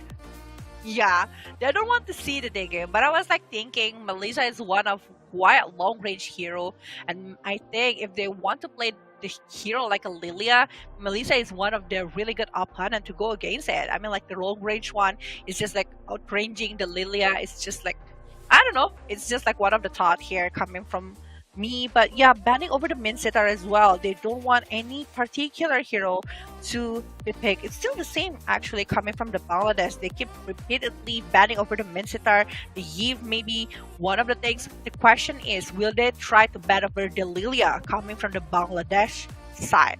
And because we know that actually Nepal was first picking the Lilia, that kind of prio coming from Nepal. One more ban here, Nepal. Will they try to ban the same kind of hero 1-1? Yes, they are. They just don't want these three heroes to appear inside of the Land of Dawn. The Min Sitar is a very strange ban that I still can't get my head around here, Vela. You need to try to explain to me maybe why they're going for this Min Sitar ban constantly, right? Because, well, now I can kind of understand because the Joy has been left open finally by Nepal. They've actually opted to go for the 1-1 ban, but Nepal has first pick, so I'm pretty sure if the Joy gets left open here, it will be Nepal who capitalizes on that fact. Yeah, it's the Eve ban here too. Faramis, Glue, there's Valentina even still up for grabs. This is a very open drafting phase in my opinion. Looking at Nepal, what do they want to go for? Because Bangladesh, not bad, not a bad trade completely, right? Because right now they can actually just say, sure, Nepal, you want to go for that prio pick? We've left so many heroes open that it's actually more value for us as the second pick to go for those two prio picks. The Faramis becomes a choice for Nepal, clumping up together, and this does give Bangladesh to go an option to go for the Joy or an Arlet or Joy and Arlet to go up against that AoE clumped up composition. the interesting part is, Mirko, the glue and also the joy is not being is not being banned. It's being completely left out. Previous game, even the previous 2 games coming from the side of Bangladesh or Nepal, they are not even trying to ban it, and they're not even prioritizing that kind of hero to be picked inside of the Land of Dawn. That's a big question here. Will Bangladesh playing it in a 3rd game? Because the first pick over the Faramis is actually pretty huge, but no, they were saying, oh, you are constantly using the cloud, so I'm gonna denying that one by picking it. Maybe they will try to deny it with the Lilia, but I don't think it's going to be necessary at this rate. If you want to play quite early with the Lilia presence coming from your side, actually with the presence coming from the Varamis, it's still going to be like very good coming from their side. And the Lancelot pick, they really want to try to get into the backline of the Nepal. And finally, we are going to see a different hero that is going to be picked by the Nepal, which is going to be the Beatrix along with Teresa, just like the first game. That's, again, something that's just really good from the side of Nepal. They've always been very aware in the drafts from game number 1 all the way to game number 3 here of how to counter and when to pick these heroes, right? They see the Claude. The main bans for the Claude so far from Nepal has been the Beatrix, right? They always ban out the Beatrix when they go for the Claude, so you can understand that Yahiko, he is a Claude main, and he definitely knows how to counter that Claude as well. So picking up the Beatrix and even denying that Terizla pick is such a massive blow towards Bangladesh. Here, the Faramis pick already denies the glue pick. The Terizla pick now basically denies that Terizla pick away from Bangladesh as well, so they can't really go for anything that can counter fully the composition from Nepal. But hey, Bangladesh is taking a page out of Nepal's book here as to how to counter a clumped up composition, right? The Claude and Lilia did amazing up against the Faramis last game, and that's what they're trying to replicate here. Yeah, they tried to give Nepal taste of his own medicine here with the Cloud along with the Lilia, big pick from the side of Bangladesh, but they still need a setup hero. I mean, like, with the presence coming from the Terizla along with the Varamis, they have a really good combo right here with the Nibiru Spatian even. If, I mean, like, the presence of the Atlas or maybe even the Kufra will be very good. That's why the Biggie ban is also like one of the good things coming from the side of Bangladesh. They try to eliminate any kind of possibility here because they still can try to pick over the Atlas or maybe the Kufra or maybe another kind of setup hero as long as they can try to put Nepal into one place together. And banning over the Akai, they don't want a setup that can be broke out with happy speed. So it's getting closer to that moment, but Arlot ban is also gonna be a very good one. I mean, like, the Arlot damage is actually pretty huge inside of the Land of Dawn, but the Martis is also being eliminated. No Martis, a lot of utility being taken off the board, a lot of CC going off as well for Nepal right now. The Arlot that we mentioned earlier, and even the Atlas respecting Bangladesh, respecting Blaze, who's been playing a lot of the initiation heroes as well. We saw the Minotaur in game number 1. Atlas is a very similar hero to Minotaur, just with a little bit more mobility. And the Grok will be the option. Still sticking to what they used in game number 2. First picking it here, I don't know about that though. Nepal, what do they want to go for? The Julian! Wow! Is the option to go for against the Lilia. We'll see how that works out. Lilia should still be able to have a bit more pressure up against the Julian. The final pick, though, for Nepal will be here, right now. It should be the Roamer, unless the Faramis pulls off a sneaky on us and goes as the Roamer. But it's not going to be it. It is going to be Lolita as the Roamer, your mid lane Faramis, and it's jungle Julian, something we haven't seen in a while, Vela. Yeah, it is. It is not in a while. I mean, like, the last time I saw it, I think, like, in the MPL season 11 early, but aside of that one, I didn't really see it now inside of the Land of Dawn, because I think, like, a lot of nerves happen towards this Julian, but the confidence by picking it, it means that they have something on their mind here. But the usual pick coming from Bangladesh side, they really want to take out the Beatrix at this moment, and also, like, having a maybe quite 50-50 a good laning going with the Terizla. But back again, the setup, I do feel like with all of the skills coming from the side of Nepal, all of the resources that they have, it's going to be a pretty huge moment. Will Purify prioritize coming from the side of Bangladesh with all of the CC that can be brought by Nepal itself. It's a great pick. I love the Yuzong here. The Yuzong is very, very value. Up against a Beatrix, he's definitely going to be able to dive on the Beatrix and force the Beatrix to be isolated in most of the team fights. But ladies and gentlemen, Nepal can definitely try to out-execute their game plan against Bangladesh in game number 3. Will Nepal get a clean sweep and keep the pattern alive of the IESF Asian Regional Qualifiers? Or will Bangladesh break this clean sweep curse of IESF Asian Regional Qualifiers? Hopefully, it's just gonna be another surprises coming from the side of Bangladesh. They will try to maybe to break the curse at this moment, but right now, the pressure that is given by the side of Nepal, despite that they are not the one that having the Lilia, is just massive towards the neutral jungle from Bangladesh. That's a confident when you're having the Lolita on board. This is what they really need to do towards Nepal. Bangladesh need to work out with the Lilia, with the hero that they are having, especially the Grok. They need to play aggressively towards Nepal, maybe focusing towards this Beatrix or even going for the Lolita. Since like if they are able to maybe chunks up some gold in the early game, it's gonna be so much better on their side. And the Purify that is being taken by K7, it's like respecting all of the CC that can be brought by Nepal with the Manon Blast, with the Lunatic Panda along with Masarap here.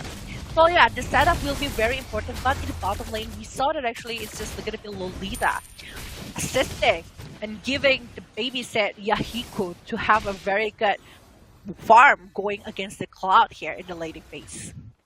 Very slow early game, as we can expect from both these teams, not having a lot of kill pressure. Xerox with the Shadow Stampede brings Surge back, but the Black Dragon form comes up right in time. Level 4 now, as you can see already, a rotation being placed down. K7's gonna rotate up to the XP lane to soak in that XP minion, as Blaze is first onto the turtle.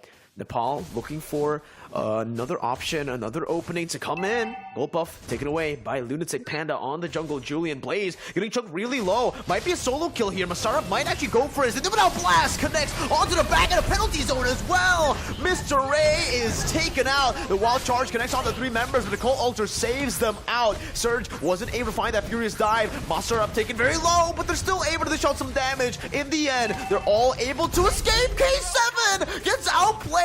Masarap is gonna get walled down. Xerox is hunting them down. Big Black Clock with the Guardian's Bulwark, a flicker from Xerox, and it should be a double. 2 kills over to Nepal. A beautiful start to the team with match point.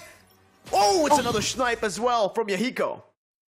Oh my god, with all of the damage that they are giving, but that setup coming from Nepal is just like so beautiful. We can see it from the replay. How is the Manon Blast actually focusing towards Ray, and the follow-up is just coming really well. But again, this is Paramis with the Cult Altar, and the Wild Charge is not really matter at that point, but this is the moment. We can see how is the damage that is given from Masarap is just so beautiful. Take care of the K7 that is trying to chase them down. It's without a flame shot. Usually we see the Lilia with the flame shot or even with the flicker, but with the Purify on their hand, it's just like no different. And oh my god, his top lane! Surge is being solo killed by the Charisma. It's a disaster across board, an absolute disaster for Bangladesh, losing members left and right, soloed here and there. Now it's the enhanced chain locking him down, and the enhanced scythe to take him out. Xerox with the recalls, Lunatic following through, Yahiko just tanking up, soaking the blazing duet damage in. Blaze pops in a power of nature, but he gets immobilized and taken out by the enhanced scythe. You gotta respect the damage here from the Julian. It is a hero that we haven't seen in the jungle for a long time, but still, the damage is real from Lunatic Panda. Yeah, I mean, like the level gap shows the potential here coming from Lunatic Panda. The gap having more damage is just so crazy towards Nepal, towards Bangladesh here with 3,000 gold lead on the Nepal's hand, and it's 8-3, and now they are going even to the objective turtle here, Lunatic Panda, with 3 members from Nepal that is blocking the barricade here, not allowing Bangladesh to even get close to that moment. And Yahiko is just like being super independent here, using the Beatrix, just like taking care over the turrets in the bottom lane, using the snipe down, trying to use the Nibiru to try to poke the damage to our execution. And because of the clearing that is going really fast, no one from Bangladesh is able to actually get close to this Beatrix. There's no commitment to go that far, Miko. Free turtles. That's the name of the game. Nepal now. Ooh. Barely just connecting there. Yahiko. Again with a snipe. Able to connect on the basic attack this time. If he landed that Renner shot, it would have been a kill onto K7. With how squishy he is, Masarap still holding on to the penalty zone flicker. I know he's thinking about it. I know he wants to go for the dive, but they decide to just not commit onto it. Blaze. Defensive wild charge. That's when you know you're really behind, when your roamer has to use the big initiation tool as a disengage tool to get himself out, and even then, it's him very low.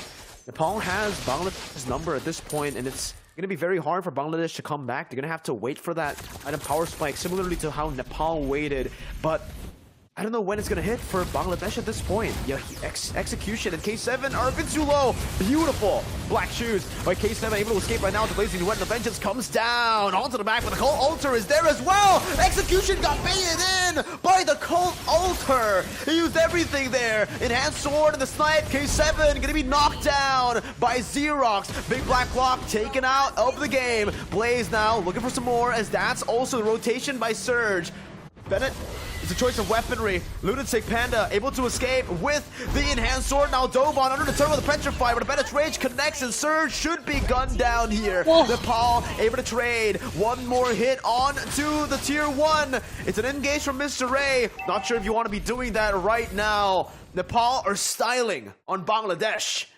They are not even styling. They are really disrespecting the movement towards Bangladesh here. Bangladesh, whenever they try to get something from the side of Nepal, it's just like being blocked really well from the side of them.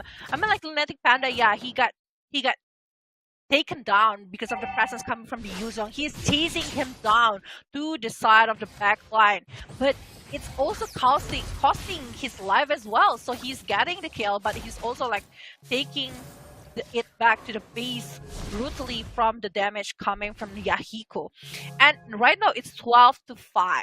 It's massive. I mean, like the action per minute that is brought by the Nepal side is just so intense. You know, the setup they try to make Bangladesh struggle in each lane. In the top lane, bottom lane, they are melting down the turrets. They are trying to put down this cloud. They are not even allowing the cloud to have a proper farm. It's just like keep going to their side, but the Teresa in the top lane. Okay. Do they have to see? I'm not sure what Bangladesh have to do at this point. Well, I'm getting really confused as to what they need to do. If they look for a team fight here, it's not really going to work as well, because Nepal have the better team fight composition to play with, especially with their 5,000 gold lead. You can see the disrespect also being just placed down. Masarap is just playing under the tier 2, zoning away Mr. Ray. Almost solo killing. He might as well go for it. Yep, there it is. The penalty zone flicker. You were waiting for it. We were waiting for it. He does it, and he finds it. Now, in the mid lane, looking for more. The mobility of the chain, and with the wild charge even, it's not enough to get him out. Now the Renner shots, trying to look for it, but even then, even with the vengeance, it does not matter. Absolute domination from Nepal. The showboating continuing here in the 8th minute of the game. Full recalls, full disrespect.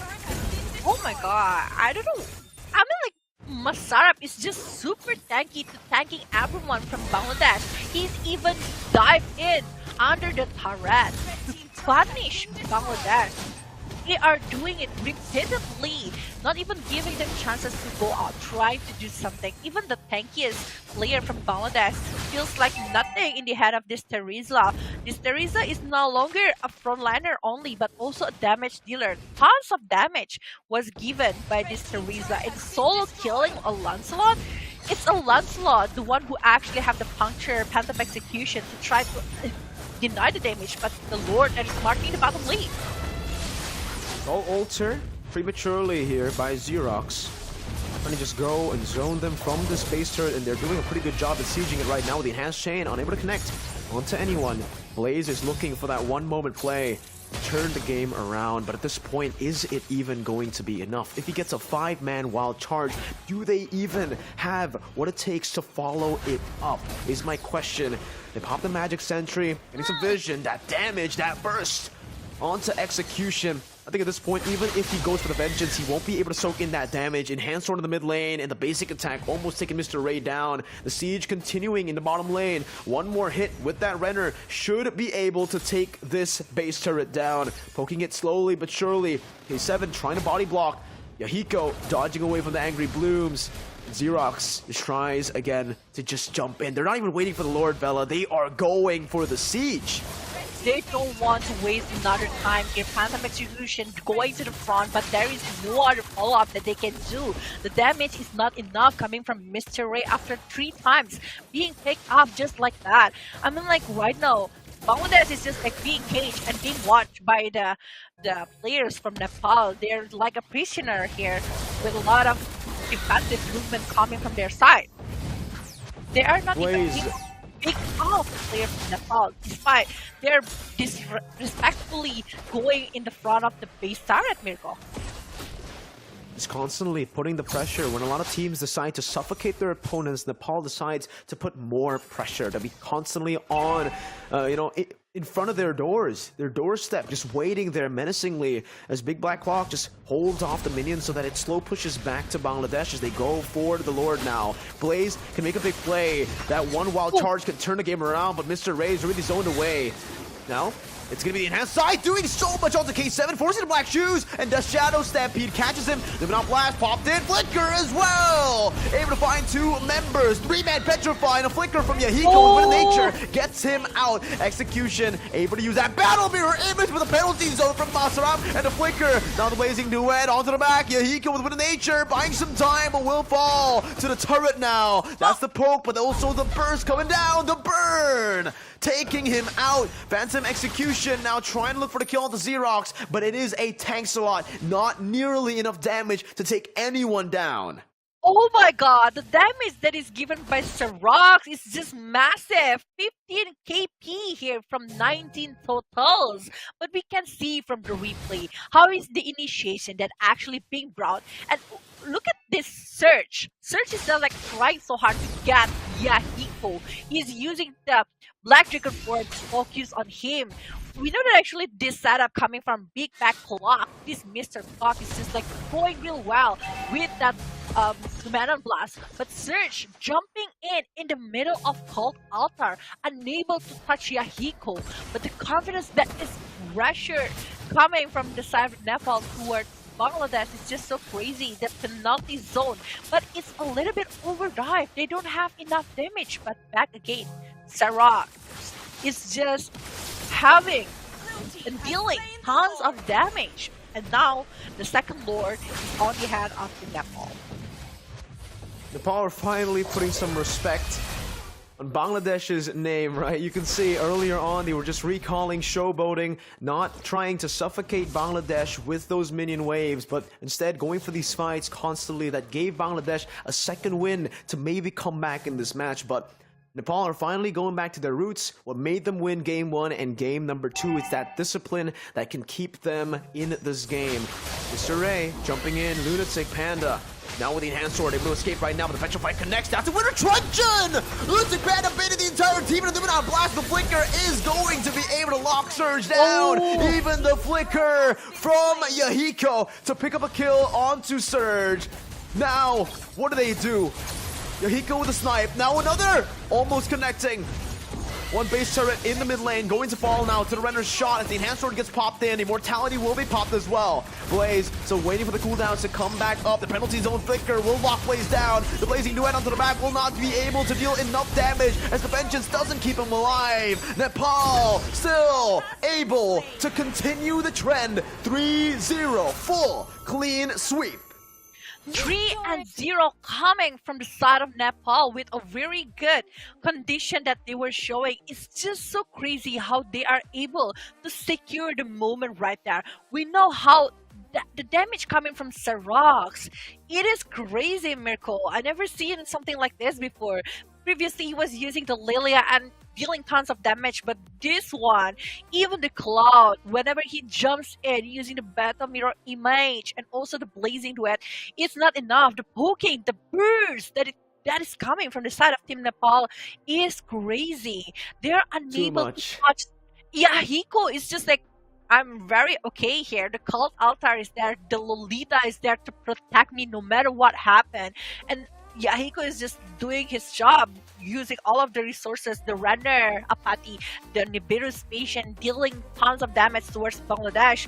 And Nepal is just like, it's so hard to beat Nepal when it comes to the big team fight. It's just like they are very disciplined, they are very confident with the movement that they are having. It's again just absolutely well played, so congratulations to Nepal for securing first seed. But ladies and gentlemen, remember, both these teams will be participating in the Asian Championship for IESF, so it's already confirmed, ladies and gentlemen. Now every single seed and every single country has been confirmed. Kazakhstan from Central Asia, Mongolia from East Asia, UAE from West Asia, Cambodia and Philippines, with Philippines being the first seed and Cambodia being the second seed from Southeast Asia, now Nepal and Bangladesh as well, with Nepal being the first seed, and also Saudi Arabia as the host country. Ooh, so we already know the top 8 of 10 slots that will be taken into the Asian qualifiers for the ISF 15 World Esports Championship 2023 that will be held in Iași, Romania. This is going to be super crazy. All of the teams that were playing really well. We saw a lot of development right there, a lot of growth into the countries that is playing inside of 15 World Esports Championship 2023. I cannot wait what is actually going to happen later into the Asian and also the main event later. And I think like so far, Nepal is one of the teams that playing really disciplined. Is it going to be one of the team that is actually going to become able to put Philippines down, because Philippines is one of the strongest contender here inside of 15 World Esports Championship 2023. See, that's the thing, we will never know up until the Asian Championship, so you guys gotta continue to follow through the ISF matches later on as well. I personally can't wait to see, the Philippines and Cambodia face off against the other regions, because we haven't seen that competition in a long time. We've seen Philippines a whole lot, we've seen Cambodia a whole lot in the international tournaments, but with all these countries stepping in, maybe we'll have a few new teams to put our eyes to, put our attention to. And I really hope it comes through for the rest of the Asian teams here. We've seen brilliant performances from Nepal, from UAE yesterday as well. And even here, it was a very, very valiant effort from the side of Bangladesh. We'll definitely see some improvements and some adjustments from them as we take a look at the match summary, post-match summary for game number 3. The final game of the series. It's a clean sweep, fella. Through all games of the Asian Regional Qualifiers have gone all the way sweeps. Yeah, I mean, like we can see from the data here, how is everyone coming from the side of Nepal having tons of damage within 23 kill totals for Nepal, while it's only 8 for Bangladesh. They are struggling. They're trying to use the same kind of hero, same kind of gameplay that was planned by Nepal, that was used before in the first and second game by having the Lilia, having the Cloud. But I think the Grok unable to actually giving the chances for the Cloud and also the Lilia to have a really good setup, to have a really good pick-off moment. Well, Serox and also Mr. Clock here actually having a really good moment with the Numenum Blast with that Cult Altar to actually save the player from Nepal. So in the initiation that is always being brought by the Grok, by the Yuchong, is always stopped by that situation. But this is the head-to-head with 43 assists coming from Nepal and 23 elimination, along with 8 deaths.